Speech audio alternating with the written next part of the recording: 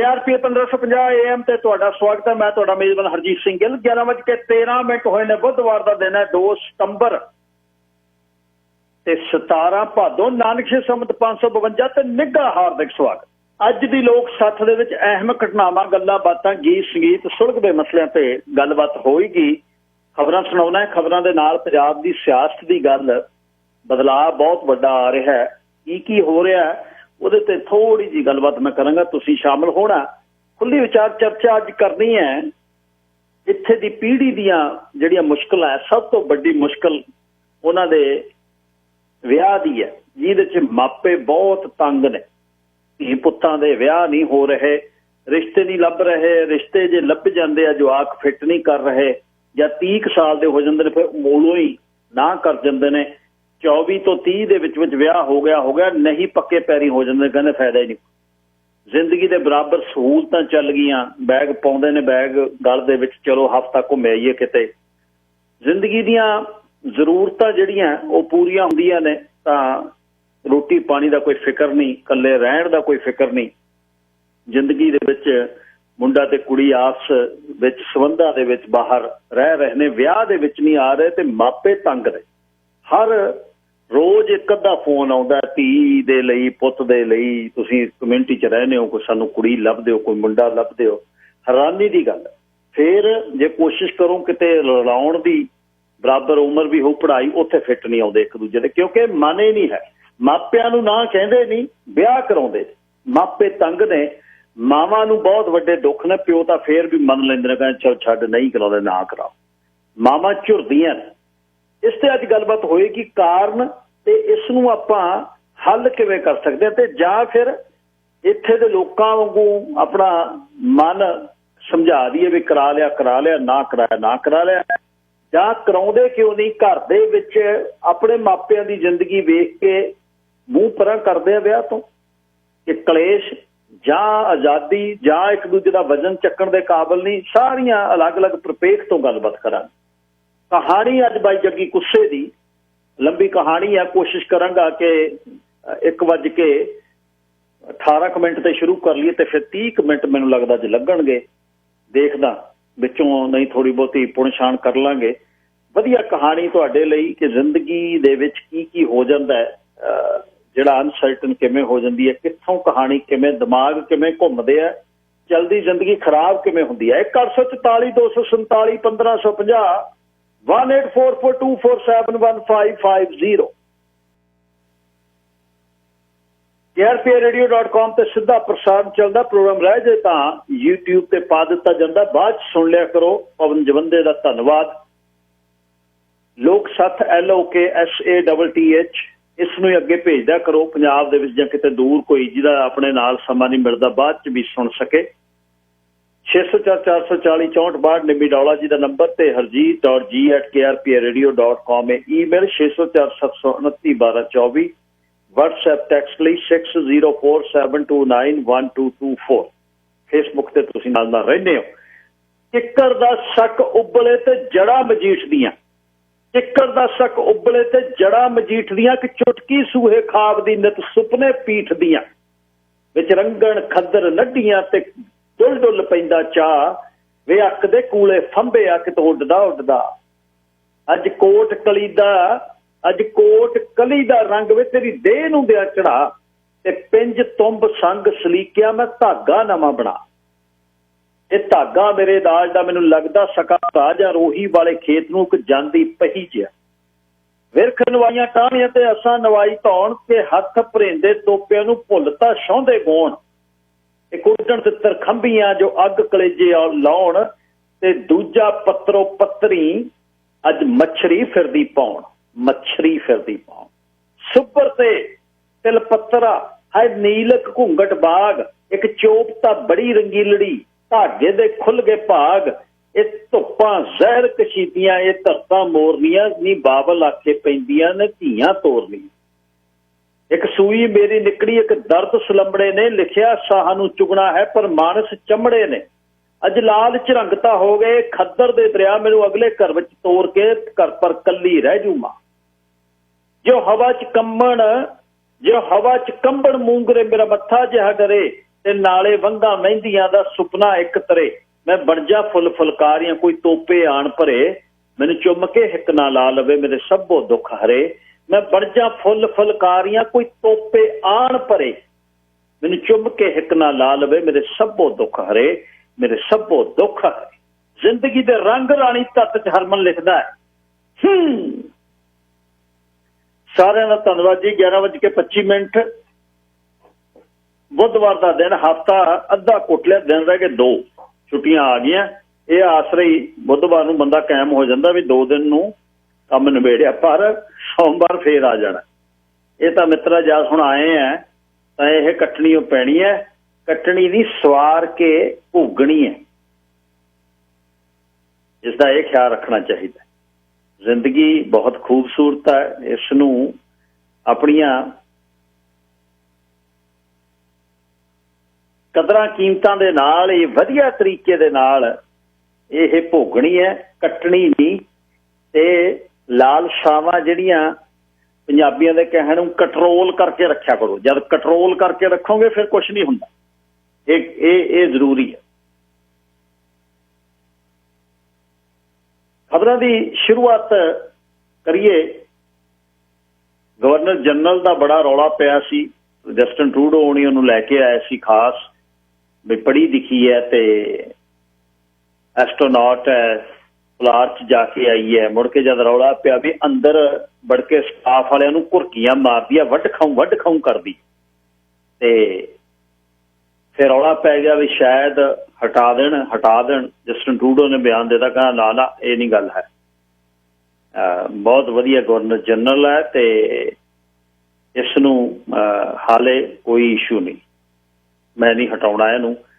ਜਦ ਦੀ ਜੂਲੀ ਪੇਅਟ ਆਈ ਹੈ, ਜਦ ਦੀ ਹਲੇ ਮੂਵ ਨਹੀਂ ਹੋਈ ਰਿਡਿਊ ਹਾਲ ਦੇ ਵਿੱਚ, ਹਲੇ ਤਾਂ ਰੈਨੋਵੇਸ਼ਨ ਚੱਲੀ ਜਾਂਦੀ ਹੈ। ਤੇ ਕਿਤੇ ਪੌੜੀਆਂ ਚੜਾ ਪਿੱਛੇ ਦੀ, ਮੈਂ ਮੱਥੇ ਨਹੀਂ ਲੱਗਣਾ, ਕਦੇ ਇੱਧਰ ਦੀ ਜਾ। ਇੱਕ ਨਾਲ ਦੀ ਬਹੁਤ ਸਹੇਲੀ ਆ ਉਹਦੇ, ਸਾਰੀ ਜ਼ਿੰਦਗੀ ਦੀ ਦੋ ਆਪਣੇ ਐਸੁੰਟਾ ਡੀ ਲੋਰੈਂਜ਼ੋ ਉਸਦਾ ਨਾਂ ਹੈ, ਤੇ ਦੋਨਾਂ ਦੀ ਬਣਦੀ ਆ ਬਸ, ਦੋਨੇ ਆਪਣਾ ਮੌਜਾਂ ਕਰਦੀਆਂ। ਇਹ ਹੋ ਗਿਆ ਗਵਰਨਰ ਜਨਰਲ ਹੋ ਗਿਆ, ਲੈਫਟੀਨੈਂਟ ਗਵਰਨਰ ਹੋ ਗਿਆ, ਤੇ ਉਹਦੇ ਬਾਅਦ ਜੱਜ ਹੋ ਗਏ, ਸਿਟੀਜ਼ਨਸ਼ਿਪ ਦੀਆਂ ਸੌਹਾਂ ਚੁਕਾਉਣ ਵਾਲੇ ਤੇ ਸਿਟੀਜ਼ਨ ਜਿਹੜੇ ਨੇ ਸਰਟੀਫਿਕੇਟ ਬਣਨ ਵਾਲੇ। ਇਹ ਪੋਲੀਟੀਕਲ ਪੋਸਟਾਂ ਨੇ ਤੇ ਇਹਦੇ 'ਚ ਬਸ ਮੌਜਾਂ ਨੇ, ਕੋਈ ਬਾਹਲਾ ਕੁਝ ਕਰਨ ਨੂੰ ਨਹੀਂ, ਤੇ ਜ਼ਿੰਦਗੀ ਦਾ ਆਨੰਦ ਹੀ ਆਨੰਦ ਹੈ। ਸੋ ਇਹ ਪਰ ਇਹਦੀ ਜਿਹੜੀ ਕਲੀਅਰੈਂਸ ਹੈ ਉਹਦਾ ਬੜਾ ਕੰਮ ਹੈ। ਜੱਜ ਸਿੰਦਰਪੁਰੇਵਾਲ ਹੋਣੀ ਜਾਂ ਬਣੇ ਤਾਂ ਭਾਈਚਾਰੇ ਦੇ ਕਈ ਬੰਦੇ ਕਹਿੰਦੇ ਸਾਨੂੰ ਵੀ ਜੱਜ ਲਾਓ, ਕਦੇ ਕਿਸੇ ਸਰਕਾਰ ਦੀ ਡੱਫ ਖੜਕਾ। ਉਹ ਕਹਿੰਦੇ ਕਰ ਦਿੰਦੇ ਆ, ਤੈਨੂੰ ਲਾ ਦਿੰਦੇ ਜੱਜ, ਪਰ ਕਲੀਅਰ ਨਹੀਂ ਹੁੰਦੀ। ਕਲੀਅਰੈਂਸ ਦਾ ਬੜਾ ਔਖਾ ਹੈ। ਇਹਦਾ ਗੱਲ ਦਾ ਰੌਲਾ ਪੈ ਜਾਂਦਾ, ਕਿਉਂਕਿ ਜਦ ਤੁਸੀਂ ਪੋਲੀਟੀਕਲ ਜਾਂ ਦਫ਼ਤਰ ਲਈ, ਗਵਰਨਮੈਂਟ ਆਫਿਸ ਲਈ, MLA MP ਲਈ ਰਨ ਕਰਨਾ, ਤੁਹਾਡੀ ਕਲੀਅਰੈਂਸ ਬਹੁਤ ਆਪਣੇ ਤਰੀਕੇ ਦੇ ਨਾਲ ਪਾਰਟੀ ਵੀ ਕਰਦੀ ਹੈ, ਸਰਕਾਰਾਂ ਵੀ ਕਰਦੀਆਂ, ਇਲੈਕਸ਼ਨ ਕੈਨੇਡਾ ਵੀ ਕਰਦੀ। ਸੋ ਜੂਲੀ ਪੇਅਟ ਨੂੰ ਪ੍ਰਧਾਨ ਮੰਤਰੀ ਨੂੰ ਕਹਿੰਦੇ ਵੀ ਮੈਂ ਇਹਨੂੰ ਨਹੀਂ ਹਟਾਉਣਾ, ਇਹ ਠੀਕ ਹੈ। ਕ੍ਰਿਸਟੀਆ ਫਰੀਲੈਂਡ ਤੇ ਹੁਣ ਗੱਲ ਖਾਸੀ ਖੜੀ ਹੈ। ਕ੍ਰਿਸਟੀਆ ਫਰੀਲੈਂਡ ਕਸਮੈਟਿਕ ਪਰਸਨੈਲਿਟੀ ਹੈ ਇੱਕ, ਤੇ ਆਉਣ ਵਾਲੀ ਲੀਡਰ ਹੈ, ਬਿਲਕੁਲ ਕਲੀਅਰ ਹੈ ਸਾਹਮਣੇ। ਕ੍ਰਿਸਟੀਆ ਫਰੀਲੈਂਡ ਨੇ ਜਗ੍ਹਾ ਲੈਣੀ ਹੈ ਜਦ ਕਦੇ ਵੀ ਜਸਟਿਨ ਟਰੂਡੋ ਹੋਣੀ ਸਿਆਸਤ ਤੋਂ ਪਰਾਂ ਹੋਏ। ਜਿਹੜੇ ਉਹਨੂੰ ਪੋਰਟਫੋਲੀਓ ਮਿਲੇ ਨੇ ਉਹਦੇ 'ਚ ਉਹਨੇ ਬਹੁਤ ਵਧੀਆ ਕੰਮ ਕੀਤਾ। ਯੂਕਰੇਨੀਅਨ ਮੂਲ ਦੀ ਹੈ ਤੇ ਬਹੁਤ ਅਲੱਗ ਕਿਸਮ ਦੀ ਉਸਨੇ ਜ਼ਿੰਦਗੀ ਜਿਉਈ ਹੈ। ਹਿਊਮਨ ਰਾਈਟਸ ਦੀਆਂ ਗੱਲਾਂ ਤੇ ਉਸਦੀ ਲਾਈਫ ਦੇ ਵਿੱਚ ਬੜਾ ਕੁਛ ਹੋਇਆ, ਪਰ ਜਰਨਲਿਸਟ ਵੀ ਰਹੀ ਹੈ, ਅਖਬਾਰਾਂ 'ਚ ਲਿਖਦੀ ਰਹੀ ਹੈ। ਤੇ ਹੁਣ ਜਦ ਵਿੱਤ ਮੰਤਰੀ ਉਹਨੂੰ ਬਣਾਇਆ ਤਾਂ ਇਸ਼ੂ ਬਹੁਤ ਨੇ ਅੱਗੇ। ਵਿੱਤ ਮੰਤਰੀ ਦਾ ਜਿਹੜਾ ਕੰਮ ਸਾਂਭਣ ਦੇ ਲਈ ਖਾਸਾ ਕੁਛ ਕਰਨਾ ਪੈਣਾ। ਹਾਲਾਂਕਿ ਉਹਦੇ ਕੋਲ ਇਹਦਾ ਤਜਰਬਾ ਬਿਲਕੁਲ ਨਹੀਂ ਹੈ, ਤੇ ਜਿਹੜਾ ਤਜਰਬੇ ਵਾਲਾ ਮੋਰਨੋ ਸਾਹਿਬ ਸੀ ਉਹਨੇ ਘੜੇ ਤੋਂ ਚੱਪਣ ਚੱਕਤਾ ਤੇ 41-45 ਹਜ਼ਾਰ ਰੁਪਈਆ ਲੈ ਕੇ ਵੀ ਚੈਰਿਟੀ ਦਾ ਜਦ ਰੌਲਾ ਪਿਆ ਕਹਿੰਦਾ ਲੈ ਦੇ ਦਿੰਦੇ ਆ। ਇਹ ਤਾਂ ਕੰਮ ਬਹੁਤ ਸਿੱਧਾ, ਇਹ ਤਾਂ ਪੰਜਾਬ 'ਚ ਇਹੋ ਜਿਹਾ ਕੁਛ ਹੁੰਦਾ ਸੀ, ਪਹਿਲਾਂ ਦੇ ਦਿੰਦੇ ਆ। ਹੁਣ ਉਸ ਦੀ ਗੱਲ ਜਿਹੜੀ 20 ਚੈਰਿਟੀ ਦੀ ਚੱਲੀ ਆ ਨਾ, 20 ਚੈਰਿਟੀ ਨੇ ਹੁਣ ਇਉਂ ਲੱਗਦਾ ਕਿ ਵਰਦੀਸ਼ ਝੱਗੜ ਨੂੰ ਵੀ ਜਾਣਾ ਪੈਣਾ।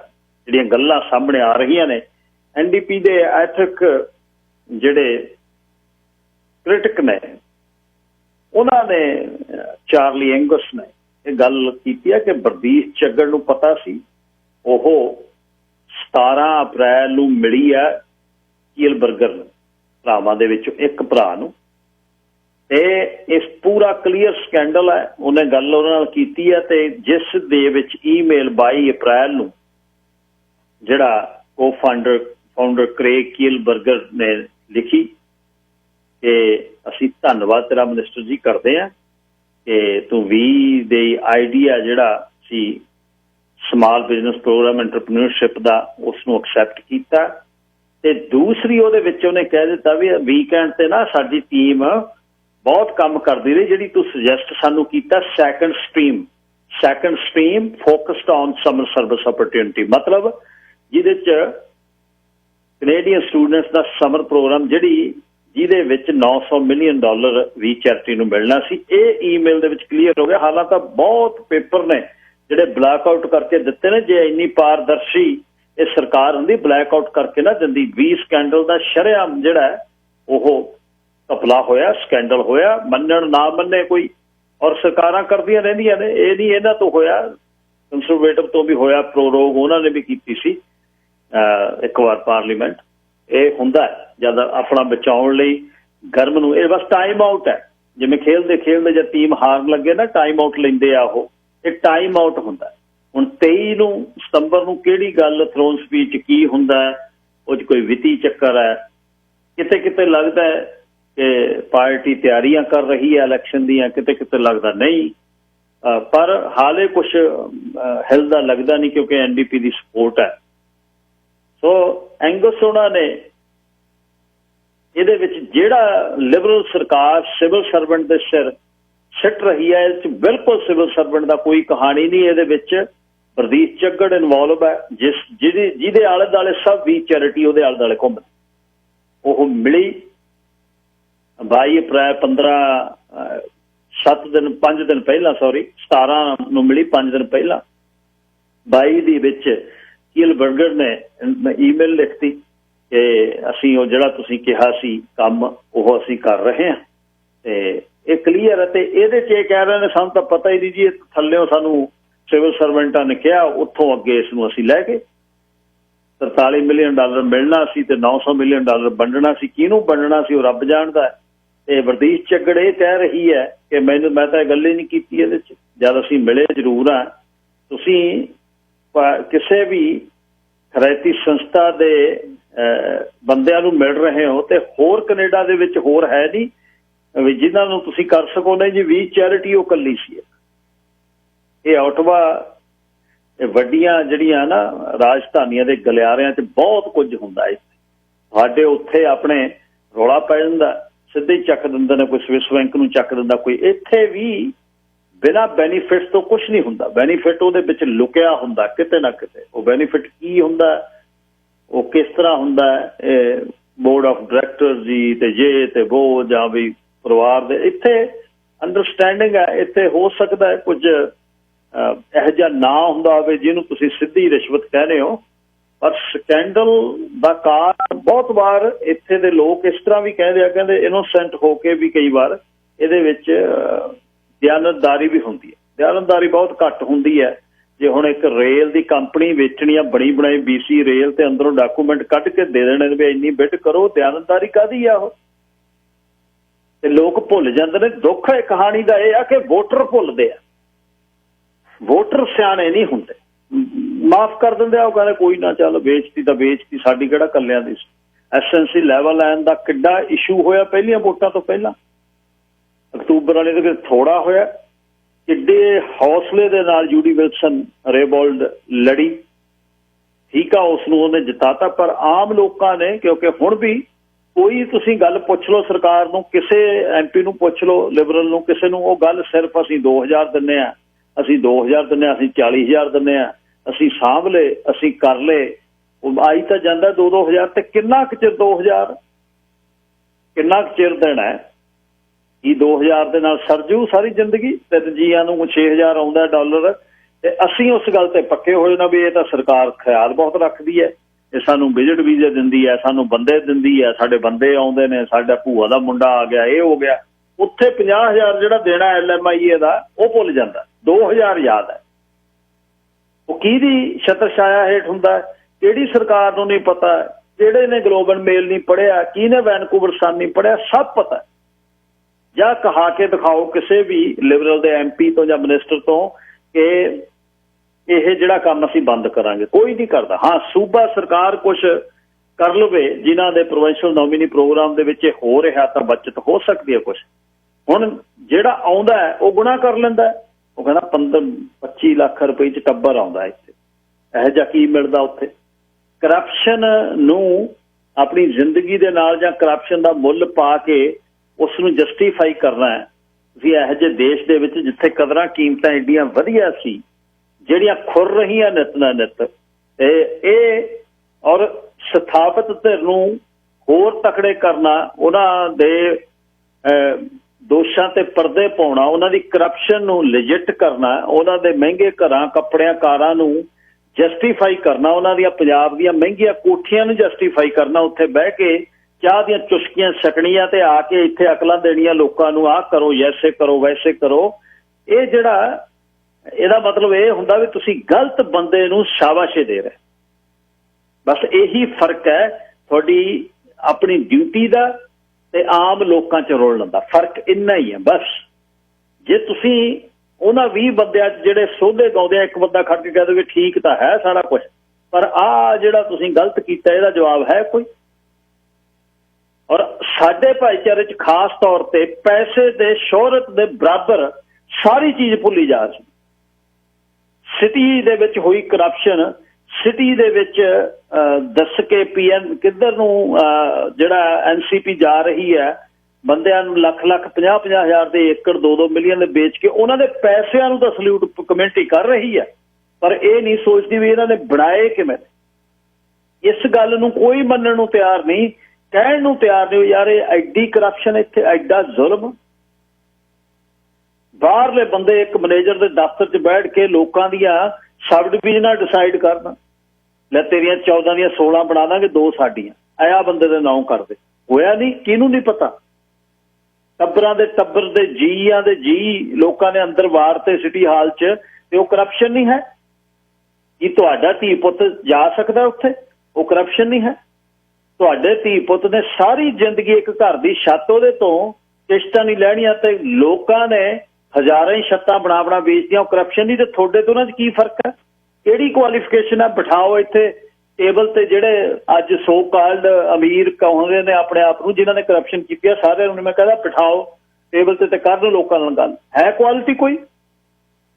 ਸਿਰਫ ਡਾਲਰਾਂ ਦੇ ਨਾਲ ਫੀਤਾ ਲਾ ਕੇ ਕਮਿਊਨਿਟੀ ਉਹਨਾਂ ਨੂੰ ਜਸਟੀਫਾਈ ਕਰਦੀ ਹੈ, ਤੇ ਇਹਦੇ ਕਰਕੇ ਉਹਨਾਂ ਦਾ ਜਿਹੜਾ ਸਿਨ ਹੈ, ਉਹਨਾਂ ਦਾ ਕੀਤਾ ਧੱਕਾ ਜਿਹੜਾ, ਉਹ ਕਦੇ ਵੀ ਅਨਵੀਲ ਨਹੀਂ, ਕਦੇ ਵੀ ਬੇਪਰਦ ਨਹੀਂ ਹੁੰਦਾ। ਸੋ ਇਹ ਜਿਹੜਾ ਆਮ ਗਰਦ 'ਚ ਰੁੜ ਜਾਣਾ, ਇਹ ਕੋਈ ਇਨਸਾਨੀਅਤ ਨਹੀਂ ਹੈ। ਕਾਇਮ ਹੋ ਕੇ ਰਹਿਣਾ, ਸੱਚ ਦੀ ਗੱਲ ਕਰਨੀ, ਇਹ ਬਹੁਤ ਜ਼ਰੂਰੀ ਹੈ। ਕਈ ਵਿਕਟਮ ਹੋ ਕੇ ਚੁੱਪ ਕਰ ਜਾਂਦੇ ਨੇ। ਕਿ ਕਾਹਦੇ ਲਈ ਚੁੱਪ ਕਰਦੇ ਹੋ ਤੁਸੀਂ? ਵੀ ਸਾਡੇ ਤੋਂ ਕੁਛ ਨਹੀਂ ਹੋਣਾ? ਨੋ, ਗੱਲ ਬਾਹਰ ਕਰੋ। ਵਿਕਟਮ ਹੋ ਤਾਂ ਉਸ ਦੀ ਗੱਲ ਦੀ ਬਾਹਰ ਕਰੋ ਵੀ ਫਲਾਣੇ ਬੰਦੇ ਨੇ ਮੇਰੇ ਨਾਲ ਆਹ ਕੀ। ਹੁਣ ਆਹ ਜਿਹੜਾ ਕਰੁਕਟ ਜਿਹੜੇ ਕੰਸਲਟੈਂਟ ਨੇ, ਜਿਹੜੇ ਕਰੁਕਟ ਨੇ, ਚੰਗੇ ਵੀ ਨੇ, ਜਿਹੜੇ ਇਨਸਾਨੀਅਤ ਦੀ ਸੇਵਾ ਕਰਦੇ ਨੇ, ਜਿਹੜੇ ਫ੍ਰੀ ਬੰਦਿਆਂ ਦੇ ਕੰਮ ਕਰਦੇ ਆ, ਜਿਨ੍ਹਾਂ ਨੂੰ ਕਿਸੇ ਬੰਦੇ ਦੇ ਯਾਰ ਵੀ ਸਾਡੇ ਕੋਲ 4 ਪੈਸੇ ਨਹੀਂ, ਉਹਨਾਂ ਦਾ ਨਾਂ ਲੈ ਦਿਓ, ਉਹਨਾਂ ਨੂੰ ਕਹਿ ਦਿਓ ਬਾਈ ਜੀ ਆਹ ਕਰ ਦਿਓ ਯਾਰ, ਇਹ ਫਸਿਆ ਹੋਇਆ। ਇੱਥੇ ਸਰੀ 'ਚ ਨੇ ਮਾਲ ਸਾਹਿਬ ਨੇ, ਉਸ ਤੋਂ ਬਾਅਦ ਰੁਪਿੰਦਰ ਔਲਖ ਨੇ ਐਬਸਫੋਰਡ, ਕਹਿ ਕੇ ਮੈਂ ਕਈ ਬੰਦਿਆਂ ਦੇ ਮੈਂ ਬਾਈ ਜੀ ਇਹਨਾਂ ਦੇ ਕਰ ਦਿਓ ਯਾਰ ਕੰਮ, ਤੁਸੀਂ ਬਿਜ਼ਨਸ ਵੀ ਕਰੋ, ਪਰ ਆਹ ਬੰਦਿਆਂ ਦਾ ਯਾਰ ਇਹਨਾਂ ਕੋਲ ਕੁਛ ਨਹੀਂ ਦੇਣ। ਕਰਤਾ ਉਹਨਾਂ ਨੂੰ, ਕਹਿਣ ਲਿਆਓ ਜੀ ਅਸੀਂ ਕਰਦੇ। ਮੇਰੇ ਮਤਲਬ ਕਹਿਣ ਦਾ ਇਹ ਆ ਵੀ ਜਿਹੜੇ ਕਰੁਕਟ ਬੰਦੇ ਨੇ, ਉਹਨਾਂ ਨੂੰ ਜਸਟੀਫਿਕੇਸ਼ਨ ਅਸੀਂ ਦਿੰਦੇ ਹਾਂ, ਉਹਨਾਂ ਦੀਆਂ ਗੱਡੀਆਂ, ਉਹਨਾਂ ਦੇ ਘਰਾਂ ਨੂੰ, ਉਹਨਾਂ ਦੀਆਂ ਬਾਹਰ ਉਹਦੇ ਕੋਲ ਜੀ 500 ਮਿਲੀਅਨ ਦਾ ਸਮਾਨ ਹੈ। ਇਹ ਤਾਂ ਜੀ 7 ਬਿਲਡਿੰਗਾਂ ਕੈਲਗਰੀ ਲਈ ਬੈਠਾ। ਆਹ ਵੇਖ ਲਾ, ਇਹਦੇ ਕੋਲ ਐਡੀ ਮਹਿੰਗੀ ਕਾਰ ਆ, ਕਮਾਲ ਆ ਯਾਰ। ਕਿਹਦੀ ਚੀਜ਼ ਨੂੰ ਤੁਸੀਂ ਜਸਟੀਫਿਕੇਸ਼ਨ ਕਰਦੇ ਹੋ? ਤੁਹਾਨੂੰ ਕਿਹਨੇ ਕਾਰ ਦੇ ਦੇਣੀ ਆ? ਕਿਹਨੇ ਤੁਹਾਨੂੰ ਉਸ ਬਿਲਡਿੰਗ 'ਚ ਫ੍ਰੀ ਇੱਕ ਅਪਾਰਟਮੈਂਟ ਦੇ ਦੇਣੀ ਆ? ਕਾਹਦੇ ਲਈ ਸੋਲੇ ਗਾਉਂਦੇ ਹੋ? ਇਹੀ ਸਮਾਜ ਕੀ ਹੈ? ਸਮਾਜ ਲੋਕਾਂ ਦਾ ਸਮੂਹ ਹੈ। ਲੋਕ ਸੋਚਣ ਤਾਂ ਸਮੂਹ ਆ ਜਿਹੜਾ ਉਹ ਸਮੂਹ ਵਧੀਆ ਸੋਚਣ ਲੱਗ ਜਾਏ, ਸਮਾਜ ਵਧੀਆ ਹੋ ਜੂ। ਸਮਾਜ ਵਧੀਆ ਹੋ ਜੂ, ਤੁਹਾਡਾ ਦੇਸ਼ ਸੂਬਾ ਵਧੀਆ ਹੋ ਜੂ। ਇਹਦੇ ਲਈ ਆਪਣੇ ਵੱਲੋਂ ਕੋਸ਼ਿਸ਼ ਜ਼ਰੂਰ ਕਰਨੀ ਚਾਹੀਦੀ ਹੈ, ਆਪਣੇ ਹੱਕ ਸੱਚ ਦੀ ਗੱਲ ਕਰਨੀ ਚਾਹੀਦੀ ਹੈ ਤੇ ਮੈਸੇਜ ਆਊਟ ਕਰਨਾ ਚਾਹੀਦਾ। ਇਹੀ ਤੁਹਾਡੀ ਜ਼ਿੰਦਗੀ ਕੌਮਾਂ ਦੇ ਉੱਤੇ ਹੋਏ ਜ਼ੁਲਮ ਦੀ ਗੱਲ ਹੈ। ਇਹਦੇ 'ਚ ਐਮਨੈਸਟੀ ਇੰਟਰਨੈਸ਼ਨਲ ਕਹਿੰਦੀ ਹੈ ਸਪੀਕ ਆਊਟ। ਹੁਣ ਜੇ ਸਿੱਖ ਕਹਿਣ 2.5 ਕਰੋੜ ਦੇ ਵਿੱਚੋਂ ਵੀ ਚੱਲ ਅਸੀਂ ਕਿਹੜਾ ਮਰੇ ਆ, ਸਾਡੇ ਕਿਹੜਾ ਪੰਜਾਬ 'ਚ ਲੱਖਾਂ ਟੱਬਰ ਜਿਹੜੇ ਚੱਕ ਕੇ ਸ਼ਹੀਦ ਕੀਤੇ ਆ, ਉਹਨਾਂ 'ਚ ਸਾਡਾ ਜੀ ਸੀ ਕੋਈ, ਜਾਂ ਸਾਡਾ ਦਿੱਲੀ 'ਚ ਸੀ ਕੋਈ, ਅਸੀਂ ਕੀ ਲੈਣਾ? ਖਤਮ ਹੈ ਕਹਾਣੀ। ਕਿਹਨਾਂ ਦੀ ਗੱਲ ਕਰਨੀ ਆ? ਮਰਨ ਵਾਲੇ ਤੁਰ ਗਏ, ਬਾਕੀਆਂ ਨੇ ਗੱਲ ਨਹੀਂ ਕਰਨੀ, ਖਤਮ ਕਹਾਣੀ। ਇਹੋ ਹੀ ਦੇਸ਼ਾਂ 'ਚ ਹੁੰਦੇ ਜ਼ੁਲਮ ਦੀ ਗੱਲ ਐਮਨੈਸਟੀ ਇੰਟਰਨੈਸ਼ਨਲ 'ਚ ਚੱਲਦੀ ਹੈ। ਡਾਕਟਰ ਸਿੰਥੀਆ ਮਹਿਮੂਦ ਗਈ ਕੈਲੀਫੋਰਨੀਆ 'ਚ ਬੈਠੀ ਰਿਡਿਊਸ ਟੂ ਐਸ਼ਜ਼ ਲਿਖਦੀ ਹੈ, ਸਵਾਹ ਕਰ ਦਿੱਤੇ ਗਏ ਲੋਕ। ਰਾਮ ਨਾਰਾਇਣ ਕੁਮਾਰ ਜੀ ਲਿਖ ਕੇ ਚਲੇ ਗਏ। ਸਰਦਾਰ ਖਾਲੜਾ ਟੱਬਰ ਦੇ ਜੀ ਲੱਭਦਾ, ਉਹਨੂੰ ਤਾਂ ਇਕੱਲੇ ਨੂੰ ਲੱਭ ਗਿਆ ਸੀ, ਪਰ ਉਹ ਕਹਿੰਦਾ ਤਾਂ ਜ਼ੁਲਮ ਹੋ ਗਿਆ। ਉਹ ਲੱਕੜਾਂ ਕਿੱਥੋਂ ਲਿਆਉਂਦੇ ਤੁਸੀਂ? ਲੱਕੜਾ ਕਹਿੰਦਾ ਦਿੰਦੀ ਆ ਮਿਊਨਿਸਪੈਲਿਟੀ। ਉਹ ਲੱਕੜਾਂ ਲੈ ਪਤਾ ਲੱਗਦਾ, ਕਹਿੰਦਾ ਕਿੰਨੇ ਟਨ? ਉਹ ਕਹਿੰਦਾ ਇਸ ਤਾਂ ਟਨਾਂ 'ਚ ਜਾਂਦੀ ਹੈ ਇਹਨੇ ਲੱਕੜਾਂ। ਉਹ ਕਹਿੰਦੇ ਇਹਦੇ ਹਿਸਾਬ ਨਾਲ ਲੱਕੜਾਂ ਦੇ ਵਜਨ ਨਾਲ ਤਾਂ 25,000 ਬੰਦਾ ਹੋ ਗਿਆ। ਬੁੱਚੜ KP ਗਿੱਲ ਤੇ ਸੰਧੂ ਕਹਿੰਦਾ 25,000 ਇੱਕ ਬਣਾ ਦਾਂਗੇ। ਇੱਥੇ ਆਏ, ਇੱਥੋਂ ਲੈ ਕੇ ਪੋਲੀਟੀਕਲ ਅਸਾਈਲਮ ਰਾਜਸੀ ਸ਼ਰਨ ਲੈ ਕੇ ਬਹਿ ਸਕਦੇ ਸੀ, ਪਰ ਡਿਕਸੀ ਗੁਰੂ ਘਰ 'ਚ ਬੋਲਿਆ, ਕਹਿੰਦਾ ਵੀ ਜਦ ਪਹਿਲੀ ਵਾਰ ਧੁੱਪ, ਪਹਿਲੀ ਵਾਰ ਹਨੇਰਾ ਹੋਣ ਲੱਗਿਆ ਤੇ ਪਹਿਲੀ ਵਾਰ ਦੀਵਾ ਜਗਿਆ, ਹਾਹਾਕਾਰ ਮਚ ਗਈ ਜਿਹੜੀ ਹਨੇਰੇ ਕਰਕੇ, ਪਰ ਇੱਕ ਦੀਵਾ ਜਗਿਆ, ਉਸ ਦੀਵੇ ਨੂੰ ਵੇਖ ਕੇ ਹੋਰ ਕੁੱਲੀਆਂ 'ਚ ਦੀਵੇ ਜਗੇ। ਇਹ ਹੈ ਜ਼ਿੰਦਗੀ ਜਿਉਣ ਦਾ ਸਵਾਦ। ਇਸ ਤਰ੍ਹਾਂ ਹੋਣੀ ਚਾਹੀਦੀ ਕਹਾਣੀ। ਹੁਣ ਫਿਰਦਾ ਨਾ ਭੱਜਿਆ ਉੱਥੇ, ਜਿਹਦੇ ਹਾਲਤ ਤੋਂ ਥਰ-ਥਰ ਕੰਬਦੇ ਸੀ ਲੋਕ। DGP ਸੈਣੀ, ਡਰਪੋਕ ਬੰਦਾ, ਮਹਾ ਡਰਪੋਕ, ਮਹਾ ਕਾਇਰ ਬੰਦਾ, ਫਿਰਦਾ ਨਾ ਲੁਕਿਆ। ਜਿੱਦਣ ਜ਼ੋਰ ਸੀ, ਸਟਾਰ ਸੀ ਮੋਢੇ ਤੇ, ਬਲੀ ਪੁੱਤਾਂ ਨੂੰ ਚੱਕ ਕੇ ਸ਼ਹੀਦ ਕਰਦਾ ਰਿਹਾ। ਹੁਣ ਕਿੱਥੇ ਹੈ? ਲੈ ਲਿਆ ਨਾ ਹੱਥ ਦੇ ਵਿੱਚ ਬੰਦੇ ਨੇ, ਪ੍ਰਦੀਪ ਸਿੰਘ ਨੇ, ਵੀ ਹਾਂ ਮੇਰੇ ਪਿਓ ਨੂੰ ਇਹਨੇ ਅੰਦਰ ਕੀਤਾ। IPS ਛੱਡ ਕੇ ਆਪਣੇ ਅਸਾਮ ਕੇਡਰ ਦੀ ਆ ਕੇ ਲਾਅ ਕਰਕੇ ਨੂੜ ਲਿਆ, ਲੈ ਭੱਜ ਕੇ ਦਿਖਾ ਦੇ। ਕਰਤਾ ਨਾ ਜਿਹੜਾ ਕਦੇ DGP ਬਣੇ ਨੂੰ ਕਹਿੰਦਾ ਸੀ ਕੋਈ ਵੀ ਕਦੇ ਸੈਣੀ ਅੰਦਰ ਜਾਊ, ਤੁਹਾਡੇ ਸਾਹਮਣੇ ਅੰਦਰ ਜਾਊ, ਨਹੀਂ ਵੀ ਜਾਊ ਫਿਰਦਾ ਨੇ ਲੁਕਦਾ। ਕਿੱਧਰ ਗਈ ਰਿਟਾਇਰਮੈਂਟ? ਬੁੱਕ ਗੋਲੀਆਂ ਦਾ ਖਾਂਦਾ ਸਵੇਰੇ ਤੇ ਬੁੱਕ ਖਾਂਦਾ ਹੱਥ ਨੇ ਭਰ ਕੇ, 24 ਘੰਟੇ ਪੀਂਦਾ ਸਿਗਰਟਾਂ, 24 ਘੰਟੇ ਪੀਂਦਾ ਸ਼ਰਾਬ, 7-7 ਦਿਨ ਨਹੀਂ ਸੌਂਦਾ। ਜਿਹੜੇ ਬਿਲਕੁਲ ਚਸ਼ਮਦੀਦ ਬੰਦੇ ਨੇ ਉਹਨਾਂ ਨੇ ਦੱਸਿਆ, ਭੱਜ ਲਏ। ਹੁਣ ਜੇ ਇਹਨੂੰ ਛੱਡ ਦਿੰਦੇ ਵੀ ਇਹ ਤਾਂ DGP ਹੈ, ਇਹਦਾ ਭਾਈ ਰਾਜ ਹੈ, ਇਹ ਤਾਂ ਫੜ ਨਹੀਂ ਹੋਣਾ, ਖਤਮ ਸੀ ਕਹਾਣੀ। ਮਲਤਾਨੀ ਉਹਨਾਂ ਨੇ ਕਿਹਨੇ ਕਰਨਾ? ਪਿਓ ਮਰ ਗਿਆ, ਪੁੱਤ ਭਾਈ ਮਰ ਗਿਆ, ਦੂਜਾ ਭਾਈ ਜਲੰਧਰ ਜਾ ਬੈਠਿਆ, ਮੋਹਾਲੀ ਛੱਡ ਗਿਆ, ਖਤਮ। ਪਰ ਵੰਜ ਕੱਢ ਦਿੰਦੇ ਅਗਲੇ, ਵੰਜ ਇੱਕ ਹੀ ਬਹੁਤ ਹੁੰਦਾ। 11:47 ਹੋਇਆ ਜੀ। ਇਸ ਕੇਸ ਦੇ ਵਿੱਚ ਹੀ ਸੈਣੀ ਵਾਲੇ ਕੇਸ ਨੂੰ ਮੈਂ ਅਪਡੇਟ ਕਰਦੇ ਹਾਂ ਕਿ ਲੋਅਰ ਕੋਰਟ ਨੇ, ਮੋਹਾਲੀ ਦੀ ਕੋਰਟ ਨੇ ਉਸ ਦੀ ਅਰਜ਼ੀ ਜਿਹੜੀ ਉਹ ਰੱਦ ਕਰ ਦਿੱਤੀ ਹੈ ਤੇ ਉਸ ਤੋਂ ਅੱਗੇ ਹੁਣ ਹਾਈ ਕੋਰਟ ਦੇ ਵਿੱਚ ਜਾਊਗਾ। ਉਹ ਕੋਈ ਨਾ ਕੋਈ ਹੋਣਾ ਹੈ, ਉਸਦੇ ਸਮੇਂ ਦਾ ਜਿਹੜਾ ਹਲੇ ਉਹਨੂੰ ਬਚਾਉਂਦਾ ਹੋਊ। ਪਰ ਨਵੀਆਂ ਗੁੱਡੀਆਂ, ਨਵਿਆਂ ਪਟੋਲਿਆਂ ਦੇ ਥੱਲੇ ਇਕੱਲੇ ਅਮਰਿੰਦਰ ਦੀ ਵਿਸ਼ ਨਹੀਂ ਹੈ, ਸੈਂਟਰ ਵੱਲੋਂ ਵੀ ਕਿਤੇ ਨਾ ਕਿਤੇ ਗ੍ਰੀਨ ਸਿਗਨਲ ਹੈ, ਜਿਹਦੇ ਕਰਕੇ ਇੱਕ ਵਾਰ ਇਸ ਬੁੱਚੜ ਨੇ ਜਿਹੜਾ ਸਿੱਖਾਂ ਦੇ ਪਿੱਛੇ ਜਾਣਾ। ਇਹ ਤਾਂ ਕੁਛ ਵੀ ਨਹੀਂ, ਮਲਤਾਨੀ ਵਾਲਾ ਕੇਸ ਤਾਂ ਕੱਖ ਵੀ ਨਹੀਂ ਹੈ, ਹੋਰਾ ਵੀ ਕੁਛ ਨਹੀਂ ਹੈ। ਬਹੁਤ ਕੁਛ ਹੋਊਗਾ ਜਿਹੜਾ ਹਲੇ ਲੁਕਮਾ ਹੋ, ਜਿਹੜਾ ਇਹਦੇ ਅੰਦਰ ਜਾਣ ਤੋਂ ਬਾਅਦ ਲੋਕ ਬਾਹਰ ਆਉਣਗੇ। ਪ੍ਰੋਫੈਸਰ ਬੁਲਾਰੇ ਦਾ ਪਰਿਵਾਰ ਤਿਆਰ ਬੈਠਾ ਹੈ, ਉਹਦੇ ਬਾਅਦ ਹੋਰ ਪਰਿਵਾਰ ਜਿਨ੍ਹਾਂ ਤੇ ਜ਼ੁਲਮ ਹੋਇਆ ਤਿਆਰ ਬੈਠੇ ਨੇ। ਜਦ ਇੱਕ ਵਾਰ ਅੰਦਰ ਗਿਆ, ਜਿਹੜਾ ਵਾਅਦਾ ਮਾਫ ਗਵਾਂ ਦਾ ਉੱਠ ਖੜਨਾ, ਜਿਹਨਾਂ ਨੂੰ ਪਤਾ ਲੱਗ ਗਿਆ ਸੀ ਹੁਣ ਅਸੀਂ ਇਹਦੇ ਨਾਲ ਅੰਦਰ ਜਾਵਾਂਗੇ, ਸਾਡੀਆਂ ਅੱਖਾਂ ਸਾਹਮਣੇ ਹੋਇਆ, ਉਸ ਤੋਂ ਬਾਅਦ ਇਹਦਾ ਛੁੱਟਣਾ ਬਹੁਤ ਔਖਾ ਹੈ 302 ਦੇ ਵਿੱਚ। ਤੇ ਕੋਈ ਵੀ ਪੋਲੀਟੀਕਲ ਬੰਦਾ ਹੋਇਆ ਬਦਕਿਸਮਤੀ ਤਾਂ ਇਹ ਆ, ਜਦ ਸ਼੍ਰੋਮਣੀ ਅਕਾਲੀ ਦਲ ਦੀ ਸਰਕਾਰ ਵੇਲੇ ਇਹਨੂੰ DGP ਲਾਇਆ, ਇਹਨੂੰ ਜਾਂ ਮੁਹੰਮਦ ਮੁਸਤਫੇ ਨੂੰ, ਜਿਨ੍ਹਾਂ ਤੇ ਮਾਣ ਸੀ, ਜਿਨ੍ਹਾਂ ਨੇ, ਜਿਹਨੂੰ ਪੰਥਕ ਸਰਕਾਰ ਕਹਿੰਦੇ ਸੀ, ਜਿਹਦੇ 10 ਨੰਬਰ ਕੱਢ ਕੇ ਇਹਨੂੰ ਜਿਹਨੂੰ ਮੂਹਰੇ ਲਿਆਂਦਾ, ਜਿਹਦੇ ਕੋਲ ਫਿਰ ਬਰਗਾੜੀ ਵਾਲਾ ਕੰਨ, ਉਸ ਦਿਨ ਤੋਂ ਪਤਨ ਸ਼ੁਰੂ ਹੋਇਆ ਨਾ, ਇਹਨੂੰ ਡੀਜੀਪੀ ਲਾਇਆ, ਇਹਨੂੰ ਹੀ ਕਿਹਾ ਤੇ ਇਹਨੇ ਗੋਲੀਆਂ ਚਲਵਾਤੀਆਂ ਉਮਰਾ ਨੰਗਲ ਤੇ ਪੰਨੂ ਰਾਹੀਂ। ਤੇ ਅੱਜ ਕਿੱਥੇ ਆ? ਬਹੁਤ ਉੱਪਰ ਥੱਲੇ ਹੋਇਆ। ਪ੍ਰਕਾਸ਼ ਸਿੰਘ ਬਾਦਲ ਨੇ ਸਿਆਸਤ ਨਹੀਂ ਹਿੱਲਣ ਦਿੱਤੀ। ਅੱਜ ਹੱਥੋਂ ਗੱਲ ਬਾਹਰ ਹੈ। ਬੇਅਦਬੀਆਂ ਜਿਨ੍ਹਾਂ ਦੇ ਰਾਜ 'ਚ ਹੋਈਆਂ, ਹੁਣ ਉਸ ਦਾ ਸਤਿਕਾਰ ਗੁਰੂ ਗ੍ਰੰਥ ਸਾਹਿਬ ਜੀ ਦਾ ਕਾਇਮ ਕਰਨ ਲਈ ਧਰਨੇ ਦੇ ਰਹੀਆਂ। ਜਿਨ੍ਹਾਂ ਨੇ ਕਿਹਾ ਨਕੋਦਰ ਵਰਗੇ ਕਾਂਡ ਤਾਂ ਹੁੰਦੇ ਹੀ ਰਹੇ ਨੇ, ਹੁਣ ਉਹਨਾਂ ਨੂੰ ਬਹੁਤ ਵੱਡੇ ਕਾਂਡ ਲੱਗ ਰਹੇ ਨੇ। ਵਕਤੀ ਤੌਰ ਤੇ ਚੀਜ਼ਾਂ ਇੱਧਰ ਉੱਧਰ। ਮੈਂ ਰਾਜਨੀਤਿਕ ਪਾਰਟੀ ਜੇ ਅਕਾਲੀ ਦਲ ਦੀ ਗੱਲ ਕਰ ਰਿਹਾ, ਦੂਜਿਆਂ ਦੀ ਮਾਫੀ ਨਹੀਂ ਹੈ। ਜਿਹੜਾ ਕੁਝ ਕਾਂਗਰਸ ਨੇ ਕੀਤਾ ਉਹ ਜ਼ੁਲਮ, ਉਹਨਾਂ ਨੇ ਜਿਹੜਾ ਕੀਤਾ ਉਹ ਕਿਤੇ ਵੀ ਨਹੀਂ। ਸਾਰੇ ਇੱਕ ਦੂਜੇ ਤੋਂ ਅੱਗੇ ਨੇ। ਢੀਂਡ ਸਿਆਉਣੀ ਹੁਣ ਪਰਾਂ ਹੋ ਕੇ ਸਾਰੀ ਜ਼ਿੰਦਗੀ ਬਾਦਲਾਂ ਰਹਿ ਕੇ ਅੱਜ ਬਾਦਲ ਵੱਲ ਨੂੰ ਉਂਗਲਾਂ ਕਰਦੇ ਨੇ। ਢੀਂਡ ਸਿਆਉਣੀ ਸਾਫ਼ ਨਹੀਂ ਇਹ 'ਚ ਹੋ ਸਕਦੇ, ਇਹ ਵੀ ਗੱਲ ਸੱਚ ਹੈ। ਪਰ ਹੁਣ ਪੰਜਾਬ ਦੇ ਜਿਹੜੇ ਅੱਜ ਦੇ ਹਾਲਤ ਨੇ, ਉਹਦੇ ਵਿੱਚ ਪੰਜਾਬ ਕ੍ਰਾਈਸਿਸ ਦੇ ਵਿੱਚ ਹੈ। ਜਦ ਪੰਜਾਬ ਜਾਂ ਕੋਈ ਸੂਬਾ ਜਾਂ ਕੋਈ ਸਮਾਜ ਕ੍ਰਾਈਸਿਸ ਦੇ ਵਿੱਚ ਹੈ, ਤਾਂ ਸੰਘਰਸ਼ ਦੇ ਸਮੇਂ ਦੇ ਵਿੱਚ ਸੰਘਰਸ਼ 'ਚ ਕੀਤਾ ਜਿਨ੍ਹਾਂ ਨੇ ਕੰਮ, ਉਹ ਯਾਦ ਆਉਂਦੇ ਨੇ। ਤਾਂ ਸ਼੍ਰੀ ਅਕਾਲ ਤਖਤ ਸਾਹਿਬ ਤੋਂ ਹੁਣ 11 ਸਿੱਖ ਸ਼ਖਸੀਅਤਾਂ ਨੂੰ ਸਨਮਾਨਿਤ ਕਰਨ ਦੀ ਗੱਲ ਚੱਲ ਰਹੀ ਹੈ, ਜਿਸ 'ਚ ਗੁਰਪੁਰਬਾਸੀ ਸੰਤ ਗਿਆਨੀ ਗੁਰਬਚਨ ਸਿੰਘ ਜੀ ਖਾਲਸਾ ਪਿੰਡਾਂ ਵਾਲਿਆਂ ਨੂੰ ਪੰਥ ਰਤਨ ਦਾ ਸਨਮਾਨ ਦਿੱਤਾ। ਇਹ ਉਹ ਕੌਮ ਦੇ ਸੰਤ ਹੋਏ ਨੇ ਜਿਨ੍ਹਾਂ ਦੇ ਸਮੇਂ ਸੰਤ ਤੇ ਸਿਪਾਹੀ ਦੀ ਜਿਹੜੀ ਗੱਲ ਹੈ ਸ਼ੁਰੂ ਹੋਈ। ਪੰਥਕ ਚੇਤਨਤਾ ਤੇ ਸੁਤੰਤਰ ਵਿਚਰਨਾਂ ਦੀ ਭਾਵਨਾ ਜਦ ਸ਼ੁਰੂ ਹੋਈ। ਅੱਗੇ ਚੱਲਦੇ ਆ, ਕਾਲਰ ਨਾਲ ਗੱਲਬਾਤ ਕਰ ਲਈਏ। Sukhwant Singh ji, line number 2। ਗਿੱਲ ਸਾਹਿਬ, ਤੁਹਾਨੂੰ ਤੇ ਤੁਹਾਡੇ ਸਤਿਕਾਰਯੋਗ ਸਰੋਤਿਆਂ ਨੂੰ ਸਤਿਕਾਰ ਸਾਹਿਬ ਸਤਿ ਸ੍ਰੀ ਅਕਾਲ ਜੀ। ਸਤਿ ਸ਼੍ਰੀ ਅਕਾਲ ਬਾਈ ਜੀ, ਠੀਕ ਠਾਕ? ਤੁਸੀਂ ਪਹੁੰਚ ਗਏ, ਧੰਨਵਾਦ। ਤੁਹਾਡੇ ਨਾਲ ਗੱਲਬਾਤ ਹੁੰਦੀ ਰਹੀ, ਪਰ ਮਦਦ ਨਾਲ ਤੁਹਾਡੀ ਅਸੀਂ ਕਰ ਸਕੇ, ਆਪਣੇ ਵੱਲੋਂ ਅਸੀਂ ਕੋਸ਼ਿਸ਼ ਕੀਤੀ। ਹਾਂਜੀ ਗਿੱਲ ਸਾਹਿਬ, 2 ਦਿਨ ਹੋ ਗਏ ਕੁਆਰੰਟੀਨ ਆਪਣੇ ਤੋਂ ਬਾਹਰ ਨਿਕਲਿਆਂ ਨੂੰ, ਤੇ ਚਲੋ ਪਹੁੰਚ ਗਏ ਆਪਦੇ ਜੰਮਣ ਭੋਏ ਨੂੰ ਛੱਡ ਕੇ ਇੱਥੇ ਅਸੀਂ ਆਏ ਹੋਏ ਹਾਂ। ਸਾਨੂੰ ਤਾਂ ਹੁਣ ਇੰਨੀ ਮਿੱਠੀ ਲੱਗਦੀ ਆ। ਉੱਥੇ 8 ਮਹੀਨੇ ਲਾ ਕੇ ਵੇਖੇ ਆ ਵੀ ਉੱਥੋਂ ਦਾ ਕੀ ਹਾਲ ਆ। ਤੁਸੀਂ ਬਹੁਤ ਵਧੀਆ ਮੁੱਦਾ ਉਠਾਇਆ NMIA ਦਾ। ਇਹ ਅੱਜ ਦਾ ਮੁੱਦਾ ਨਹੀਂ ਗਿੱਲ ਸਾਹਿਬ, ਬਹੁਤ ਚਿਰ ਦੇ ਮੁੱਦਾ ਇਹ ਉੱਠਿਆ ਵਾ ਹੈਗਾ, ਪਰ ਇਹਦਾ ਕੋਈ ਇਲਾਜ ਨਹੀਂ ਹਜੇ ਤੱਕ ਹੋ ਸਕਿਆ। ਪਰ ਸਵਾਲ ਇਸ ਚੀਜ਼ ਦਾ ਵੀ ਇਹ NMIA ਵੇਚਦਾ ਕੌਣ ਤੇ ਖਰੀਦਦਾ ਕੌਣ ਆ? ਇਹ ਸਾਡੇ ਹੀ ਬੰਦੇ ਜਿਹੜੇ ਅਸੀਂ ਗੁਰੂ ਸਾਹਿਬ ਨੂੰ ਮੰਨਣ ਵਾਲੇ ਤੇ ਗਰੀਬਾਂ ਦੀ ਸਹਾਇਤਾ ਕਰਨ ਵਾਲੇ ਤੇ ਦਸਵੰਧ ਕੱਢਣ ਵਾਲੇ ਲੋਕ ਆ। NMIA ਵੇਚ ਕੇ ਫਿਰ ਅਸੀਂ ਦਸਵੰਧ ਵੀ ਕੱਢਦੇ ਆ।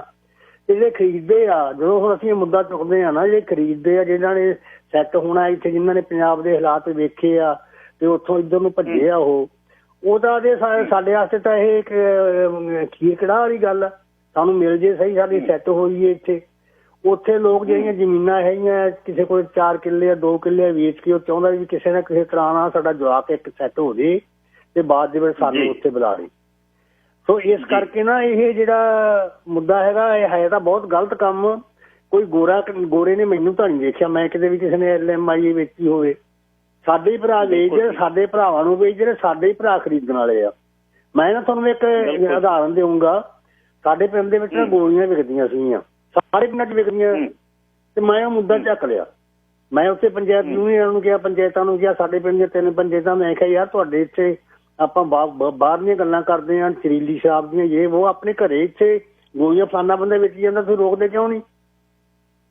ਉਹ ਕਹਿੰਦੇ ਵੀ ਠੀਕ ਆ, ਕਰਦੇ ਆ ਗੱਲ, ਕਰਾਉਣੇ ਆ ਜੀ। ਉਹ ਪੁਲਿਸ ਨਾਲ ਮਿਲਿਆ ਵਾ ਜੀ, ਉਹ ਜਦੋਂ ਪੁਲਿਸ ਵਾਲੇ ਛਾਪਾ ਮਾਰੇ ਦੱਸ ਦਿੰਦੇ, ਉਹ ਭੱਜ ਜਾਂਦਾ ਜੀ, ਇਹ ਆ ਜੀ ਉਹ ਆ ਜੀ। ਹਰੇ ਮੁੱਦਾ ਉੱਠਿਆ ਹੀ ਸੀਗਾ ਤੇ ਸ਼ਾਮ ਨੂੰ ਮੇਰੇ ਕੋਲੇ ਘੱਟੋ ਘੱਟ 50-60 ਬੰਦੇ ਆ ਗਏ ਘਰੇ। ਉਹ ਅੱਜ ਤੂੰ ਤਾਂ ਉੱਠ ਜਾਏਗਾ 4 ਦਿਨ ਦੁਨੀਆ ਨੂੰ ਉੱਥੇ ਕੈਨੇਡਾ ਦੇ ਵਿੱਚ। ਤੇ ਪਹਿਲਾਂ ਫੀਮ ਬੰਦ ਹੋ ਗਈ, ਫਿਰ ਪੋਸਟ ਬੰਦ ਹੋ ਗਿਆ। ਹੁਣ ਗਿੱਲ ਸਾਹਿਬ, ਜਿੰਨੇ ਦਿਹਾੜੀ ਦੱਪੇ ਵਾਲੇ ਜਾਂਦੇ ਆ, ਜਿੰਨੇ ਮਨਰੇਗਾ ਵਾਲੇ ਆ, ਸਾਰੇ ਬੰਦੇ ਗੋਲੀਆਂ ਖਾ ਕੇ ਜਾਂਦੇ ਆ ਤੇ ਗੋਲੀਆਂ ਦਾ ਇੰਨਾ ਭਾਰਾ ਉੱਥੇ। ਉਹ ਅਜੇ ਗੋਲੀਆਂ ਬੰਦ ਹੋ ਗਈਆਂ, ਮਰ ਜਾਾਂਗੇ ਅਸੀਂ, ਸਾਨੂੰ ਕਿਉਂ ਮਾਰਦਾ ਹੈ, ਸਾਡੇ ਮਗਰ ਕਿਉਂ ਪਿਆ ਹੈ, ਸਾਨੂੰ ਸਾਡੀ ਜਾਨ ਨਹੀਂ ਵੇਖ, ਸਾਨੂੰ ਫਿਰ ਅਸੀਂ ਲੈਣ ਕਿੱਥੋਂ ਜਾਵਾਂਗੇ? ਸ਼ਹਿਰੋਂ ਲੈਣ ਜਾਵਾਂਗੇ, ਦੁੱਗਣੇ ਪੈਸਿਆਂ ਦੀਆਂ ਮਿਲਣਗੀਆਂ, ਨਾਲੇ ਸਾਨੂੰ ਕੋਈ ਫੜ ਲੂ ਉੱਥੋਂ। ਗਿੱਲ ਸਾਹਿਬ, ਇਹ ਰਲੀ ਮਿਲੀ ਗੱਲ ਚੱਲਦੀ ਹੈ। ਜਿਹੜੇ ਖਰੀਦਣ ਵਾਲੇ ਆ ਉਹ ਉਦੋਂ ਕਾਲੇ ਆ। ਹੁਣ ਜਿਹੜੇ ਟਰੈਵਲ ਏਜੰਟ ਆ, ਹੁਣ ਤੁਸੀਂ ਟਿਕਟਾਂ ਦੀ ਗੱਲ ਕਰ ਲਓ ਆਪਣੇ। ਹੁਣ ਜਿਹੜੇ ਏਅਰ ਇੰਡੀਆ ਨੂੰ ਉਠਾਉਣ ਦੀ ਖਾਤਰ ਪੁਰੀ ਸਾਹਿਬ ਕਹਿੰਦਾ ਮੈਂ ਏਅਰ ਇੰਡੀਆ ਨੂੰ ਕਾਮਯਾਬ ਕਰ ਦੇਣਾ, ਕਹਿੰਦਾ ਲੱਖ 1.5 ਲੱਖ ਦੀ ਟਿਕਟ ਵੇਚ ਕੇ। ਤੇ ਹੁਣ ਟਿਕਟਾਂ ਲੈਣ ਕਿਹਦੀਆਂ? ਏਅਰ ਕੈਨੇਡਾ ਜਾਂਦੀ ਆ ਉੱਥੇ, ਇਹ ਜੀ ਤੇ ਉਦੋਂ ਮਹਿੰਗੀ ਆ। ਹੁਣ ਲੱਖ ਰੁਪਈਆ ਲਾ ਕੇ ਜਿਹੜਾ ਸਾਨੂੰ ਆਇਆ ਨੂੰ ਹਲੇ 2 ਹਫ਼ਤੇ ਹੋਏ ਆ, ਜਿਹੜੀ ਵਿਚਾਰਲੀ ਸੀਟ ਵਾਲਾ ਬੰਦਾ ਹੈ ਉਹਦੇ ਸਿਰਫ ਉਹ ਆਪਣੇ ਮੋਮ ਜਾਮੇ ਦੀ ਉਹ ਪਵਾ ਦਿੰਦੇ ਆ ਕਿੱਟ ਜੀ, ਕਹਿੰਦੇ ਬਸ ਠੀਕ ਹੈ, ਜਹਾਜ਼ ਭਰੇ ਆਉਂਦੇ ਭਰੇ ਜਾਂਦੇ ਆ। ਤੇ ਹੁਣ ਫਿਰ ਟਿਕਟਾਂ ਇੰਨੀਆਂ ਮਹਿੰਗੀਆਂ ਕਿਉਂ ਚੱਲ ਰਹੀਆਂ ਜਦੋਂ ਜਹਾਜ਼ ਭਰੇ ਆਉਂਦੇ ਭਰੇ ਜਾਂਦੇ ਆ? ਕੋਈ ਪੁੱਛਣ ਵਾਲਾ ਹੈਗਾ? ਦੂਜੀ ਗੱਲ ਟਰੂਡੋ ਸਾਹਿਬ ਦੀ ਦੇਖੋ, ਗੱਲ ਇਹ ਹੈ ਕਿ ਲੋਕਾਂ ਦਾ ਪੈਸਾ ਹੈ। ਹੁਣ ਟਰੂਡੋ ਸਾਹਿਬ ਨੇ ਜੇ ਲੋਕਾਂ ਦੀ ਸਟੂਡੈਂਟਾਂ ਦੀ ਸਹਾਇਤਾ ਕਰਤੀ ਤੇ ਵੋਟਾਂ ਦਾ ਵੀ ਸਾਰੀਆਂ ਪਾਰਟੀਆਂ ਦਾ ਹੀ ਹੁੰਦਾ। ਇਹ ਆਪਣੇ ਹੁਣ NDP ਹੈ ਜਾਂ ਕੋਈ ਦੂਜੀਆਂ ਪਾਰਟੀਆਂ ਜਾਂ ਇਹ ਲਿਬਰਲ ਹੈਗੀ ਆ, ਸਾਰੇ ਲੋਕ ਸਾਰੀ ਵੋਟਾਂ ਦਾ ਤਾਂ ਮੁੱਦਾ ਰੱਖਦੇ, ਵੋਟਾਂ ਪੈਣ ਸਾਨੂੰ ਕਿਸੇ ਤਰੀਕੇ ਦੇ ਨਾਲ। ਤੇ ਜੇ ਹੁਣ ਟਰੂਡੋ ਸਾਹਿਬ ਨੇ ਚਲੋ ਸਹਾਇਤਾ ਕਰਤੀ, ਵਧੀਆ ਕੀਤਾ, ਪੈਸੇ ਵੰਡਤੇ ਲੋਕਾਂ ਦੇ ਵਿੱਚ, ਤੇ ਲੋਕਾਂ ਨੂੰ ਵੀ ਚਾਹੀਦਾ ਕਿ ਇਮਾਨਦਾਰੀ ਨਾਲ ਪੈਸੇ ਲੈਣ ਤੇ ਆਪਦਾ ਗੁਜ਼ਾਰਾ ਕਰਨ। ਇਹ ਤਾਂ ਉਹਨਾਂ ਨੇ ਕੋਈ ਮਾੜੀ ਗੱਲ ਨਹੀਂ ਕੀਤੀ। ਤੇ ਥੈਂਕ ਯੂ ਜੀ, ਧੰਨਵਾਦ। ਧੰਨਵਾਦ ਜੀ ਸੁਖਵੰਤ ਸਿੰਘ ਜੀ। ਗੱਲ ਮੈਂ ਪੰਜਾਬ ਦੀ ਕੁਛ ਰਾਜਨੀਤੀ ਤੁਹਾਡੇ ਨਾਲ ਕਰਨੀ ਚਾਹੁੰਦਾ ਸੀ ਅੱਜ। ਉਸ ਖਿੱਤੇ ਦੇ ਵਿੱਚ ਜੇ ਵੇਖੀਏ ਸਾਡਾ ਪੰਜਾਬ ਦਾ ਇਤਿਹਾਸ ਹੈ ਜਿਹੜਾ,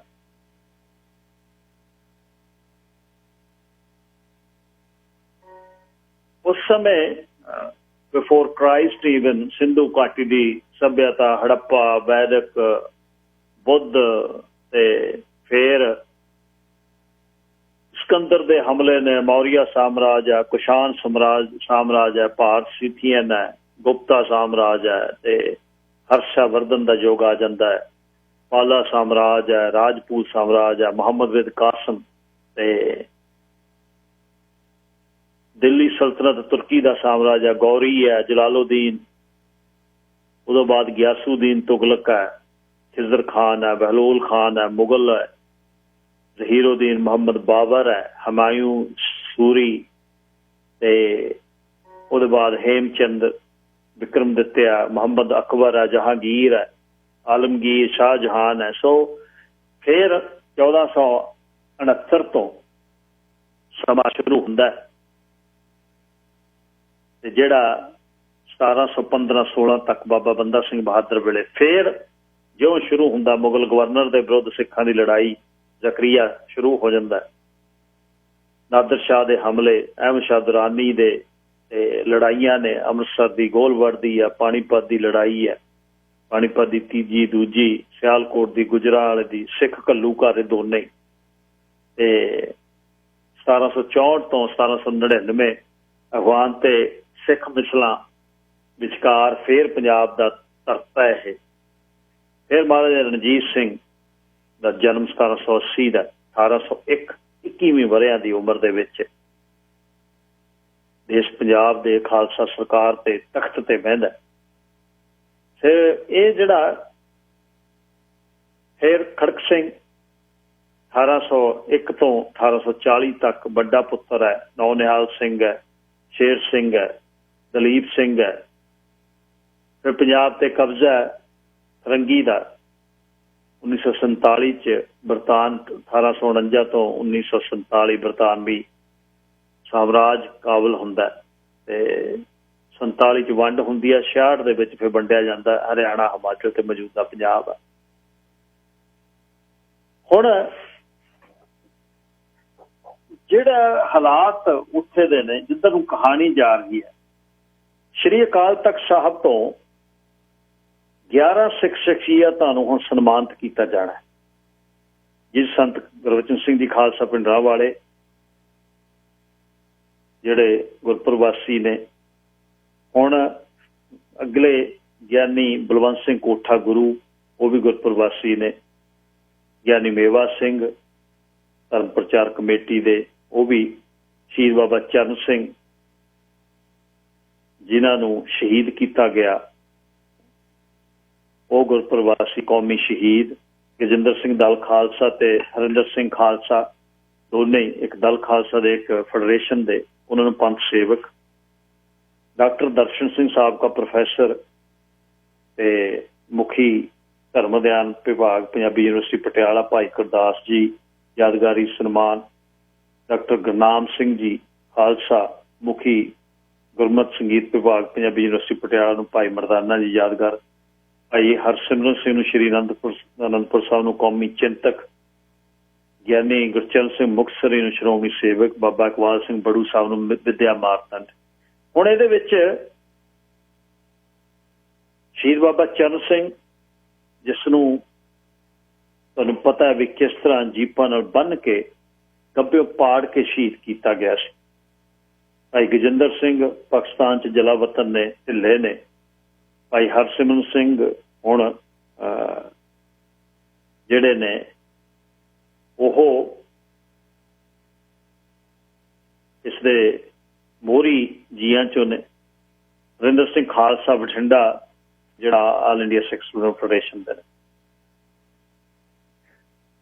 ਜਦ ਕੋਈ ਕੌਮ, ਜਦ ਕੋਈ ਸੂਬਾ ਕ੍ਰਾਈਸਿਸ 'ਚ ਹੁੰਦਾ ਤਾਂ ਸੰਘਰਸ਼ ਦੇ ਵਿੱਚ ਜਿਨ੍ਹਾਂ ਨੇ ਲਹੂ ਵੀਟਵਾ ਸੰਘਰਸ਼ ਵਿੱਢਿਆ ਹੋਵੇ ਉਹਨਾਂ ਨੂੰ ਫਿਰ ਸਤਿਕਾਰ ਮਿਲਦਾ, ਜਿਵੇਂ ਇਹਨਾਂ ਨੂੰ ਹੁਣ ਮਿਲ ਰਿਹਾ। ਹੁਣ ਪੰਜਾਬ ਦੇ ਵਿੱਚ ਰਾਜਸੀ ਜਿਹੜਾ ਹੋ ਰਿਹਾ ਨਾ ਕੰਮ, ਹੁਣ ਗੱਲ ਇਸ ਤਰ੍ਹਾਂ ਹੋ ਰਹੀ ਹੈ ਕਿ ਬਿਲਕੁਲ ਖਾਲੀ ਮੈਦਾਨ ਪਿਆ ਤੇ ਇਹਦੇ ਵਿੱਚ ਕੋਸ਼ਿਸ਼ ਹੈ ਸਥਾਪਤੀ। ਭਾਜਪਾ ਚੁੱਪ ਹੈ, ਬਾਕੀ ਸਾਰੀਆਂ ਜਥੇਬੰਦੀਆਂ ਬੋਲ ਰਹੀਆਂ। ਭਾਜਪਾ ਦਾ ਲੜਨਾ ਇਕੱਲੇ ਚੋਣ ਲਗਭਗ ਤੈਅ ਹੈ। ਸੁਰਿੰਦਰ ਤਾਹੀ ਮਲੂਕੇ ਉਹਨਾਂ ਨੇ ਪਿਛਲੇ ਸਮੇਂ ਕਿਹਾ ਸੀ, ਕਹਿੰਦਾ ਦਿੱਲੀ ਇਕੱਲਿਆਂ ਲੜ ਕੇ ਵੇਖ ਲਈ, ਮਰਜ਼ੀ ਇਹਨਾਂ ਦੀ, ਅਸੀਂ ਤਾਂ ਨਾਲ ਹੀ ਰਹਿਣਾ ਚਾਹੁੰਦੇ। ਬਾਕੀ ਹੋਰ ਅਕਾਲੀ ਦਲ, ਆਮ ਆਦਮੀ ਪਾਰਟੀ ਆਪਣਾ ਜਿਹੜਾ ਢਾਂਚਾ ਉਹਨਾਂ ਨੇ ਭੰਗ ਕੀਤਾ ਜਥੇਬੰਦੀ ਦਾ ਤੇ ਉਹਨਾਂ ਨੇ ਨਵੇਂ ਬਣਾਉਣਾ। ਤੇ ਕਾਂਗਰਸ ਨੇ ਦੇਸ਼ ਦੀ ਅਖੰਡਤਾ ਤੇ ਸੂਬੇ ਨੂੰ ਬਚਾਉਣ ਦਾ ਪੈਂਤੜਾ ਖੇਲਣਾ, ਜਿਹਦੇ ਪੈਂਤੜੇ ਦੇ ਥੱਲੇ ਉਹ ਹੁਣ ਫੜੋ ਫੜੀ ਕਰ ਰਹੇ ਨੇ। ਕੌਣ ਝੰਡੇ ਚਲਾਉਂਦੇ ਨੇ ਉੱਥੇ, ਕੌਣ ਬੰਦੇ ਨੇ ਉਹ, ਕਿਹਨੂੰ ਉਹ ਫੜ ਰਹੇ ਨੇ, ਰੱਬ ਜਾਣਦਾ। ਵੱਡੇ ਵੱਡੇ ਜਿਹੜੇ 100 ਬੰਦੇ ਦਾ ਮਰ ਜਾਣਾ, ਉਸ ਨੂੰ ਸਡਨ ਉਹ ਝੰਡਿਆਂ ਦੇ ਥੱਲੇ ਜਾਣਾ। ਦੇਖੋ ਜੀ, ਮੋਗੇ ਝੰਡਾ ਚਲਾਤਾ ਖਾਲਿਸਤਾਨ ਦਾ, ਫਲਾਣੇ ਤੋਂ ਚਲਾਤਾ, ਸਾਰੀ ਦੁਨੀਆ ਡਾਇਵਰਟ ਹੋ ਜਾਂਦੀ ਹੈ ਉੱਧਰ। ਹੁਣ ਕਰਨ ਨੂੰ ਤੇ ਅਗਲੀਆਂ ਚੋਣਾਂ ਜਿੱਤਣ ਦੇ ਲਈ ਕੋਸ਼ਿਸ਼, ਕੁਛ ਕੁ ਚਿਹਰੇ ਨੇ ਜਿਨ੍ਹਾਂ ਦਾ ਕਿਸੇ ਪਾਸੇ ਜਾਣਾ ਕੋਈ ਮਦਦ ਕਰ ਸਕਦਾ ਹੈ। ਨਵਜੋਤ ਸਿੱਧੂ ਬੈਠਾ, ਖਹਿਰੇ ਹੋਣੀ ਬੈਠੇ ਆ, ਬੈਂਸ ਹੋਣੀ ਤੇ ਧਰਮਵੀਰ ਗਾਂਧੀ ਤੇ ਆਮ ਆਦਮੀ ਪਾਰਟੀ ਦਾ ਭਗਵੰਤ ਮਾਨ, ਉਹਨਾਂ ਦਾ ਇੱਕੋ ਹੀ ਸੁਪਨਾ ਕਿ ਮੈਂ CM ਬਣਨਾ ਪੰਜਾਬ ਦਾ, ਹੋਰ ਕੋਈ ਸੁਪਨਾ ਹੀ ਦੂਜਾ ਹੈ, ਜਿਹਦੇ ਤਹਿਤ ਪਿਛਲੀਆਂ ਚੋਣਾਂ ਸ਼ਰੇਆਮ ਜਿਹੜੀਆਂ ਹਾਰੀਆਂ ਗਈਆਂ, ਇੱਕ CM ਦਾ ਸੁਪਨਾ ਸਾਕਾਰ ਕਰਨ। ਬੰਦੇ ਕੱਢਤੇ, ਬੰਦੇ ਇਕੱਲੇ ਵਿੱਚੋਂ ਕੱਢ ਕੇ ਤੋੜਤੇ, ਅਖੀਰ ਹਾਰ ਗਏ। ਜਿੱਤੀ ਹੋਈ ਬਾਜੀ ਹਾਰ ਗਏ। ਦੁਬਾਰਾ ਮੋਮੈਂਟਮ ਲੈ ਲੈਣਗੇ, ਬੜਾ ਔਖਾ ਹੈ ਕਹਿਣਾ। ਪਰ ਰਾਜਨੀਤੀ ਜਿਹੜੀ ਬਹੁਤ ਵੱਡੀ ਹੋਣੀ ਹੈ ਹੁਣ 2021 ਦੇ ਵਿੱਚ, ਤੇ ਆ ਬਸ ਹੁਣ ਤਿਆਰੀ ਹੈ, ਅੱਗੇ ਚੱਲ ਰਹੀ ਹੈ। 22 ਵਾਲੀਆਂ ਇਲੈਕਸ਼ਨਾਂ ਜਿਹੜੀਆਂ ਨੇ ਬੜੀਆਂ ਅਲੱਗ ਹੋਣਗੀਆਂ ਤੇ ਪੰਜਾਬ ਬਹੁਤ ਡੀਪ ਕ੍ਰਾਈਸਿਸ ਦੇ ਵਿੱਚ ਹੈ, ਰਾਜਨੀਤੀ ਤੌਰ ਤੇ ਵੀ, ਆਰਥਿਕ ਤੌਰ ਤੇ ਵੀ, ਸੱਭਿਆਚਾਰਕ ਤੇ ਸਮਾਜਿਕ ਤੌਰ ਤੇ ਵੀ। ਸਾਰੀਆਂ ਸਿੱਖ ਜਥੇਬੰਦੀਆਂ ਤੇ ਸੰਪਰਦਾਵਾਂ ਨੂੰ ਪਤਾ ਲੱਗ ਗਿਆ ਵੀ ਸਾਡੇ ਪੱਲੇ ਕੱਖ ਨਹੀਂ, ਅਸੀਂ ਤੰਗੀ 'ਚ ਰਲ ਕੇ ਬਹਿ ਨਹੀਂ ਸਕਦੇ, ਇੱਕ ਦੂਜੇ ਨੂੰ ਮਿਹਣੇ ਮਾਰਦੇ ਆ, ਉਹ ਉਹਨੂੰ ਕਹਿੰਦਾ, ਉਹ ਉਹਨੂੰ ਕਹਿੰਦਾ, ਤੇ ਪੱਲੇ ਕਿਸੇ ਦੇ ਵੀ ਨਹੀਂ। ਗਾਇਕਾਂ ਨੇ ਜਿਹੜੀ ਕੁਛ ਕੀਤਾ ਹੋਇਆ, ਗਾਇਕਾਂ ਨੇ ਗੈਂਗਿਜ਼ਮ ਜਿਹੜਾ ਸ਼ੁਰੂ ਕੀਤਾ ਹੋਇਆ ਆਪਣੇ ਚੇਲਿਆਂ ਬਾਲਕਿਆਂ ਲਈ, ਇੱਕ ਦੂਜਿਆਂ ਦੇ ਹਮਲਾ, ਸ਼ਬਦੀ ਹਮਲਾ, ਉਹ ਸਿਰੇ ਲੱਗੀ ਪਈ। ਜਿਹੜੇ ਰਫਲਾਂ ਦੇ ਨਾਲ ਤੇ ਕਿਰਪਾਨਾਂ ਤੇ ਰੋਟੀ ਕਰਕੇ ਖਾਂਦੇ ਨੇ, ਕਦੇ ਵੀ ਚਲਾਈ ਨਹੀਂ। ਆਮ ਜ਼ਿੰਦਗੀ ਦੇ ਵਿੱਚ ਕਦੇ ਵੀ ਕੱਖ ਨਹੀਂ ਕੀਤਾ, ਨਾ ਕਦੇ ਪਹਿਲਾਂ ਹੋਇਆ, ਨਾ ਅੱਗੇ ਹੋਣਾ। ਬਸ ਉਹ ਗੱਲਾਂ ਹੀ ਨੇ, ਐਂ ਕਰ ਦਈਦਾ, ਐਂ ਖਿੱਚ ਦਈਦਾ, ਉਹ ਕਰ ਦਈਦਾ, ਉਹ ਕਰਦੀ ਹੈ। ਜਿਹੜੇ ਜਾਬਰ ਨੇ, ਬੁੱਚੜ ਨੇ, ਉਹਨਾਂ ਦੇ ਪੈਰਾਂ 'ਚ ਇਹ ਬੰਦੇ ਬਹਿੰਦੇ ਨੇ ਤੇ ਉਹ ਕਹਿਣਗੇ ਕੌਮ ਦੀ ਗੱਲ, ਅਸੀਂ ਤਖਤਾਂ ਤਾਜਾਂ ਵਾਲੇ, ਅਸੀਂ ਜੁੱਤੀ ਦੀਆਂ ਨੋਕਾਂ ਤੇ ਕਰ ਦਿੰਦੇ ਹਾਂ, ਅਸੀਂ ਉਹ ਕਰ ਦਿੰਦੇ ਹਾਂ। ਪਰ ਨਿੱਜੀ ਜ਼ਿੰਦਗੀ ਜਦ ਤੁਸੀਂ ਵੇਖਦੇ ਹੋ ਫਿਰ ਤੁਹਾਨੂੰ ਪਤਾ ਲੱਗਦਾ ਵੀ ਕੁਛ ਨਹੀਂ ਹੈ, ਸਭ ਡਰਾਮਾ। ਇਹ ਹਥਿਆਰਾਂ ਦੇ ਸਿਰਾਂ ਤੇ ਪੰਜਾਬ ਦੇ ਨੌਜਵਾਨੀ ਨੂੰ ਜਿਹੜਾ ਬਰਗਲਾਉਣ ਵਾਲੇ ਜਿੰਨੇ ਗਾਇਕ ਨੇ, ਨਿੱਜੀ ਤੌਰ ਤੇ ਉਹਨਾਂ ਨੂੰ ਕਦੇ ਪੁੱਛੋ ਵੀ ਚਲਾ ਕੇ ਵੇਖਿਆ ਇਹ? ਜਿਹੜੇ ਤੁਹਾਡੇ ਕੋਲ ਪ੍ਰੋਹਿਬਿਟਡ ਬੋਰ ਨੇ, ਜਿਹੜੇ ਤੁਹਾਨੂੰ ਰਾਸ਼ਟਰਪਤੀ ਨੇ ਸਿੱਧੇ ਵੱਡੇ ਲਾਇਸੈਂਸ ਦਿੱਤੇ ਹੋਏ ਨੇ, ਬਾਕੀ ਕਿਤੇ ਕੋਈ ਵਸਦਾ? ਇਹ ਹੁਣ ਇੱਕ ਨਵਾਂ ਗੈਂਗਿਜ਼ਮ ਪੰਜਾਬ 'ਚ ਸ਼ੁਰੂ ਹੋਇਆ। ਜਦ ਆਪ ਤਾਂ ਉਹ ਬੋਲਦੇ ਨਹੀਂ, ਉਹਨਾਂ ਦੇ ਚੇਲੇ ਬਾਲ ਕੇ ਲੜਾਈਆਂ ਕਰ ਰਹੇ ਨੇ, ਫਲਾਣੇ ਦਾ ਮੈਂ ਫੈਨ ਆ, ਮੈਂ ਫਲਾਣੇ ਦਾ ਫੈਨ ਆ। ਉਹ ਕਹਿੰਦਾ ਮੈਨੂੰ ਤਵੀਆਂ ਦੇ ਗਿਆ, ਸਾਡੇ ਕਰਾਹ ਦੇ ਗਏ, ਇੱਥੇ ਸਾਨੂੰ ਕੇਕ ਦੇ ਗਏ ਮੇਰੇ ਬਰਥਡੇ ਤੇ 50। ਕੋਈ ਕਹਿੰਦਾ ਵੀ ਮੇਰੇ ਵਰਗਾ ਹੈ ਹੀ ਕੋਈ ਨਹੀਂ, ਮੈਂ ਸਾਰਾ ਕੁਛ ਮੇਰੇ ਰਾਹੀਂ ਹੁੰਦਾ। ਤੇ ਜਿਹੜੇ ਸੀਨੀਅਰ ਨੇ ਉਹ ਚੁੱਪ ਕਰੀ ਬੈਠੇ ਨੂੰ, ਕੋਈ ਰੋਕਦਾ ਨਹੀਂ। ਉਹ ਕਹਿੰਦੇ ਅਸੀਂ ਕੀ ਲੈਣਾ ਇਹਨਾਂ ਸਿਆਪੇ ਤੋਂ, ਵਧੀਆ ਖਤਮ ਹੋਣ, ਸਾਡਾ ਰਾਹ ਲੱਗੇ, ਸਾਡਾ ਮੂਹਰੇ ਕੰਮ ਸੈੱਟ ਹੋਵੇ। ਤਾਂ ਪੰਜਾਬ ਦੇ ਵਿੱਚ ਇੱਕ ਇਸ਼ੂ ਨਹੀਂ, ਬਹੁਤ ਇਸ਼ੂ ਨੇ ਜਿਨ੍ਹਾਂ ਤੇ ਇੱਕੋ ਵਾਰ ਸਾਰਾ ਕੁਛ ਹੋ ਰਿਹਾ। ਪੰਜਾਬ ਦੇ ਲੋਕ ਜਿਵੇਂ ਸਤਵੰਤ ਸਿੰਘ ਹੁਣੀ ਕਹਿ ਗਏ ਨੇ, ਸਭ ਆਉਣਾ ਚਾਹੁੰਦੇ ਨੇ, ਉਹ ਕਹਿੰਦੇ ਭੱਜਣਾ ਚਾਹੁੰਦੇ ਨੇ ਉੱਥੋਂ। ਜਿਹੜਾ ਭੱਜ ਸਕਦਾ ਉਹ ਭੱਜ ਰਿਹਾ, ਔਰ ਉਹ ਹੈ ਤਾਂ ਬਦਕਿਸਮਤੀ ਹੋਈ ਹੈ। ਉਹਨੂੰ ਤੁਸੀਂ ਕੌਣ ਆਪਣੀ ਮਾਂ ਭੂਮੀ ਛੱਡ ਕੇ ਜਦ ਆਉਂਦਾ ਹੈ ਤੇ ਉਹ ਕੀ ਉਹਦੇ ਵਿੱਚ ਚੰਗੀ ਕਹਾਣੀ ਤੇ ਸੋਚਾਂ ਸਾਡੀਆਂ ਉਹ ਨੇ। ਜਿੱਥੇ ਅਸੀਂ ਚਲੇ ਗਏ ਉਹੋ ਜਿਹੀ ਸੋਚ ਦਾ ਮੁਜ਼ਾਹਰਾ ਕਰਕੇ ਅਸੀਂ ਉਹੋ ਜਿਹਾ ਗੰਦਾ ਸਿਸਟਮ ਨੂੰ ਅਸੀਂ ਐਕਸੈਪਟ ਕਰਦੇ ਹਾਂ, ਤੇ ਫਿਰ ਤੁਸੀਂ ਅੱਗੇ ਭਾਲਦੇ ਕੀ ਹੈ? ਕੀ ਕਰਨਗੇ ਗਾਂ ਵਾਲੇ ਜਵਾਕ ਤੁਹਾਡੇ ਨਾਲ? ਇੱਥੇ ਜੋਗੇ ਨਾ ਉੱਥੇ ਜੋਗੇ। ਤੁਸੀਂ ਕਹੋਗੇ ਇੱਥੇ ਅਸੀਂ ਉਹਨਾਂ ਲਈ ਰਾਹ ਇਹੋ ਜਿਹਾ ਸਿਰ ਦੇਣਾ, ਸਾਨੂੰ ਕਮਿਊਨਿਟੀ ਦੇ ਤੌਰ ਤੇ ਲੋਕ ਵੇਖਣਗੇ ਵੀ ਯਾਰ ਇਹ ਕਰਪਸ਼ਨ ਹੈ। ਠੀਕ ਹੈ, ਕੋਈ ਪੈਸੇ ਲੈਂਦਾ ਕੋਈ ਦਿੰਦਾ, ਦੁੱਖ ਤਾਂ ਕਿਸੇ ਨੂੰ ਹੈ ਨਹੀਂ, ਪਰ ਖਬਰਾਂ ਤਾਂ ਤੁਹਾਡੀ ਕਮਿਊਨਿਟੀ ਦੀਆਂ ਛਪਦੀਆਂ ਨਾ ਵੀ ਫਲਾਣਾ ਕੰਸਲਟੈਂਟ ਹੀ ਇੰਨੇ ਲੈ ਗਿਆ, ਫਲਾਣੇ ਤੋਂ ਲੈ ਗਿਆ, ਉਹਦੀ ਫੋਟੋ ਛਪ ਜਾਂਦੀ ਹੈ। ਕਿਸੇ ਉਸ ਸਮਾਜ 'ਚ ਜਿੱਥੇ ਤੁਸੀਂ ਸਦਾ ਹੀ ਆਊਟਸਾਈਡਰ ਕਹਾਓਗੇ, ਚਾਹੇ 200 ਸਾਲਾਂ ਦੇ ਰਹੋ, ਉੱਥੇ ਜਾ ਕੇ ਆਉਣ ਵਾਲਾ ਜਿਹੜਾ ਤੁਹਾਡਾ ਸਮਾਂ ਤੁਹਾਡਾ ਭਵਿੱਖ ਨੇ ਤੈਅ ਕਰਨਾ। ਪਰ ਭਵਿੱਖ 'ਚ ਅਸੀਂ ਕੀ ਕਰਦੇ ਹਾਂ? ਚੱਲ ਹੋਊ ਦੇ ਨਾਲ ਨਾਲ ਸਮਾਂ ਹੀ ਛੱਡਿਆ ਨਹੀਂ ਕਿਸੇ ਕੋਲ। ਜ਼ਿੰਦਗੀ ਨੇ ਉਹਨਾਂ ਤੋਂ ਸਮਾਂ ਹੀ ਇੰਨਾ ਕੰਟਰੋਲ ਕਰ ਲਿਆ ਵੀ 6 ਦਿਨ ਉਹਨਾਂ ਨੂੰ ਸੁਰਤੇ ਹੈ ਨਹੀਂ ਦੁਨੀਆ 'ਚ ਕੀ ਉਹਨਾਂ ਦੇ ਵੱਸ ਦੀ ਉਹ ਗੱਲ ਹੈ। ਕਈ ਵਾਰ ਬਹੁਤ ਮਨ 'ਚ ਹੁੰਦਾ ਵੀ ਫਲਾਣੇ ਇਕੱਠ ਸੀ, ਆਏ ਨਹੀਂ, ਬੰਦੇ ਨਹੀਂ ਆਏ, ਇੰਨੇ ਲੋਕ ਵੱਸਦੇ ਉੱਥੇ ਪਹੁੰਚੇ ਨਹੀਂ, ਪਰ ਨਾ, ਉਹਨਾਂ ਦੇ ਵੱਸ ਦੀ ਕਹਾਣੀ ਹੈ ਨਹੀਂ, ਉਹ ਮਜਬੂਰ ਨੇ।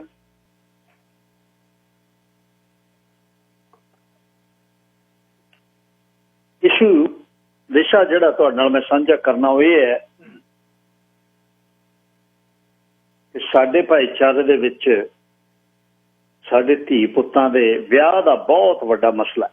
ਅੱਗੇ ਵੀ ਆਪਾਂ ਕਈ ਵਾਰ ਵਿਚਾਰ ਕੀਤੀ ਹੈ ਇਹਦੇ ਤੇ ਕਿ ਕੀ ਕੀਤਾ ਜਾਵੇ। ਮਾਪੇ ਬਹੁਤ ਝੂਰ ਰਹੇ ਨੇ। ਹੁਣ ਇਹਦੇ ਵਿੱਚ ਕਿਹਦਾ ਫਾਲਟ ਹੈ? ਇਹ ਗੱਲ ਬਹੁਤ ਔਖੀ ਸਮਝਣੀ ਹੈ ਕਿ ਮਾਪੇ ਇਸ ਵਿੱਚ ਗਲਤੀ ਕਰਦੇ ਆ ਕਿ ਬੱਚਿਆਂ ਨੂੰ ਪ੍ਰੇਰਿਤ ਨਹੀਂ ਕਰਦੇ, ਬੱਚਿਆਂ ਨਾਲ ਗੱਲ ਨਹੀਂ ਕਰਦੇ। ਇੱਕ ਉਮਰ ਉਹਨਾਂ ਦੀ ਜਦ ਲੰਘ ਜਾਂਦੀ ਹੈ 24 ਤੋਂ 27-28 ਸਾਲ ਦੇ ਵਿੱਚ, ਜਦੋਂ ਉਹਦਾ ਵਿਆਹ ਨਹੀਂ ਹੁੰਦਾ ਤਾਂ ਉਹਦੇ ਬਾਅਦ ਉਹਨਾਂ ਦਾ ਬਹੁਤ ਔਖਾ ਹੋ ਜਾਂਦਾ। 28-30 ਸਾਲ ਦੀ ਉਮਰ ਦੇ ਵਿੱਚ ਰਿਸ਼ਤੇ ਲੱਭਣੇ ਬਹੁਤ ਇੱਕ ਵੱਡਾ ਕਾਰਜ। ਬਹੁਤ ਵਧੀਆ ਪਰਿਵਾਰਾਂ ਦੇ ਜਵਾਕ ਸਾਰੇ ਵਧੀਆ ਹੁੰਦੇ ਨੇ ਪਰਿਵਾਰ, ਮਤਲਬ ਕੋਈ ਐ ਨਹੀਂ ਹੈ, ਮਤਲਬ ਪੜ੍ਹੇ ਲਿਖੇ, ਮਾਸਟਰਸ PhD ਕੀਤੀਆਂ, ਪ੍ਰੋਫੈਸ਼ਨਲ, ਤੇ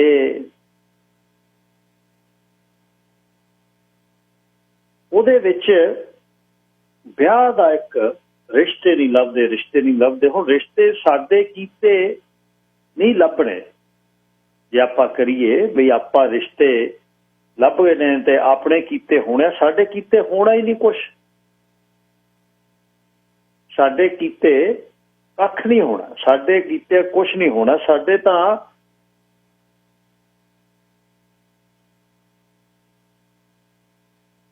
ਜਿਹੜਾ ਉਹ ਇਹੀ ਹੋ ਸਕਦਾ ਧੀਆਂ ਪੁੱਤਾਂ ਨਾਲ ਗੱਲ ਕਰ ਸਕਦੇ ਸੀ, ਪਰ ਗੱਲ ਕਿਵੇਂ ਕਰਦੇ ਇਹ ਵੀ ਬਹੁਤ ਜਿਹੜੀ ਹੈ ਉਹ ਜ਼ਰੂਰੀ ਹੈ ਕਿ ਗੱਲ ਅਸੀਂ ਕਿਵੇਂ ਕਰਦੇ, ਕੀ ਕਹਿਣਾ ਚਾਹੁੰਦੇ ਹਾਂ ਅਸੀਂ।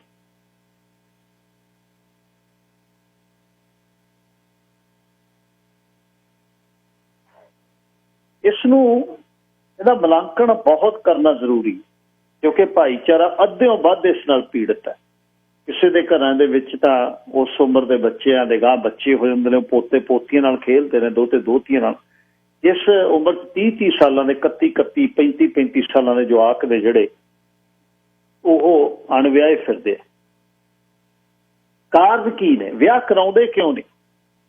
ਕੀ ਉਹਨਾਂ ਤੇ ਇਹ ਵਜ਼ਨ ਤੋਂ ਪਰਾਂ ਨੇ ਵੀ ਅਸੀਂ ਆਜ਼ਾਦੀ ਨਾਲ ਰਹਿਣਾ, ਅਸੀਂ ਇਹ ਪੰਗੇ 'ਚ ਨਹੀਂ ਪੈਣਾ? ਇੱਕ ਕਾਰਨ, ਜਾਂ ਉਹਨਾਂ ਦੀਆਂ ਜ਼ਿੰਦਗੀ ਦੀਆਂ ਗਰਜਾਂ, ਜ਼ਿੰਦਗੀ ਦੀਆਂ ਲੋੜਾਂ ਆਮ ਹੀ ਪੂਰੀਆਂ ਹੁੰਦੀਆਂ ਨੇ। ਉਹਨਾਂ ਦੀ ਜ਼ਿੰਦਗੀ ਦੇ ਵਿੱਚ ਮਰਦ ਜਾਂ ਇਸਤਰੀ ਆਪਸ ਵਿੱਚ ਇੱਕ ਦੂਜੇ ਦਾ ਸਾਥ ਭਾਲਦੇ ਨੇ, ਤੇ ਇੱਥੇ ਦੇ ਸਮਾਜ ਨੇ ਉਹਨਾਂ ਦੇ ਨਾਂ ਬਹੁਤ ਲੈ ਦਿੱਤੇ ਨੇ। ਲੀਗੈਲਿਟੀ ਹੋ ਗਈ, ਕਾਮਨ ਲਾ ਪਾਰਟਨਰ ਹੋ ਗਏ, ਇਕੱਠੇ ਰਹਿਣ ਲੱਗ ਗਏ, ਕੋਈ ਬੰਨਣਗਿਰੀ ਨਹੀਂ। ਇੱਕ ਕਮਰਾ ਲੈ ਲਿਆ ਤੇ ਉਹ 'ਚ ਸੌਂ ਕੇ ਸਵੇਰੇ ਤੂੰ ਆਪਣੇ ਕੰਮ ਤੇ ਮੈਂ ਆਪਣੇ ਕੰਮ ਤੇ, ਰਾਤ ਨੂੰ ਹੱਥ ਨੇ ਤੂੰ ਆਪਣਾ ਖਾ ਕੇ ਆ ਜੀ ਉਹਨੇ। ਤੇ ਜਾਂ ਫਿਰ ਧੀ ਪੁੱਤ ਜੇ ਕੋਈ ਵਿਆਹ ਹੁੰਦਾ ਹੈ, ਵਿਆਹ ਕਰਾ ਕੇ ਮਾਪੇ ਚਾਹੁੰਦੇ ਆ ਵੀ ਸਾਡੇ ਕੋਲ ਰਹੇ, ਤਾਂ 15 ਦਿਨ ਦੇ ਵਿੱਚ, ਮਹੀਨੇ ਦੇ ਵਿੱਚ ਉਹ ਘਰ ਦੇ ਵਿੱਚੋਂ ਮੁੰਡਾ ਚਲੇ ਜਾਂਦਾ। ਹੁਣ ਇਹਦੇ ਵਿੱਚ ਕੀ ਮੁਲਾਂਕਣ ਕੀਤਾ ਜਾਵੇ? ਰੌਲਾ ਕਿੱਥੇ ਹੈ?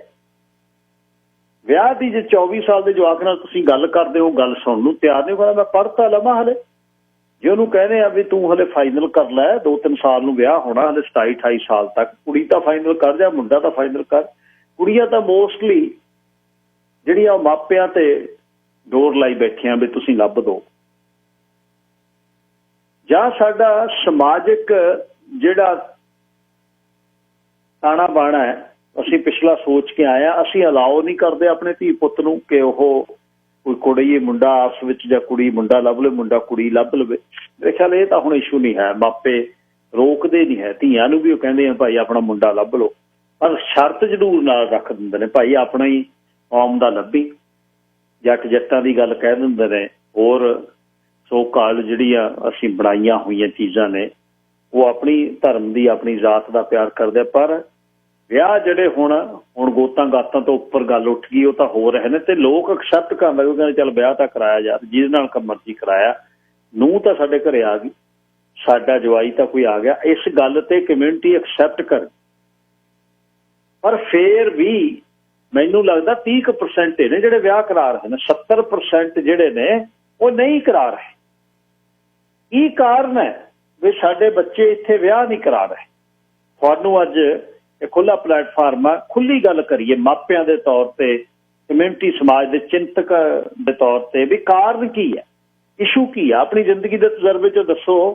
ਜਿਹੜਾ ਦੇ ਬੱਚੇ ਸਕਸੈਸਫੁਲੀ ਵਿਆਹ ਕਰਾ ਕੇ ਜਿਨ੍ਹਾਂ ਦੇ ਪੋਤੇ ਪੋਤੀਆਂ ਨੇ, ਉਹ ਵੀ ਆਪਣਾ ਤਜਰਬਾ ਦੱਸੋ ਵੀ ਅਸੀਂ ਐਂ ਕੀਤਾ, ਅਸੀਂ ਘਰ 'ਚ ਗੱਲ ਕਰਦੇ ਰਹੇ। ਅਸੀਂ ਘਰ ਦੇ ਵਿੱਚ ਜਵਾਕਾਂ ਦੇ ਨਾਲ ਜਦ ਉਹਨਾਂ ਨੇ ਗ੍ਰੇਡ 12 ਕਰਕੇ ਕਾਲਜ 'ਚ ਗਏ, ਉਹਨਾਂ ਨੂੰ ਕਹਿਣ ਲੱਗੇ ਭਾਈ ਮੁੰਡਾ ਲੱਭ, ਕੁੜੀ ਨੂੰ ਕਹਿਣ ਲੱਗੇ ਤੂੰ ਭਾਈ ਲੱਭ ਲਾ, ਆਪ ਮੁੰਡੇ ਨੂੰ ਕਹਿਣ ਲੱਗੇ ਤੂੰ ਭਾਈ ਕੁੜੀ ਲੱਭ। ਕੁਛ ਇਹ ਤਾਂ ਨਹੀਂ ਹੈ ਕਿਤੇ ਕਿ ਮਾਪਿਆਂ ਦਾ ਰਹਿਣਾ ਬਹਿਣਾ ਦੇਖ ਕੇ, ਜਵਾਕ ਸਾਡੀ ਵਿਆਹੁਤਾ ਜ਼ਿੰਦਗੀ ਵੇਖ ਕੇ ਤਾਂ ਨਹੀਂ ਕਿਤੇ ਸੋਚਣ ਲੱਗੇ ਵੀ ਯਾਰ ਕਰਾਉਣਾ ਕੀ ਆ? ਤਾਂ ਨਿੱਤ ਛਿੱਤਰੀ ਨਾਲ ਵੰਡਦੇ ਆ, ਸੌਂਦੇ ਇੱਕ ਕਮਰੇ 'ਚ ਹੈ ਨਹੀਂ, ਲੜਾਈ ਇਹਨਾਂ ਦੀ ਨਿੱਤ ਹੁੰਦੀ ਹੈ, ਕੁੱਤਿਆਂ ਨਿੱਤ ਹੁੰਦੀ ਹੈ ਘਰ 'ਚ। ਇਹੋ ਜਿਹੇ ਵਿਆਹ ਤੋਂ ਕੀ ਕਰਨਾ? ਜਵਾਕ ਜੰਮਣ ਨੂੰ ਵਿਆਹ ਕਰਾਉਣਾ ਜਾਂ ਜ਼ਿੰਦਗੀ ਜਿਉਣ ਨੂੰ ਵਿਆਹ ਕਰਾਉਣਾ?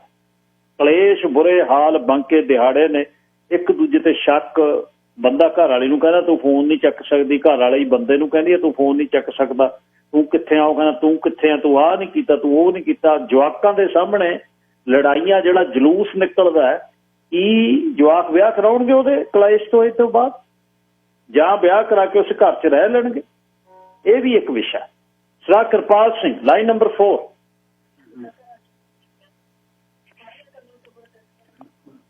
ਸਤਿ ਸ਼੍ਰੀ ਅਕਾਲ ਜੀ। ਕਿਰਪਾਲ ਸਿੰਘ। ਹਾਂਜੀ ਗਿੱਲ ਸਾਹਿਬ, ਮੈਂ ਮਿਹਰਬਾਨੀ ਤੁਸੀਂ ਮੇਰੀ ਕਾਲ ਲਈ ਆ। ਮੈਂ ਵੀ ਇਸ ਟਰਮਲ ਦੇ ਵਿੱਚ ਹੀ ਲੰਘ ਰਿਹਾ ਇਸ ਵੇਲੇ, ਤਾਂ ਮੇਰਾ ਫਰਜ਼ ਬਣਿਆ ਮੈਂ ਤੁਹਾਡੇ ਨਾਲ ਇਹ ਗੱਲ ਸ਼ੇਅਰ ਕਰਾਂ। ਤੇ ਕੁਝ ਕਾਰਨ ਕੁਛ ਮੈਂ ਕਾਰਨ ਦੇਦਾ। ਵੈਸੇ ਬਹੁਤ ਸੋਹਣਾ ਸਬਜੈਕਟ ਜਿਹੜਾ ਕਿ ਸਾਡੀ ਕਮਿਊਨਿਟੀ ਨੂੰ ਇਸ ਵੇਲੇ ਫਿਕਰਮੰਦੀ ਵਿੱਚ ਪਾ ਰਿਹਾ। ਅੱਛਾ, ਪਹਿਲਾਂ ਤਾਂ ਜਿਹੜਾ ਮੈਂ ਆਪਣੇ ਦੇਖਿਆ ਨੁਕਸ, ਸਾਡੇ ਜਦੋਂ ਅਸੀਂ ਬੱਚਾ ਕਰੀਅਰਿਸਟ ਪੇਪਰ ਬਣ ਜਾਂਦਾ, ਘਰੋਂ ਬਾਹਰ ਪੜ੍ਹਨ ਚਲੇ ਜਾਂਦਾ, ਤੇ ਉਹ ਦੂਰ ਕਈ ਸਾਲ ਲੱਗ ਜਾਂਦੇ, ਤੇ ਉੱਥੇ ਫਿਰ ਕਰੀਅਰ ਉਧਰੇ ਮੁਕੰਮਲ ਹੋ ਜਾਂਦਾ। ਇੱਕ ਤਾਂ ਇਹ ਕਾਰਨ ਮੈਂ ਦੇਖਦਾ। ਦੂਸਰਾ ਕਾਰਨ ਇਹ ਹੈ ਜੀ ਵੀ ਸਾਡੇ ਦੋ ਹੀ ਪਾਸੇ ਮਟੀਰੀਅਲਿਸਟਿਕ ਹੋਏ, ਇਹ ਪਦਾਰਥਵਾਦੀ ਯੁੱਗ ਦੇ ਵਿੱਚ ਆ ਕੇ, ਤੇ ਅਸੀਂ ਉਹਦੇ ਕੋਲ ਦੇਖਦੇ ਹਾਂ ਵੀ ਸਾਡਾ ਸਟੇਟਸ ਕਿੱਦਾਂ ਆ, ਜਾਂ ਉਹਦੇ ਮੈਨੂੰ ਸਪੈਸ਼ਲੀ ਜਦੋਂ ਅਸੀਂ ਲੜਕੀਆਂ ਦੇਖਦੇ ਸੀ ਤੇ ਲੜਕੀਆਂ ਪੁੱਛਦੀਆਂ ਸੀ ਮੇਰੇ ਲੜਕੇ ਨੂੰ, ਤੂੰ ਕਿੱਦਾਂ ਦੀ ਕਾਰ ਡਰਾਈਵ ਕਰਦਾ, ਤੇਰੇ ਕੋਲ ਘਰ ਕਿੱਦਾਂ ਦਾ ਹੈ, ਜਾਂ ਕਿੱਦਾਂ ਬਾਹਰ ਖਾਣ ਪੀਣ। ਐਨੀਵੇ ਇਹ ਗੱਲਾਂ ਸਾਡੇ ਬੱਚਿਆਂ 'ਚ ਆਮ ਆਉਣ ਲੱਗ ਪਈਆਂ। ਤੇ ਤੀਸਰੀ ਗੱਲ ਇਹ ਸੀ ਵੀ ਜਿਹੜਾ ਜੋ ਕੁਝ ਸਮਾਜ ਦੇ ਵਿੱਚ ਅਸੀਂ ਵਿਚਰ ਰਹੇ ਹਾਂ, ਅਸੀਂ ਬੱਚਿਆਂ ਨੂੰ ਦੱਸ ਨਹੀਂ ਸਕੇ ਵਿਆਹ ਦਾ ਮਤਲਬ ਕੀ ਸੀ, ਜਾਂ ਜਿਹੜੀ ਚੈਸਟੀ ਰੱਖਣੀ ਆਪਣੇ ਆਪ ਨੂੰ ਸੰਭਾਲ ਕੇ, ਉਹ ਆਮ ਸੁਸਾਇਟੀ ਵਿੱਚ ਬੱਚੇ ਜਾਣ ਲੱਗ ਪਏ। ਹੁਣ ਦੇਖੋ ਕੈਥੋਲਿਕ ਸੁਸਾਇਟੀ ਆ, ਜਾਂ ਤੁਸੀਂ ਅਜਮਾਇਰੀ ਸੁਸਾਇਟੀ ਦੇਖ ਲਓ, ਉਹ ਬੱਚਿਆਂ ਨੂੰ ਪਹਿਲਾਂ ਕਈ ਹਫ਼ਤੇ ਬੱਚਿਆਂ ਨੂੰ ਸੱਦ ਕੇ ਉਹਨਾਂ ਨੂੰ ਕਾਉਂਸਲਿੰਗ ਕਰਦੇ ਆ, ਜਦੋਂ ਦੋਹਾਂ ਪਾਸੇ ਲੜਕੀਆਂ ਨੂੰ ਤੇ ਲੜਕਿਆਂ ਨੂੰ ਵੀ, ਤੇ ਵਿਆਹ ਦਾ ਮਤਲਬ ਆਹ ਹੈਗਾ। ਇਹ ਤੁਸੀਂ ਦੇਖਿਓ ਸਾਡੀ ਕਮਿਊਨਿਟੀ, ਗਿੱਲ ਸਾਹਿਬ, ਸਾਡੀ ਕਮਿਊਨਿਟੀ 'ਚ ਬਿਲਕੁਲ ਗੱਲ ਹੈ ਨਹੀਂ। ਇਹ ਤਾਂ ਨਹੀਂ ਹੈ। ਜਿਹੜੀ ਕਾਉਂਸਲਿੰਗ ਹੈ ਨਾ, ਕਾਉਂਸਲਿੰਗ ਇੰਨੀ ਜ਼ਰੂਰੀ ਆ। ਉਹ ਜਿੱਦਾਂ ਨਾ ਬੱਚਿਆਂ ਨੂੰ ਉਹ ਜ਼ਿੰਦਗੀ ਦਾ ਤਜਰਬਾ, ਜ਼ਿੰਦਗੀ ਦੀਆਂ ਡਿਊਟੀਆਂ ਦੱਸਦੀਆਂ, ਤੇ ਤੁਹਾਡੇ ਵਿਆਹ ਦੀ ਜ਼ਿੰਮੇਵਾਰੀ ਆਹ ਆ, ਤੁਸੀਂ ਏਦਾਂ ਇਹ ਜਿਹੜੀ ਤੁਹਾਡੇ ਵਾਊਸ ਜਾਂ ਤੁਸੀਂ ਗੁਰੂ ਗ੍ਰੰਥ ਸਾਹਿਬ ਦੇ ਅੱਗੇ ਜਦੋਂ ਤੁਸੀਂ ਉੱਥੇ ਪ੍ਰਣ ਕੀਤਾ ਫਿਰ ਤੁਸੀਂ ਜ਼ਿੰਦਗੀ ਕਿੱਦਾਂ ਨਿਭਾਉਣੀ ਆ। ਸਾਡੇ ਤਾਂ ਇਹ ਹੁੰਦਾ ਵੀ ਅਸੀਂ ਏਦਾਂ ਆ, ਉਹ ਫਲਾਨਾ ਏਦਾਂ, ਅਸੀਂ ਕਿਸੇ ਤੋਂ ਘੱਟ ਨਹੀਂ। ਉੱਥੇ ਸਾਡੇ ਛੇਤੀ ਮਹੀਨੇ ਕੁ ਬਾਅਦ ਜਦ ਛੇਤੀ ਸਾਡੇ ਰੌਲੇ ਪੈਣ ਲੱਗ ਪੈਂਦੇ ਆ। ਇਹ ਕਾਰਨ ਸਾਡੇ ਜੀ ਮਟੀਰੀਅਲਿਸਟਿਕ ਹੋਣ ਦਾ ਨਾਲ ਵੀ ਵੱਡਾ। ਤੇ ਮੈਂ ਤਾਂ ਏਦਾਂ ਇਸ ਗੱਲ ਜਦੋਂ ਹੁਣ ਤੇ ਮਹਿਸੂਸ ਕਰਦਾ ਤਾਂ ਬਹੁਤ ਦਫਾ ਗੱਲ ਆਉਂਦੀ ਮਨ ਨੂੰ ਤੇ ਬਣਾ ਵੀ ਬੱਚੇ ਪੜ੍ਹ ਵੀ ਗਏ ਆ, ਇੰਨੇ ਪੜ੍ਹਾ ਲਿਆ, ਬੜੀਆਂ ਤਕੜੀਆਂ ਜੋਬਾਂ ਤੇ ਜੋਬਾਂ ਕਰ ਰਹੇ ਆ, ਵੀ ਵਿਆਹ ਦੇ ਵਿੱਚ ਕਿਉਂ ਨਹੀਂ ਵਿੱਚ ਪੈ ਰਹੇ? ਕਿਉਂਕਿ ਅਸੀਂ ਸਾਡੇ ਤੋਂ ਦੂਰ ਹੋ ਗਏ ਆ। ਸਾਤੋਂ ਉਹ ਜਿਹੜੀਆਂ ਵੈਲਿਊ ਸੀਗੀਆਂ, ਉਹ ਜਿਹੜੀਆਂ ਕੋਲ ਰਹਿ ਕੇ ਸਮਝਾਉਣੀਆਂ ਸੀਗੀਆਂ। ਮੈਂ ਆਪਣੀ ਤੁਹਾਨੂੰ ਗੱਲ ਦੱਸਦਾ, ਮੈਂ ਸਮਝਦਾ ਵੀ ਗਲਤ ਮੇਰਾ ਕੀ ਆ, ਉਹਦੇ ਚ ਦੂਰ ਰਹਿਣ ਕਰਕੇ ਮੇਰੇ ਤੋਂ ਉਹ ਗੱਲਾਂ ਉਹਦੇ ਚ ਉਹ ਵੈਲਿਊਜ਼ ਪਾ ਨਹੀਂ ਹੋਈਆਂ। ਸਾਨੂੰ ਇਹ ਸੀ ਚੰਗਾ ਵੀ ਜੋਬ ਬਹੁਤ ਵਧੀਆ ਮਿਲ ਗਈ, ਬੱਲੇ ਬੱਲੇ ਹੋਏ ਰਹੀਆਂ, ਪਰ ਉਹ ਗੱਲਾਂ ਪੇਰੈਂਟ ਤੌਰ ਤੇ ਸਾਡੀ ਡਿਊਟੀ ਪੂਰੀ ਨਹੀਂ ਸੀ ਅਸੀਂ ਕਰ ਸਕੇ। ਮੇਰੇ ਏਦਾਂ ਦਾ ਖਿਆਲ ਆ। ਸਮਾਂ ਦੇਣ ਲਈ ਤੁਹਾਡਾ ਬਹੁਤ ਬਹੁਤ ਧੰਨਵਾਦ। ਮੈਂ ਬਾਕੀ ਲਿਸਨਰ ਨੂੰ ਦੇਖਦਾ ਵੀ ਬਾਕੀ ਲੋਕ ਕੀ ਕਹਿੰਦੇ ਆ। ਤੇ ਇਹ ਸਮਾਜਿਕ ਜਿਹੜੀਆਂ ਸਾਡੇ ਮੁਸ਼ਕਲਾਂ ਆ ਰਹੀਆਂ, ਇਹਦਾ ਹੱਲ ਲੱਭਣਾ ਸਾਨੂੰ ਬਹੁਤ ਜ਼ਰੂਰੀ ਆ। ਜੇ ਸਾਡੀ ਕਾਉਂਸਲਿੰਗ ਸ਼ੁਰੂ ਹੋ ਜਾਏ ਸਾਡੀ ਕਮਿਊਨਿਟੀ ਵਿੱਚ, ਬੱਚੀ ਨੂੰ ਆਪਣਾ ਫਰਜ਼ ਪਛਾਣਨ ਵੀ ਜਿੱਦਾਂ ਸਾਨੂੰ ਅਸੀਂ ਸੰਸਾਰ ਤੇ ਆ, ਸਾਡਾ ਫਰਜ਼ ਬਣਦਾ ਸਾਡੀ ਉਤਪਤੀ ਸਾਡੀ ਕਮਿਊਨਿਟੀ ਦੀ ਗਾਹਾਂ ਏਦਾਂ ਹੋਵੇ, ਉਹਦੇ ਨਾਲ ਜ਼ਰੂਰ ਫਰਕ ਪਿਆ ਜੀ। ਥੈਂਕ ਯੂ, ਧੰਨਵਾਦ ਜੀ। ਧੰਨਵਾਦ ਜੀ ਕਿਰਪਾਲ ਸਿੰਘ ਜੀ। Sandhu ji line number 5। ਗਿੱਲ ਸਾਹਿਬ, ਮੈਂ ਅੱਜ ਤੋਂ 10 ਸਾਲ ਪਹਿਲਾਂ ਇੱਥੇ ਮੈਰਿਜ ਬਿਊਰੋ ਖੋਲਿਆ ਸਰੀ 'ਚ। ਅੱਛਾ ਜੀ। ਹੁਣ ਮੈਂ ਤੁਹਾਨੂੰ ਪ੍ਰੈਕਟੀਕਲ ਤਜਰਬਾ ਦੱਸਦਾ ਵੀ ਕਿਉਂ ਨਹੀਂ ਇੱਥੇ ਵਿਆਹ ਹੋ ਰਹੇ ਤੇ ਹੋਣੇ ਨਹੀਂ। ਇਹ ਵੀ ਮੈਂ ਕਹਿ ਦਿੰਦਾ ਜੀ। ਉਹਦਾ ਰੀਜ਼ਨ ਇਹ ਹੈ ਕਿ ਜ਼ਿਆਦਾਤਰ ਪਹਿਲਾਂ ਵਿਆਹ ਹੁੰਦੇ ਸੀ ਇੰਡੀਆ ਤੋਂ। ਇੱਥੋਂ ਦੇ ਇੱਥੇ ਤਾਂ ਪਹਿਲਾਂ ਹੁੰਦੇ ਹੀ ਬਹੁਤ ਘੱਟ ਸੀਗੇ। ਤੇ ਹੁਣ ਜਿਹੜਾ ਹੋ ਗਿਆ ਕਿ ਅਸੀਂ ਬਚਪਨ ਤੋਂ ਹੀ ਬੱਚਿਆਂ ਦੇ ਮਨਾਂ ਦੇ ਵਿੱਚ ਐਂਟੀ ਇੰਡੀਆ ਇੰਨੀਆਂ ਗੱਲਾਂ ਭਰਤੀਆਂ ਕਿ ਉਹ ਕਹਿੰਦੇ ਕਿ ਨਾ ਇੰਡੀਆ ਤੋਂ ਵਿਆਹ ਹੀ ਨਹੀਂ ਕਰਾਉਣਾ। ਪਹਿਲਾਂ ਤਾਂ ਉਹੀ ਖਤਮ ਹੋ ਗਈ ਕਹਾਣੀ। ਅੱਛਾ ਜੀ। ਦੂਜੀ ਗੱਲ ਫਿਰ ਇਹ ਹੋ ਗਈ ਕਿ ਮਾਰਕੀਟ ਹੈਗੀ ਬਹੁਤ ਛੋਟੀ। ਇੱਥੋਂ ਵਾਲਾ ਟੋਰਾਂਟੋ ਵਿਆਹ ਨਹੀਂ ਕਰਾ ਕੇ ਰਾਜੀ, ਟੋਰਾਂਟੋ ਵਾਲਾ ਇੱਥੇ ਨਹੀਂ, ਇੱਥੋਂ ਵਾਲਾ ਤਾਂ ਐਬਸਫੋਰਡ ਨਹੀਂ ਕਰਾ ਕੇ ਰਾਜੀ। ਉਹ ਕਹਿੰਦੇ ਨਾ ਸਾਡੇ ਹੀ ਸ਼ਹਿਰ 'ਚ ਲੱਭ ਕੇ ਦਿਓ। ਠੀਕ ਹੈ ਜੀ। ਹੁਣ ਜੇ ਸਾਡੇ ਸ਼ਹਿਰ ਦੀ ਗੱਲ ਹੈਗੀ, ਜੇ ਤੁਸੀਂ ਸਰੀ ਦੀ ਗੱਲ ਕਰਦੇ ਹੋ ਤਾਂ ਹੈ ਕਿ 116 ਸਟਰੀਟ ਤੇ 184 ਤੇ ਆਪਣਾ 54 ਐਵੀਨਿਊ ਤੋਂ ਲੈ ਕੇ ਤੇ ਤੁਹਾਡਾ 104 ਏਰੀਆ ਦਾ ਫਿਰ ਆਹੀ ਰਹਿ ਗਿਆ ਜੀ ਜੀ। ਹੁਣ ਇਹਦੇ 'ਚ ਫਿਰ ਇਹ ਹੈ, ਮਾਲਵੇ ਵਾਲੇ ਕਹਿੰਦੇ ਨਾ ਦੁਆਬੇ 'ਚ ਨਹੀਂ ਕਰਨਾ, ਦੁਆਬੇ ਵਾਲੇ ਕਹਿੰਦਾ ਨਾ ਮਾਲਵੇ 'ਚ ਨਹੀਂ ਕਰਨਾ। ਉਹ ਬੱਚੇ ਕਦੇ ਇੰਡੀਆ ਗਏ ਨਹੀਂ ਹੁੰਦੇ, ਜਿਨ੍ਹਾਂ ਨੇ ਕਰਾਉਣਾ ਹੈ ਉਹਨਾਂ ਨੂੰ ਇਹ ਨਹੀਂ ਪਤਾ ਹੁੰਦਾ ਮਾਲਵਾ ਕੀ ਹੈ ਤੇ ਦੁਆਬਾ ਕੀ ਹੈ। ਉਹ ਮਾਂ ਪਿਓ ਆਪਦਾ ਹੀ ਫਾਨਾ ਫਸਾ ਕੇ ਬਹਿ ਜਾਂਦੇ ਆ। ਠੀਕ ਹੈ ਜੀ। ਫਿਰ ਜ਼ਿਲ੍ਹਾ ਨਾ ਜਲੰਧਰ ਨਾ ਮੈਂ ਨਹੀਂ ਜਾਣਾ ਅੰਮ੍ਰਿਤਸਰ ਜ਼ਿਲ੍ਹੇ 'ਚ। ਠੀਕ ਹੈ। ਉਹ ਵਿਆਹ ਹੋਣਾ ਕਿੱਥੋਂ ਹੈ? ਮਾਰਕੀਟ ਤਾਂ ਰਹਿ ਹੀ ਨਹੀਂ ਗਈ ਪਿੱਛੇ ਕੁਛ ਵੀ। ਅੱਛਾ, ਉਦੋਂ ਬਾਅਦ ਫਿਰ ਹੋ ਗਿਆ ਕਿ ਮਾਪੇ ਕੁਛ ਹੋਰ ਕਹਿੰਦੇ ਆ, ਬੱਚੇ ਕੁਛ ਹੋਰ ਕਹਿੰਦੇ ਆ। ਹੁਣ ਚੁਆਇਸ ਤਾਂ ਦੇਖੋ, ਪੈਰਾਮੀਟਰ ਮਾਪਿਆਂ ਦਾ ਕੁਛ ਹੋਰ ਹੈ, ਆਪਣਾ ਬੱਚਿਆਂ ਦਾ ਕੁਛ ਹੋਰ ਹੈ, ਉਹ ਮੈਚ ਨਹੀਂ ਕਰਦਾ ਹੈਗਾ। ਫਿਰ ਹੈਗਾ ਬਈ ਖਾਸ ਕਰਕੇ ਕੁੜੀਆਂ ਦੇ ਵਿਆਹ 'ਚ ਕੀ ਟਰਬਲ ਆ ਰਹੀ ਹੈ ਇੱਥੇ ਕਿ ਨਾ ਮੁੰਡੇ ਕੋਲੇ ਘਰ ਵੀ ਆਪਦਾ ਹੋਵੇ, ਤੇ ਕੋਸ਼ਿਸ਼ ਕਰਿਓ ਜੀ ਜੇ ਮੁੰਡੇ ਦੀ ਭੈਣ ਭਰਾ ਵੀ ਕੋਈ ਨਾ ਹੋਵੇ ਤੇ ਜੇ ਮਾਂ ਪਿਓ ਨਾਲ ਨਾ ਰਹਿੰਦੇ ਹੁਣ ਫਿਰ ਤਾਂ ਬੜਾ ਹੀ ਵਧੀਆ। ਠੀਕ ਹੈ ਜੀ। ਸੋ ਇਹਨਾਂ ਹਾਲਤਾਂ 'ਚ ਨਾ ਪ੍ਰੈਕਟੀਕਲੀ ਜਦੋਂ ਤੁਸੀਂ ਜਾਂਦੇ ਹੋ, ਮੈਨੂੰ ਸੰਧੂ ਸਾਹਿਬ ਇਹ ਸੀ ਵੀ ਸ਼ਾਇਦ ਕੋਈ ਮੈਰਿਜ ਮੈਰਿਜ ਬਿਊਰੋ ਇੱਥੇ ਖੁੱਲੀ ਹੋਣੀ। ਆਹ ਤਾਂ ਤੁਸੀਂ ਨਵਾਂ ਤਜਰਬਾ ਦਿੱਤਾ ਮੈਨੂੰ। ਨਹੀਂ ਜੀ, ਪ੍ਰੈਕਟੀਕਲੀ ਚੀਜ਼ਾਂ ਨੇ ਤੇ ਮੈਰਿਜ ਬਿਊਰੋ ਇੱਥੇ ਕਾਮਯਾਬ ਨਹੀਂ ਹੋ ਸਕਦਾ। ਇਹ ਵੀ ਗੱਲ ਹੈ। ਉਹਦਾ ਰੀਜ਼ਨ ਕੀ ਹੈ? ਰੀਜ਼ਨ ਇਹ ਹੈ ਕਿ ਵਿਆਹ ਦੇ ਵਿੱਚ ਪਹਿਲਾਂ ਤਾਂ ਜੀ ਜੇ ਤੁਸੀਂ ਐਡ ਵੀ ਕਰੋਗੇ ਨਾ ਤਾਂ ਕੀ ਹੈ, ਮਾਂ ਪਿਓ ਪਹਿਲਾਂ ਮਾਵਾਂ ਫੋਨ ਕਰਨਗੀਆਂ ਕਿ ਜੀ ਸਾਡੇ ਬੱਚੇ ਲਈ ਜੀ ਰਿਸ਼ਤਾ ਲੱਭੋ। ਅੱਛਾ ਜੀ। ਫਿਰ ਉਹਨਾਂ ਨੂੰ ਇਹ ਕਹੀਦਾ ਹੈ ਕਿ ਇੱਦਾਂ ਕਰੋ, ਜਿਹਨੇ ਵਿਆਹ ਕਰਾਉਣਾ ਨਾ ਉਹਨੂੰ ਕਹੋ ਕਿ ਮੈਨੂੰ ਕਾਲ ਕਰੇ ਤਾਂ ਕਿ ਮੈਂ ਉਹਦਾ ਵਿਊ ਲੈ ਲਾਂ। ਨਹੀਂ ਜੀ, ਉਹਨੇ ਤਾਂ ਨਹੀਂ ਜੀ ਕਾਲ ਕਰਨੀ ਹੈਗੀ। ਤੇ ਭਾਈ ਜੇ ਉਹਨੇ ਤੁਹਾਡੇ ਕਿਸੇ ਤੋਂ ਕਾਲ ਵੀ ਨਹੀਂ ਕਰਨੀ ਤੇ ਤੁਹਾਡੇ ਕਿਸੇ ਤੋਂ ਵਿਆਹ ਕਿੱਥੋਂ ਕਰਾ ਲੂ? ਵਿਆਹ ਕਿੱਥੋਂ ਕਰਾਊਗਾ? ਬਿਲਕੁਲ ਠੀਕ। ਠੀਕ ਹੈ। ਜੇ ਉਹ ਕਾਲ ਵੀ ਕਰਕੇ ਰਾਜੀ ਨਹੀਂ ਤਾਂ ਫਿਰ ਤਾਂ I am wasting my time, you are wasting your time unnecessarily. ਉਸ ਤੋਂ ਬਾਅਦ ਪਰ ਜੇ ਤੁਸੀਂ ਦੱਸ ਵੀ ਦਿਓ ਅਗਲੇ ਨੂੰ, ਠੀਕ ਹੈ, ਜੇ ਤੁਸੀਂ ਕੋਈ ਪਾਰਟੀ ਮਿਲਾ ਵੀ ਦਿੱਤੀ ਤਾਂ ਫਿਰ ਇੱਥੇ ਪੈਸੇ ਦੇਣ ਲੱਗਿਆ ਇੰਨਾ ਕੁ ਕਮੀਨਾ ਪਾਣਾ। ਪਹਿਲਾਂ ਤਾਂ ਕਹਿੰਦੇ ਜੀ ਜਦੋਂ ਤੱਕ ਵਿਆਹ ਹੀ ਨਹੀਂ ਹੋਇਆ ਅਸੀਂ ਪੈਸੇ ਤੁਹਾਨੂੰ ਕਾਹਦੇ ਦੇਈਏ। ਠੀਕ ਹੈ, ਓਕੇ ਜੀ। ਅੱਛਾ, ਵਿਆਹ ਜੀ ਮੁੰਡੇ ਕੁੜੀ ਪਹਿਲਾਂ 10-20 ਹਜ਼ਾਰ ਹੀ ਮਿਲਣਗੇ, 6 ਮਹੀਨੇ ਮਿਲਣਗੇ, ਫੇਰ ਕਰਾਉਣਾ। 13 ਨੰਬਰ ਐਕਸਚੇਂਜ ਹੋ ਗਿਆ, ਮੈਰਿਜ ਬਿਊਰੋ ਤੋਂ ਬਾਹਰ ਹੈ, ਉਹਨੂੰ ਕਿਹਨੇ ਪੁੱਛਣਾ? ਲੋਕੀ ਤਾਂ ਇੱਥੋਂ ਤੱਕ ਹੈ ਵੀ ਜਦੋਂ ਦੋ ਪਾਰਟੀਆਂ ਇਕੱਠੀਆਂ ਹੋ ਗਈਆਂ ਨਾ ਕਿਤੇ ਦਫ਼ਤਰ 'ਚ ਮਿਲਾ ਦਿਓ ਤੁਸੀਂ, ਇੱਕ ਪਾਰਟੀ ਉੱਠ ਕੇ ਨਾ ਬਾਹਰ ਜਾ ਕੇ ਖੜ ਜਾਂਦੀ ਵੀ ਉਹ ਕੁੜੀ ਵਾਲੇ ਜਾਂ ਮੁੰਡੇ ਵਾਲੇ ਬਾਹਰ ਨਿਕਲੇ, ਇੱਥੇ ਹੀ ਗੱਲ ਕਰ ਲਾਂਗੇ ਮੈਰਿਜ ਬਿਊਰੋ, ਇੱਥੋਂ ਬਾਹਰ ਕੱਢੋ ਇਹ ਕੌਣ ਹੁੰਦਾ ਵਿੱਚ ਪੈਸੇ ਲੈਣ ਵਾਲਾ? ਸੋ ਇਹ ਹੈ, ਇੱਥੇ ਕੱਖ ਨਹੀਂ, ਇਹ ਏਦਾਂ ਹੀ ਚੱਲਦਾ। ਹਾਂਜੀ, ਥੈਂਕ ਯੂ ਜੀ। Thank you. ਇਹ ਤਾਂ ਇੱਕ ਪ੍ਰੋਫੈਸ਼ਨਲ ਆਸਪੈਕਟ ਹੋ ਗਿਆ ਵੀ ਉਹਨਾਂ ਨੇ ਦੱਸਿਆ, ਪਰ ਉਹਨਾਂ ਨੇ ਇਹ ਤਾਂ ਖੈਰ ਮਾਪਿਆਂ ਦੀਆਂ ਡਿਮਾਂਡਸ ਨੇ, ਬੱਚਿਆਂ ਦੀਆਂ ਡਿਮਾਂਡਸ ਨਹੀਂ ਹੈ ਵੀ ਮਾਲ ਵਿੱਚ ਨਹੀਂ ਕਰਾਉਣਾ। ਮੈਂ ਉਹਨਾਂ ਨੂੰ ਕੁਛ ਨਹੀਂ ਪਤਾ ਉੱਥੇ। ਉਹ ਜੇ ਉਹਨੂੰ ਕਹੋ ਵੀ ਇੱਕ ਦੂਜੇ ਨੂੰ ਆ ਕੇ ਉਹ ਕਹਿਣਗੇ ਦੁਆਬੀ ਕੀ ਹੁੰਦਾ, ਮਾਝੀ ਕੀ ਹੁੰਦਾ, ਮਾਲਵੀ ਕੀ ਹੁੰਦਾ, ਉਹਨਾਂ ਨੂੰ ਵਿਚਾਰੇ ਨੂੰ ਪਤਾ ਨਹੀਂ ਹੈ ਅਸੀਂ ਕੌਣ ਆ, ਦੱਸਣ ਦੀ ਵੀ ਨਹੀਂ ਲੋੜ ਸਾਨੂੰ, ਉਹ ਅਸੀਂ ਸਿਆਪਾ ਥੋੜਾ ਪਾਇਆ ਹੋਇਆ। ਤੇ ਪਰ ਇਦੋਂ ਪਹਿਲਾਂ ਇਹ ਚੀਜ਼ਾਂ ਤੋਂ ਪਹਿਲਾਂ ਜਵਾਕ ਕਿਉਂ ਨਹੀਂ ਮੰਨ ਰਹੇ? ਉਹਨਾਂ ਦਾ ਤਜਰਬਾ ਵੀ ਕੋਈ ਦੱਸ ਸਕਦਾ ਮਾਪਾ? ਬੱਚੇ ਕਹਿੰਦੇ ਕੀ ਨੇ ਵੀ ਕਿਉਂ ਨਹੀਂ ਕਰਾਉਣਾ, ਜਾਂ ਉਹ ਕਹਿੰਦੇ ਕਰਾਵਾਂਗੇ ਪਰ ਹੁਣ ਨਹੀਂ। Gurinder Singh ji, line number 2।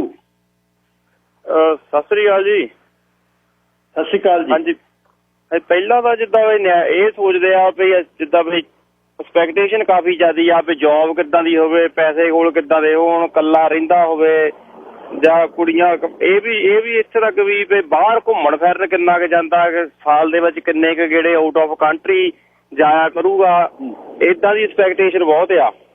ਫਿਰ ਦੂਜੀ ਗੱਲ, ਜੇ ਕਿਸੇ ਦੀ ਗੱਲ ਸ਼ੁਰੂ ਹੀ ਹੋਈ ਜਾਂਦੀ ਆ, ਉਹ ਫਿਰ 2-3 ਸਾਲ ਦਾ ਟਾਈਮ ਹੁੰਦਾ ਵੀ ਵਿਆਹ 2-3 ਸਾਲ ਬਾਅਦ ਕਰਾਂਗੇ, ਫਿਰ ਉਹ ਕਿਸੇ ਨਾ ਕਿਸੇ ਗੱਲ ਤੇ ਮਾੜੀ ਮੋਟੀ ਗੱਲ ਤੇ ਹੋ ਜਾਂਦਾ ਵੀ ਕੋਈ ਏਦਾਂ ਕੰਪਰੋਮਾਈਜ਼ ਨਹੀਂ ਬਈ ਜੇ ਚੱਲ ਬਈ ਮਾੜਾ ਮੋਟਾ ਬੰਦੇ ਨੇ ਇੱਧਰ ਉੱਧਰ ਗੁੱਸੇ ਵਾਲੀ ਗੱਲ ਕਰਤੀ, ਕਿਸੇ ਦਾ ਗੁੱਸਾ ਆ ਗਿਆ, ਉਹ ਕਹਿਣਾ ਵੀ ਨਹੀਂ ਬਈ ਜਿੰਨੀ 100% ਇਹ ਬੰਦਾ ਜੋ ਮੈਂ ਚਾਹੁੰਦਾ ਉਸੇ ਜਿੱਦਾਂ ਸੂਈ ਦੇ ਨੱਕੇ ਚੋਂ ਨਿਕਲੇ, ਤੇ ਉਹ ਤੋੜ ਵਿਛੋੜਾ ਹੋ ਜਾਂਦਾ। ਜੇ ਤੋੜ ਵਿਛੋੜਾ ਹੋ ਗਿਆ ਤਾਂ ਫਿਰ ਮੁੜ ਕੇ ਜਿੱਦਾਂ ਕਹਿ ਲਓ ਬਈ ਚਲੋ ਛੱਡੋ ਯਾਰ ਏਦਾਂ ਹੀ ਠੀਕ ਆ ਵੀ ਅੱਜ ਇਹਦੇ ਨਾਲ 10 ਦਿਨ ਫਨ ਕਰ ਲਿਆ, ਫਿਰ ਉਹਦੇ ਨਾਲ ਕਰ ਲਿਆ, ਫਿਰ ਉਹ ਏਦਾਂ ਦੇ ਹੋ ਜਾਂਦੇ ਆ।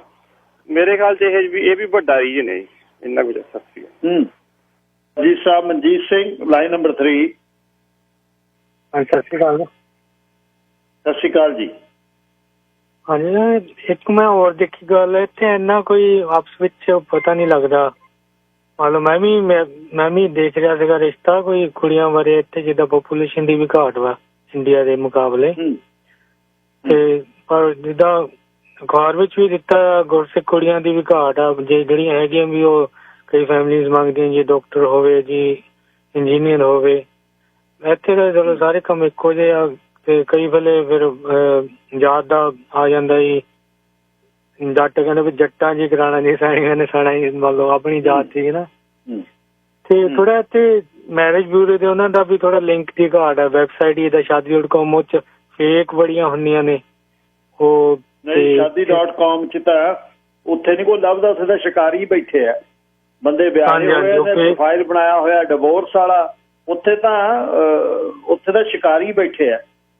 ਹਾਂਜੀ ਹਾਂਜੀ, ਫਿਰ ਏਦਾਂ ਦੀ ਕੋਈ ਰਿਲਾਇਬਿਲਿਟੀ ਨਹੀਂ ਹੈਗੀ ਜੀ ਜਿਹਦੇ ਤੇ ਵਿਸ਼ਵਾਸ ਕਰਕੇ ਬੰਦਾ ਅੱਗੇ ਗੱਲ ਤੋਰ ਸਕਦਾ ਨਾ।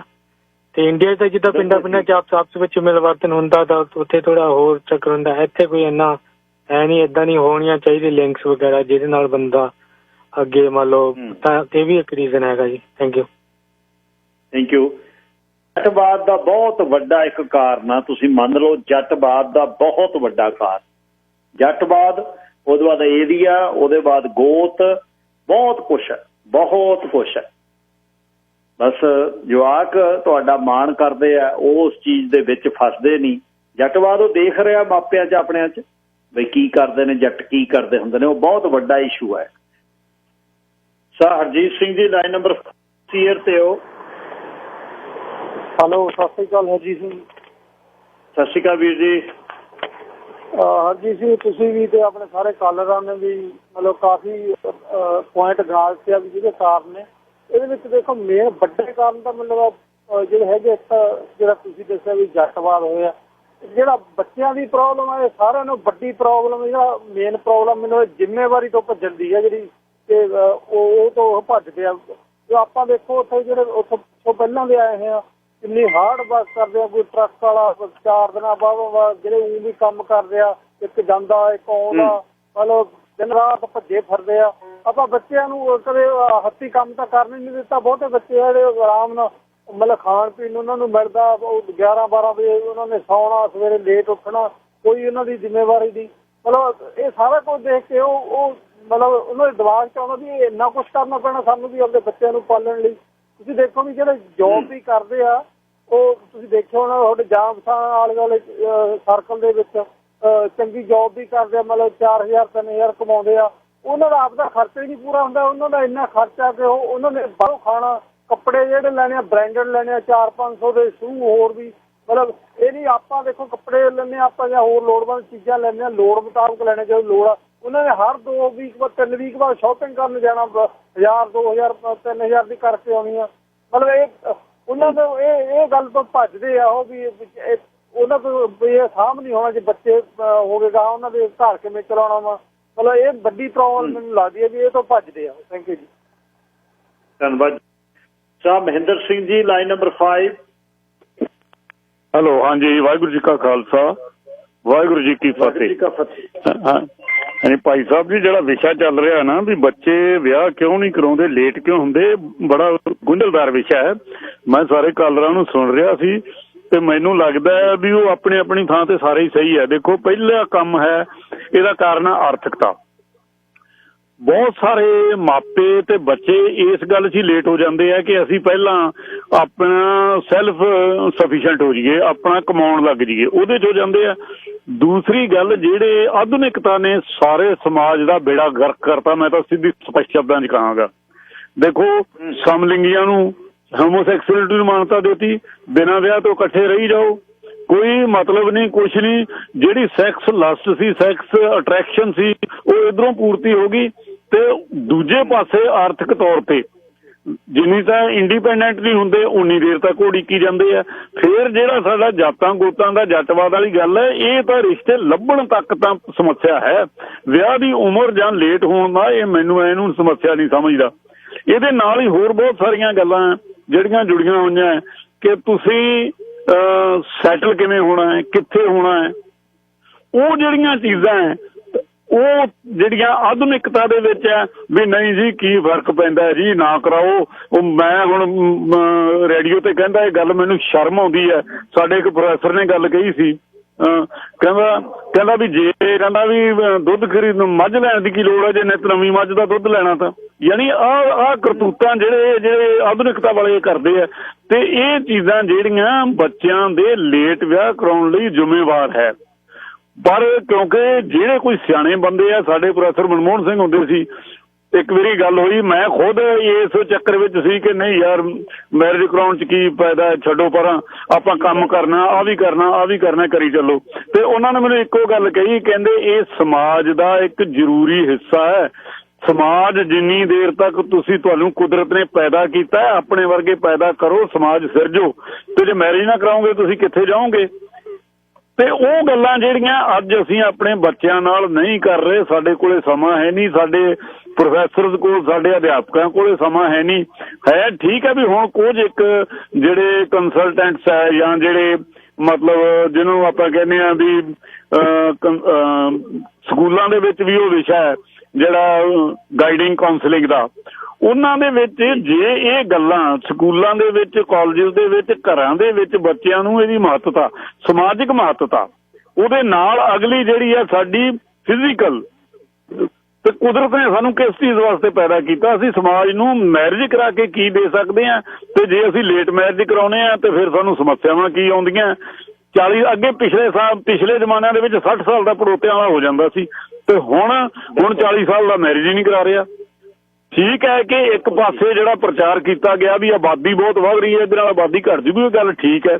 ਪਰ ਜਿਹੜੀ ਬਾਅਦ ਵਿੱਚ ਸਮੱਸਿਆ ਆਉਂਦੀ, 40 ਸਾਲ ਦੇ ਨੇ ਮੈਰਿਜ ਕਰਾਈ ਤੇ ਉਹਦਾ ਬੱਚਾ 60 ਸਾਲ ਦਾ ਜਾ ਕੇ ਠੀਕ ਵਾਹਵਾ ਬਣੂਗਾ, 65 ਸਾਲ ਤੱਕ ਉਹ 70 ਤੇ ਮੈਰਿਜ ਕਰਾਊ ਤੇ ਉਹਨੂੰ ਤੁਰਦਾ ਬਣ ਜੂ, ਉਹਨੂੰ ਸੈਟਲ ਹੀ ਨਹੀਂ ਕਰ ਸਕਦਾ। ਇਹ ਜਿਹੜੀਆਂ ਚੀਜ਼ਾਂ ਗਾਈਡਿੰਗ ਕਾਉਂਸਲਿੰਗ ਵਾਲੀਆਂ ਚੀਜ਼ਾਂ ਜਿਹੜੀਆਂ, ਇਹਨਾਂ ਨੂੰ ਬਹੁਤ ਬਰੀਕੀ ਨਾਲ ਮਨੋਵਿਗਿਆਨਕ ਤੌਰ ਤੇ, ਯਾਨੀ ਇਹ ਵਿਸ਼ਾ ਜਿਹੜਾ ਸਾਈਕੋਲੋਜੀ, ਸੋਸ਼ੀਓਲੋਜੀ ਤੇ ਸੋਸ਼ਲ ਐਂਥਰੋਪੋਲੋਜੀ ਦਾ, ਇਹਨਾਂ ਤਿੰਨਾਂ ਨੂੰ ਇਕੱਠੇ ਕਰਕੇ ਸਾਨੂੰ ਗਾਈਡ ਕਰਨਾ ਚਾਹੀਦਾ। ਅੱਜ ਦੀ ਪੀੜ੍ਹੀ ਨੂੰ ਅਸੀਂ ਸੇਧ ਦੇ ਸਕਦੇ ਹਾਂ। ਤੇ ਜੇ ਅਸੀਂ ਆਹੀ ਜਿਹੜੇ ਨਵੇਂ ਕਾਨੂੰਨ ਆ ਜੀ, ਇਕੱਠੇ ਰਹਿ ਲਓ ਜੀ, ਸਮਲਿੰਗੀ ਵੀ ਕਰ ਲਓ, ਆਹ ਵੀ ਕਰ ਲਓ, ਉਹਦਾ ਪ੍ਰਚਾਰ ਕਰੀ ਜਾਣਾ ਤੇ ਫੇਰ ਤਾਂ ਇਹ ਲੇਟ ਹੋਊਗਾ। ਸੋ ਮੇਰੇ ਆਪਣੇ ਵਿਚਾਰ ਹੈ, ਕਿਸੇ ਦਾ ਸਹਿਮਤ ਹੋਣਾ ਨਾ ਹੋਣਾ ਅਗਲੇ ਦੀ ਮਰਜ਼ੀ ਹੈ। ਤੁਹਾਡਾ ਬਹੁਤ ਬਹੁਤ ਧੰਨਵਾਦ, ਤੁਸੀਂ ਵਿਸ਼ਾ ਬਹੁਤ ਵਧੀਆ ਚੁਣਿਆ। ਵਾਹਿਗੁਰੂ ਜੀ ਕਾ ਖਾਲਸਾ, ਵਾਹਿਗੁਰੂ ਜੀ ਕੀ ਫਤਿਹ। ਵਾਹਿਗੁਰੂ ਜੀ ਕਾ ਫਤਿਹ ਜੀ। ਵਿਆਹ ਜਵਾਕ ਕਿਉਂ ਨਹੀਂ ਕਰਾ ਰਹੇ, ਇਹ ਇਸ਼ੂ ਚੱਲ ਰਿਹਾ। ਪੌਲ ਜੀ ਲਾਈਨ ਨੰਬਰ 2, ਤੁਸੀਂ ਦੱਸੋ ਵਿਆਹ ਕਿਉਂ ਨਹੀਂ ਕਰਾਉਂਦੇ ਜਵਾਕ? ਹੈਲੋ, ਸਤਿ ਸ਼੍ਰੀ ਅਕਾਲ ਭਾਈ। ਸਤਿ ਸ਼੍ਰੀ ਅਕਾਲ ਜੀ। ਹਾਂਜੀ ਭਾਜੀ, ਮੈਂ ਕਹਿੰਦਾ ਜੋ ਜਿਹੜੀ ਅੱਗੇ ਆਪਣੀਆਂ ਸੋਸ਼ਲ ਜਾਂ ਰਿਲੀਜੀਅਸ ਜਿਹੜੀਆਂ ਐਸਟੈਬਲਿਸ਼ਮੈਂਟਾਂ ਸੀਗੀਆਂ, ਉਹ ਬਹੁਤ ਸੈਂਸਿਟਿਵ ਸੀਗੀਆਂ ਇਹ ਡਿਵੈਲਪ ਕਰਨ ਵਾਸਤੇ ਆਪਣੀ ਫੈਮਿਲੀ ਜਾਂ ਸੋਸ਼ਲ ਸੈਂਸ ਲਈ। ਅੱਜ ਕੱਲ੍ਹ ਜਿਹੜਾ ਇਕਨੋਮਿਕ ਬੇਸ ਹੈਗਾ ਸਿਸਟਮ, ਇਹ ਬਹੁਤ ਅਗਰੈਸਿਵਲੀ ਅਨਫੋਰਸ ਕੀਤਾ ਜਾ ਰਿਹਾ ਹੈ, ਮੀਡੀਆ ਦੇ ਥਰੂ, ਜੁਡੀਸ਼ਰੀ ਦੇ ਥਰੂ। ਹੁਣ ਇੱਕ ਕਹਿੰਦਾ ਜੀ ਇੰਟਰਕਾਸਟ ਹੋ ਗਈ ਤਾਂ ਕੀ ਹੈ, ਦੂਜਾ ਕਹਿੰਦਾ ਜੀ ਚਲੋ ਰਿਲੀਜੀਅਸ, ਜੇ ਆਪਣੇ ਇੰਟਰ ਰਿਲੀਜਨ ਹੁੰਦੀ ਹੈ ਤਾਂ ਕੀ ਹੈ, ਤੀਜਾ ਕਹਿੰਦਾ ਜੀ ਇੰਟਰ ਆਪਣੇ ਜੈਂਡਰ ਹੁੰਦੀ ਹੈ ਤਾਂ ਕੀ ਹੈ, ਉਹ ਦੂਜਾ ਕਹਿੰਦਾ ਚਲੋ ਨਹੀਂ ਕਰਾਉਂਦੇ ਤਾਂ ਕੀ ਹੈ। ਵੀ ਉਹ ਅੱਗੇ ਜਿਹੜੀ ਆਪਣੀ ਸੈਂਸਿਟਿਵਿਟੀ ਸੀ ਉਹ ਮੇਰਾ ਖਿਆਲ ਆਪਣੇ ਖਤਮ ਹੋ ਗਈ।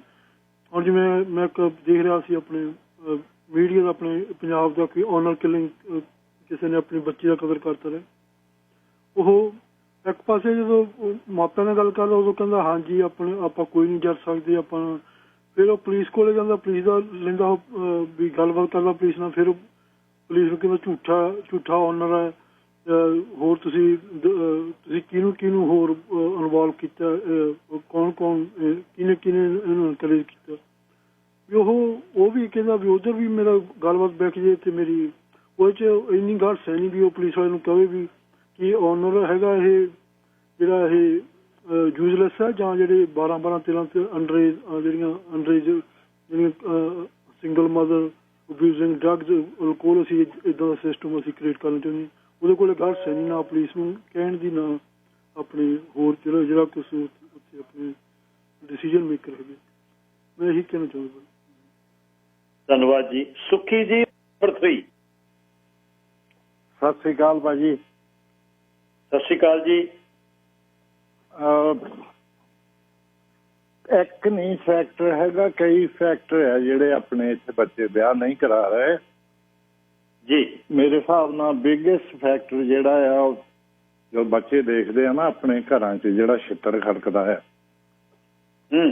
ਉਹ ਤੋਂ ਸਾਈਕੋਲੋਜੀਕਲੀ ਬਹੁਤ ਅਫੈਕਟ ਹੁੰਦੇ, ਡਰ ਜਾਂਦੇ। ਹਾਂਜੀ, ਵੀ ਜੇ ਮੈਰਿਜ ਕਰਾ ਕੇ ਆਹ ਕੁਛ ਹੀ ਹੋਣਾ ਆ, ਜਾਂ ਜੇ ਇਸ ਘਰ 'ਚ ਸ਼ਰਾਬ ਦੀ ਵਰਤੋਂ ਹੁੰਦੀ ਆ ਜਾਂ ਕੋਈ ਹੋਰ ਵੀ ਆ, ਰੋਜ਼ ਦੇ ਝਗੜੇ ਚੁਗਲੀਆਂ ਜੋ ਕੁਛ ਵੀ ਸਮਝ ਲਓ, ਇਹ ਜਿਹੜੇ ਸਾਈਕੋਲੋਜੀਕਲ ਫੈਕਟ ਮੇਰੇ ਹਿਸਾਬ ਨਾਲ ਉਹਨਾਂ ਨੂੰ ਮੈਰਿਜ ਤੋਂ ਦੂਰ ਤੱਕ ਰਹੇ ਆ। ਬਿਲਕੁਲ ਠੀਕ ਹੈ ਸਰ, ਬਹੁਤ ਵੱਡੀ ਗੱਲ ਭਾਜੀ। ਮਾਪਿਆਂ ਦੀ ਲੜਾਈ ਬਹੁਤ ਵੱਡਾ ਇੱਕ ਉਹਨਾਂ ਤੇ, ਕਿਉਂਕਿ ਸਾਨੂੰ ਆਪਣੇ ਮਾਪੇ ਦੇਖਦੇ ਸੀ ਵੀ ਕਦੇ ਲੜਦੇ ਨਹੀਂ ਸੀ, ਅਸੀਂ ਵੇਖਦੇ। ਇੱਕ ਉੱਥੇ ਤਾਂ ਆਪਣੀ ਤਾਂ ਜਦ ਸਾਡੇ ਵਿਆਹ ਹੋਏ ਨੇ 20 ਸਾਲ ਤੋਂ ਬਾਅਦ ਗੱਲਾਂ ਹੋਣ ਲੱਗ ਜਾਂਦੀਆਂ, ਨਾਨੀਆਂ ਮਾਮੀਆਂ ਤੇ ਮਾਸੀਆਂ ਆ ਕੇ ਗੱਲ ਕਰਨੀ, ਭਾਈ ਹੁਣ 10 ਸਾਲ ਤੇਰਾ ਮਨ ਆ। ਇੱਥੇ ਵੀ ਅਸੀਂ ਕਹਿੰਦੇ ਹੀ ਆ, ਪਰ ਜਵਾਕ ਉਹ ਕਹਿੰਦੇ ਨਾ। ਮੈਨੂੰ ਤਾਂ ਕਦੇ ਇਉਂ ਲੱਗਦਾ ਵੀ ਹੌਲੀ ਹੌਲੀ ਵਿਆਹ ਕਰਾਉਣਾ ਹੀ ਬੰਦ ਕਰ ਦੇਣ, ਜਵਾਬ ਹੀ ਦੇ ਦੇਣ। ਕੱਲ ਜਿਹੜੀ ਸਰਦਾਰ ਮਹਿੰਦਰ ਸਿੰਘ ਜੀ ਸਾਹਿਬ ਕਹਿ ਗਏ ਨੇ, ਕਾਰਨ ਕੀ ਆ ਵਿਆਹ ਕਰਾਉਣ ਦਾ ਹੁੰਦਾ ਬਈ ਜੀਵਨ ਦਾ ਸੁੱਖ, ਸਰੀਰਕ ਸੁੱਖ, ਉਹ ਇੱਥੇ ਕੋਈ ਇਹਨਾਂ ਨੂੰ ਬੰਨਣੇ ਹੈ ਨਹੀਂ। ਇੱਥੇ ਜਿਹੜਾ ਸਾਨੂੰ 24-25 ਸਾਲ ਦੀ ਉਮਰ ਦੇ ਵਿੱਚ ਜ਼ਿੰਦਗੀ ਦਾ ਇੱਕ ਝਰੋਖਾ ਸ਼ੁਰੂ ਹੁੰਦਾ, ਉਹ ਇੱਥੇ ਤਾਂ ਇਹਨੂੰ 16-17 ਸਾਲ ਦੀ ਉਮਰ ਦੇ ਵਿੱਚ ਸ਼ੁਰੂ ਹੋ ਜਾਂਦਾ। ਇਹਨਾਂ ਦਾ ਸਬਜੈਕਟ ਨੇ, ਇਹਨਾਂ ਪੜ੍ਹਾਉਂਦੇ ਆ ਜੀ। ਉਹ ਅਗਾਂਹ ਵਧੂ ਜ਼ਿੰਦਗੀ ਆ ਜਿਹੜੀ, ਉਹ ਪਤਾ ਨਹੀਂ ਕਿੱਧਰ ਨੂੰ ਲੈ ਚੱਲੀ। ਹਰਸਿਮਰਨ ਮਾਗੜ ਜੀ ਲਾਈਨ 4। ਸਤਿ ਸ੍ਰੀ ਅਕਾਲ ਗਿੱਲ ਸਾਹਿਬ। ਸਤਿ ਸ਼੍ਰੀ ਅਕਾਲ ਜੀ ਮਾਨ ਸਾਹਿਬ। ਗਿੱਲ ਸਾਹਿਬ, ਇਹਦੇ ਵਿੱਚ ਕਈ ਰੀਜ਼ਨ ਨੇ ਜੀ। ਆਪਣੇ ਵਿਆਹ ਲੇਟ ਕਰਾਉਣਾ ਜਾਂ ਵਿਆਹ ਨਹੀਂ ਕਰਾਉਣਾ, ਜਾਂ ਹੁਣ ਕਈ ਏਦਾਂ ਦੇ ਨੇ ਜਿਹੜੇ ਵਿਆਹ ਕਰਾਉਣਾ ਚਾਹੁੰਦੇ ਨੇ, ਉਹਨਾਂ ਦਾ ਵਿਆਹ ਹੁੰਦਾ ਨਹੀਂ, ਉਹਦਾ ਵੀ ਕਾਰਨ ਜੀ। ਹੁਣ ਇੱਥੇ ਕੈਨੇਡਾ ਦਾ ਸਿਨਾਰੀਓ ਹੋਰ ਆ ਜੀ, ਇੰਡੀਆ ਦਾ ਸਿਨਾਰੀਓ ਹੋਰ ਆ। ਤੁਹਾਨੂੰ ਦੋਨੇ ਐਗਜ਼ਾਮਪਲਾਂ ਦੇ ਦਿੰਦੇ। ਇੰਡੀਆ ਦੇ ਵਿੱਚ ਕੀ ਆ ਜੀ, ਨਸ਼ੇ ਨੇ, ਬੇਰੁਜ਼ਗਾਰੀ ਆ, ਠੀਕ ਆ ਜੀ। ਚਾਹੇ ਉੱਥੇ ਕੋਈ ਮੁੰਡਾ ਚਾਹੇ ਕੋਈ ਕੁੜੀ ਦੇ ਮਾਪੇ ਨੇ, ਉਹ ਸਿਕਿਉਰਿਟੀ ਭਾਲਦੇ ਨੇ, ਸਾਡੀ ਕੁੜੀ ਵਧੀਆ ਘਰ ਦੇ ਵਿੱਚ ਵਿਆਹੀ ਜਾਵੇ, ਠੀਕ ਆ ਜੀ। ਤੇ ਮੁੰਡੇ ਦੇ ਪੇਰੈਂਟਸ ਵੀ ਚਾਹੁੰਦੇ ਨੇ ਸਾਡਾ ਮੁੰਡਾ ਵਧੀਆ ਫੈਮਿਲੀ ਦੇ ਵਿੱਚ ਵਿਆਹਿਆ ਜਾਵੇ। ਹੁਣ ਉੱਥੇ ਏਦਾਂ ਦਾ ਸਿਸਟਮ ਹੋ ਗਿਆ ਪੰਜਾਬ ਦੇ ਵਿੱਚ। ਸਾਡਾ ਹੁਣ ਪਿੰਡ ਦਾ ਨਾਂ ਤਾਂ ਕਾਹਨੂੰ ਲੈਣਾ ਜੀ। ਹੁਣ ਮੁੰਡੇ ਉੱਥੇ ਬਹੁਤ ਬੇਰੁਜ਼ਗਾਰੀ ਬਹੁਤ ਆ, ਕੰਮ ਕਰਦੇ ਨੇ, ਜ਼ਮੀਨਾਂ ਥੋੜੀਆਂ ਨੇ, 10-10 12-12 ਹਜ਼ਾਰ ਕਮਾਉਂਦੇ ਨੇ, ਉਹਨਾਂ ਦਾ ਰਿਸ਼ਤਾ ਨਹੀਂ ਹੁੰਦਾ, ਠੀਕ ਹੈ ਜੀ। ਤੇ ਹੋਰ ਤੁਹਾਨੂੰ ਗੱਲ ਦੱਸ ਦਿੰਦਾ, ਉੱਥੇ ਪੰਜਾਬ ਦੀ ਜਿਹੜਾ ਮੇਰੇ ਵਰਗਾ 2-4 ਸਾਲ ਬਾਹਰ ਲਾ ਜਾਂਦਾ, ਉਹ ਜਾਂਦਾ ਵਿਆਹ ਕਰਾਉਣ ਵੀ ਚੱਲ ਯਾਰ 25-26 ਸਾਲ ਜਾਂ 27-28 ਸਾਲ ਦੀ ਉਮਰ ਹੋ ਗਈ, ਵਿਆਹ ਕਰਾ ਲਈਏ, ਹਨਾ।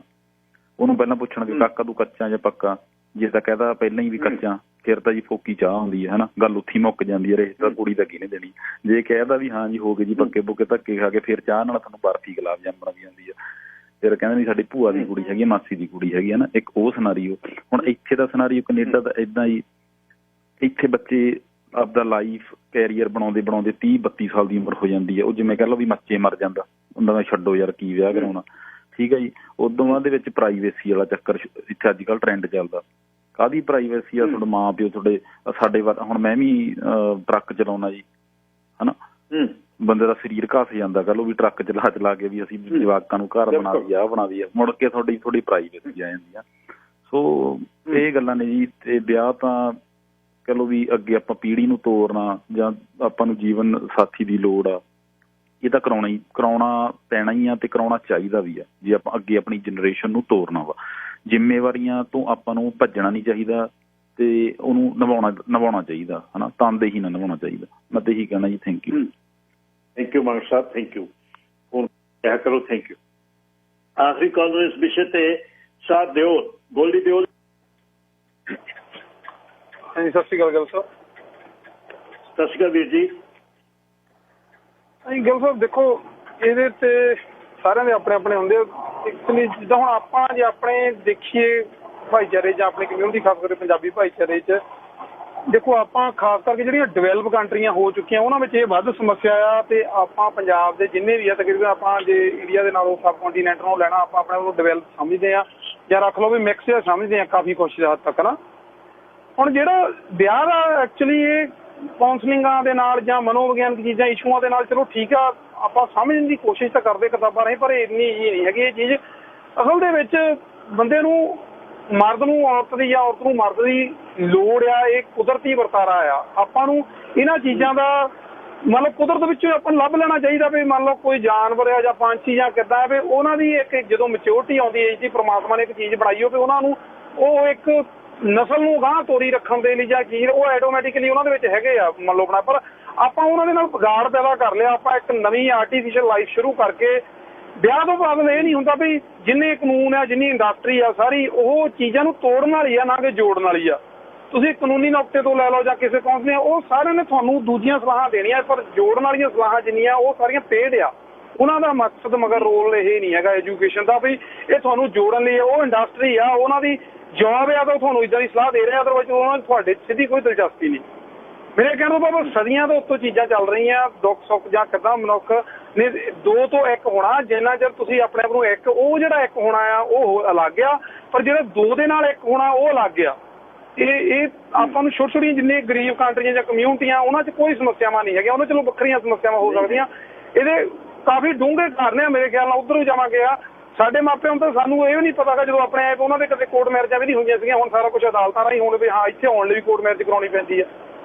ਇਹ ਤਾਂ ਇੱਕ ਵਰਤਾਰਾ, ਕੋਈ ਸਮੱਸਿਆਵਾਂ ਹੈ ਹੀ ਨਹੀਂ ਜਿਹਨਾਂ ਕਮਿਊਨਿਟੀਆਂ 'ਚ ਹੈ ਨਹੀਂ। ਆਪਣੇ ਜਾਂ ਮੰਨ ਲਓ ਜਿਹੜੇ ਗਾਂਹ ਵੱਧ ਗਏ ਆ ਉਹ ਆਟੋਮੈਟਿਕਲੀ ਉਹਨਾਂ ਦਾ ਖਤਮ ਹੋ ਰਿਹਾ ਆ। ਉਹਨਾਂ ਨੂੰ ਕੋਈ ਇੱਦਾਂ ਵੀ ਹੈ ਨਹੀਂ ਵੀ ਬਹੁਤ ਮੋਟਿਵ ਆ ਉਹਨਾਂ ਦਾ ਲਾਈਫ ਦਾ, ਵੀ ਉਹਨਾਂ ਦਾ ਬਹੁਤ ਘੱਟ ਲੋਕ ਆ ਜਿਹਨਾਂ ਦਾ ਟਾਈਮ ਨਹੀਂ ਲੱਗਦਾ ਜਾਂ ਉਹਨਾਂ ਦਾ ਕੋਈ ਮਿਸ਼ਨ ਆ। ਅਦਰਵਾਈਜ਼ ਬਹੁਤੇ ਲੋਕ ਤਾਂ ਦੇਖੋ ਦੇਖੀ ਇੱਕ ਇਹ ਇੰਡਸਟਰੀ ਨੇ ਮੰਨ ਲਓ ਫੈਸ਼ਨ ਬਣਾਤਾ, ਲੋਕ ਕਹਿੰਦੇ ਚਲੋ ਨਹੀਂ ਕਰਾਉਣਾ। ਵੈਸੇ ਮੈਨੂੰ ਲੱਗਦਾ ਜ਼ਰੂਰੀ ਆ ਆਪਾਂ ਨੂੰ ਕੁਦਰਤ ਵਿੱਚੋਂ ਇਹ ਚੀਜ਼ਾਂ ਦੇ ਹੱਲ ਲੱਭਣੇ ਚਾਹੀਦੇ ਆ ਮੇਰੇ ਖਿਆਲ ਨਾਲ। ਬਾਕੀ ਤਾਂ ਮੰਡੀ ਆ ਸਾਰੀ ਝਾਉਣ ਵਾਲੀ। Thank you. ਚਾਅ ਹੁੰਦਾ ਸੀ ਯਾਰ ਆਪਾਂ ਨੂੰ ਵਿਆਹਾਂ ਦੇ ਚਾਅ ਹੁੰਦੇ 20ਵੇਂ ਸਾਲ ਤੋਂ ਜਦ ਟੱਪ ਜਾਂਦਾ ਬੰਦਾ 21-22 ਦਾ ਹੁੰਦਾ, ਜੇ ਕੋਈ ਘਸਿਆ ਜਿਹਾ ਹੁੰਦਾ ਕਦ ਹੁਣ ਕਹਿੰਦੇ ਖਾਇਆ ਪੀਆ ਕਰੋ, ਵਿਆਹ ਵੀ ਕਰਾਉਣਾ ਨਸਲ ਤੋੜਦੇ। ਹੁਣ ਉਹ ਨਸਲ ਤੋੜਨ ਦੀ ਗੱਲ ਜਵਾਕ ਜੇ ਹੁੰਦੇ ਨੇ ਕਿੱਥੋਂ ਗੱਲਾਂ ਚੱਲ ਪਈਆਂ। ਬੋਡੀ ਬੇਬੀ ਅਸੀਂ ਪਲਾਨ ਕਰਦੇ ਹਾਂ, ਹੁਣ ਜਵਾਕ ਪਲਾਨ ਕਰਦੇ ਨੇ ਕਦ ਅਸੀਂ ਬੇਬੀ ਲੈਣਾ, ਅਸੀਂ ਪਲਾਨ ਕਰਾਂਗੇ।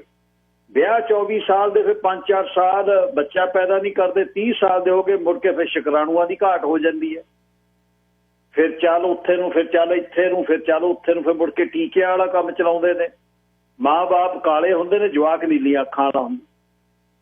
ਮਤਲਬ ਇੱਕ ਇਸ਼ੂ ਨਹੀਂ ਹੈ, ਅਸੀਂ ਖਲਲ ਪਾਈ ਕੁਦਰਤ ਦੇ ਵਿੱਚ। ਝੂਠੇ ਵਿਆਹ, ਬਾਈ ਗਿੱਲਰਦੀਪ ਉਹਨੀ ਕਹਿੰਦਾ ਮੇਰੇ ਕੋਲ ਇੱਕ ਮੈਰਿਜ ਬਿਊਰੋ ਵਾਲਾ ਆ ਗਿਆ ਭਗਤੇ ਭਾਈ, ਕਿਹਾ ਨਾਲ ਉਹਦੇ ਨਾਲ ਜੱਟ ਕਹਿੰਦਾ ਫਾੜੀਆਂ ਬੰਨੀਆਂ ਹੋਈਆਂ 6-6 ਆਲੇ ਦੁਆਲੇ ਪਾਗਾਂ ਪੂਰੀਆਂ, ਸਵੇਰੇ ਚਾਹ ਨਾਲ ਚੰਗੀ ਫੀਮ ਛਕੀ ਹੋਈ, ਕਹਿੰਦਾ ਗਾਲ ਗਾੜਾ ਇਹਦੇ ਕਰਕੇ ਕਹਿੰਦੇ ਬਾਈ ਸਿਆ ਵਿਆਹ ਆਪਣਾ ਨਕਲੀ ਆ, ਕਹਿੰਦਾ ਤੈਨੂੰ ਵੀ ਅੱਧੇ ਹੀ ਪੈਸੇ ਦੇਵਾਂਗੇ। ਉਹ ਕਹਿੰਦਾ ਮੇਰਾ ਗਾਉਣਾ ਨਕਲੀ ਆ, ਮੇਰੀਆਂ ਤਾਂ ਗਰਾਰੀਆਂ ਉਨੀਆਂ ਚੱਲਣੀਆਂ ਗਲਦੀਆਂ, ਮੈਂ ਤਾਂ ਪੂਰੇ ਲੈਣੇ ਨੇ। ਵਿਆਹ ਤੁਹਾਡਾ ਨਕਲੀ ਆ ਤਾਂ ਤੁਹਾਡਾ ਨਕਲੀ ਆ। ਸੋਚੋ ਤੁਸੀਂ ਕਹਾਣੀ ਕੀ। ਗਿੱਲ ਸਾਹਿਬ ਕਹਿੰਦੇ, ਲਖਵੀਰ ਹੋਣੀ ਕਹਿੰਦੇ ਜੱਟ ਕੋਲ ਚੁਆਇਸ ਹੀ ਇੰਨੀ ਆ, ਉਹ ਚੁਆਇਸ ਜਿਵੇਂ ਗੰਨੇ ਦੇ ਖੇਤ ਹੀ ਲੰਘਦਾ ਕਹਿੰਦਾ ਵੀ ਕਿਹੜਾ ਪੱਟਣਾ, ਬੜੀ ਪੂਰੀ ਛੋਟੀ ਪੂਰੀ, ਸਾਰਾ ਗੰਨੇ ਦਾ ਖੇਤ ਲੰਘ ਜਾਂਦਾ। ਇਸ ਤਰ੍ਹਾਂ ਵਿਆਹ 'ਚ ਕਿਹੜਾ ਗੋਤ ਕੀ ਕੱਦ ਇਹ ਵੋ, ਇਹ ਗੱਲਾਂ ਜਿਹੜੀਆਂ ਕਿੰਨੀ ਸਾਦਗੀ ਸੀ। ਸਾਡੇ ਬਾਪਿਆਂ ਨੇ ਸਾਡੀਆਂ ਮਾਵਾਂ ਦਾ ਮੂੰਹ ਨਹੀਂ ਦੇਖਿਆ, ਸਾਨੂੰ ਵਿਚੋਲਣ ਨੇ ਫੋਟੋ ਦਿਖਾਤੀ, ਸਾਨੂੰ ਨਾਲ ਨਹੀਂ ਬਹਿਣ ਦਿੱਤਾ। ਜਿਹੜੇ 90ਵਿਆਂ ਦੇ ਵਿੱਚ ਵਿਆਹ ਹੋਏ ਮੇਰੇ ਆਣ ਦੇ ਨੇ, ਕਿ ਉਹ ਕੌਣ ਮਿਲਣ ਦਿੰਦਾ ਸੀ ਉੱਥੇ, ਬਸ ਬੈਠੇ ਉਹ ਗੱਲਾਂ 10 ਜੀ ਆਲੇ ਦੁਆਲੇ ਘਰ ਦੇ ਬੈਠੇ ਕਰੀ ਜਾਣਗੇ, ਕਰ ਲਓ ਭਾਈ ਗੱਲ। ਹੁਣ ਉੱਥੇ ਕਿਹੜੀ ਗੱਲ ਕਰਨੀ ਹੈ ਉਹਨਾਂ ਨੇ, ਪਰ ਸਾਰਿਆਂ ਦੇ ਨਤੀਜੇ ਸਹੀ ਨੇ। ਚਲੋ ਮਤਲਬ ਦੋ ਸੁਭਾਵਾਂ ਦਾ ਮੇਲ ਤਾਂ ਹੈ ਹੀ ਨਹੀਂ, ਉਹ ਤਾਂ ਇਹਨਾਂ ਦਾ ਵੀ ਨਹੀਂ ਜਿਹੜੇ ਉਰੇ ਜੰਮੇ ਪਲੇ ਨੇ, ਉਹਨਾਂ ਨੇ ਵੀ ਅਲੱਗ-ਅਲੱਗ ਸੋਚਣਾ। ਪਰ ਵਿਆਹ ਤਾਂ ਸਫਲ ਨੇ, ਅਗਲੀ ਪੀੜ੍ਹੀ ਤੋਰਤੀ, ਘਰ-ਬਾਰ ਸਾਰੇ ਸੈੱਟ ਕਰਤੇ। ਪਰ ਆਪਾਂ ਮਾਪਿਆਂ ਦੇ ਤੌਰ ਤੇ ਵੀ ਕੋਸ਼ਿਸ਼ ਕਰੀ ਕਿ ਬੱਚੇ ਨੂੰ ਇੱਕ ਮੈਰਿਜ ਦਾ ਜਿਹੜਾ ਇੰਸਟੀਟਿਊਸ਼ਨ ਹੈ ਉਹ ਵਧੀਆ ਲੱਗੇ। ਸਾਡੀਆਂ ਲੜਾਈਆਂ, ਸਾਡੀ ਸ਼ਬਦਾਵਲੀ, ਸਾਡੀ ਗੱਲ ਕਰਨ ਦਾ ਢੰਗ ਉਹ ਠੀਕ ਹੋਵੇ। ਜਾਤਾਂ ਦੀਆਂ ਗੱਲਾਂ, ਗੋਤਾਂ ਦੀਆਂ ਗੱਲਾਂ, ਦੁਆਬੀਏ ਮਾਲਵੀ ਤੇ ਮਾਝੇ ਦੀਆਂ ਗੱਲਾਂ, ਇਹ ਘਰ ਦੇ ਵਿੱਚ ਗੁਰਦੁਆਰੇ ਦੀਆਂ ਪੋਲੀਟਿਕਸ, ਕਿਹੜਾ ਪ੍ਰਧਾਨ ਕਿਹੜੇ ਖਿੱਤੇ ਦਾ, ਉੱਥੇ ਘਰੇ ਬਹਿ ਕੇ ਜਦ ਗਾਲਾਂ ਕੱਢਦੇ ਹੋ ਫੋਨ ਤੇ ਇੱਕ ਦੂਜੇ ਨੂੰ, ਜਵਾਕ ਸੁਣਦੇ, ਕਿਉਂਕਿ ਡਬਲ ਸਟੈਂਡਰਡ ਹੈ। ਸੋ ਇਹ ਜਿਹੜਾ ਕੁਛ, ਫਿਰ ਬੱਚੀਆਂ ਖਾਸ ਤੌਰ ਤੇ ਡਰਦੀਆਂ ਨੇ ਵੀ ਅਸੀਂ ਜਦ ਵਿਆਹ ਕਰਾਉਣਾ ਤਾਂ ਜੇ ਕੋਈ ਤੁਹਾਡੇ ਪਿੰਡਾਂ ਦਾ, ਤੁਹਾਡੇ ਗੋਤ ਦਾ, ਤੁਹਾਡੀ ਜਾਤ ਦਾ ਬੰਦਾ ਹੈ ਨਹੀਂ, ਉਹ ਇਹ ਡਰਦੀਆਂ ਹੀ ਫਿਰੀ ਜਾਂਦੀਆਂ ਨੇ, ਉਹ ਕਹਿ ਹੀ ਨਹੀਂ ਸਕਦੀਆਂ ਮਾਪਿਆਂ ਨੂੰ। ਲੁਕਮਾ ਚੋਰੀ ਮਿਲੀ ਜਾਂਦੀਆਂ ਨੇ ਜਾ ਕੇ। ਮੁੰਡਾ ਗੋਰੀ ਲੈ ਆਵੇ, ਉਹ ਕਹਿੰਦਾ ਕੋਈ ਫਰਕ ਨਹੀਂ, ਪ੍ਰਾਹੁਣਾ ਗੋਰਾ ਆ ਜਾਵੇ, ਉਹ ਕਹਿੰਦਾ ਵੀ ਚਲੋ ਮੈਕਸੀਕੋ ਵਿਆਹ ਕੇ ਆਈਏ। ਡੈਸਟੀਨੇਸ਼ਨ ਵੈਡਿੰਗ ਬਹੁਤ ਹੁੰਦੀ ਹੈ, ਵਧੀਆ ਹੁੰਦੀ ਹੈ, ਫਿਰ ਐਂ ਕਰ ਲੈਂਦੇ ਆਪਾਂ। ਮੇਰੇ ਖਿਆਲ ਸਾਨੂੰ ਜਵਾਕਾਂ ਨੂੰ ਇਸ ਵਿਸ਼ੇ ਤੇ ਗੱਲ ਕਰਨੀ ਸ਼ੁਰੂ ਕਰਨੀ ਚਾਹੀਦੀ। ਜਦੋਂ ਗ੍ਰੈਜੂਏਸ਼ਨ ਕਰਦੇ ਨੇ 24 ਸਾਲ ਦੇ ਹੋ ਕੇ, ਕਾਲਜ ਜਾਇਆ ਹੈ 2 ਸਾਲ, ਵੀ ਭਾਈ ਡਿਸਾਈਡ ਕਰੋ ਆਪਣਾ, ਅਸੀਂ ਆਪਣੀ ਜ਼ਿੰਮੇਵਾਰੀ ਤੋਂ ਮੁਕਤ ਹੋਣਾ। ਜਦੋਂ ਕਹਿਣ ਤੁਹਾਡੀ ਕੋਈ ਜ਼ਿੰਮੇਵਾਰੀ, ਤਾਂ ਉਹਨੂੰ ਕਹਿੰਦਾ ਨਾ ਸਾਡੀ ਜ਼ਿੰਮੇਵਾਰੀ ਹੈ, ਇਹ ਜ਼ਿੰਮੇਵਾਰੀ ਤੋਂ ਸਾਨੂੰ ਮੁਕਤ ਹੋਣਾ ਪੈਣਾ, ਸਾਨੂੰ ਵਿਆਹ ਤੁਹਾਡਾ ਕਰਨਾ ਪੈਣਾ, ਅਸੀਂ ਇਹਦੇ ਤੋਂ ਫਾਰਗ ਹੋਣਾ, ਸਾਨੂੰ ਅਸੀਂ 65 ਸਾਲਾਂ ਦੇ ਤਾਂ ਹੀ ਰਿਟਾਇਰ ਹੋਵਾਂਗੇ, ਤੁਸੀਂ ਵਿਆਹ ਕਰਾਓ। ਇਹ ਬਹੁਤ ਵੱਡਾ ਇਸ਼ੂ ਹੈ। ਜਿਹਦਾ ਇੱਕ ਵਾਰ ਡਿਵੋਰਸ ਹੋ ਗਿਆ ਮੂੰਹ ਹੀ ਨਹੀਂ ਕਰਦਾ।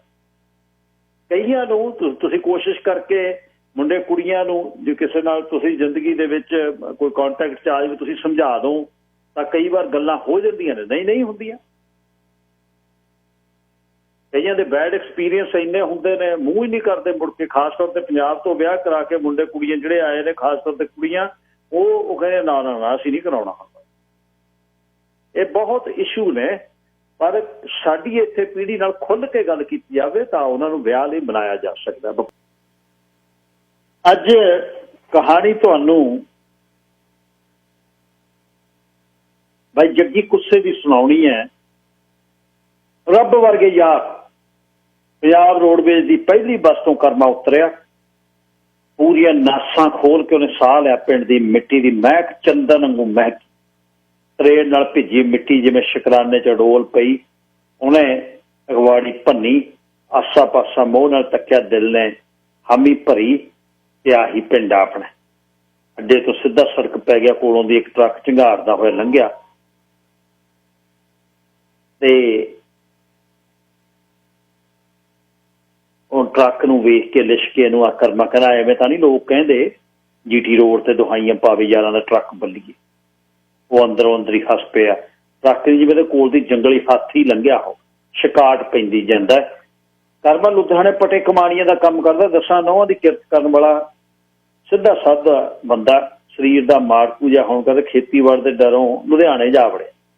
ਸਵੇਰੇ ਸਵੇਰੇ ਲੋਕ ਜੰਗਲ ਪਾਣੀ ਦੇ ਨਿਕਲੇ ਸੀ, ਜਾਨਵਰ ਚਹਿਕ ਰਹੇ ਸੀ, ਚੜ੍ਹਦੇ ਸੂਰਜ ਦੀ ਲਾਲੀ ਧਰਤੀ ਤੇ ਰੋਸ਼ਨੀ ਬਣ ਕੇ ਡੁੱਲ ਪਈ।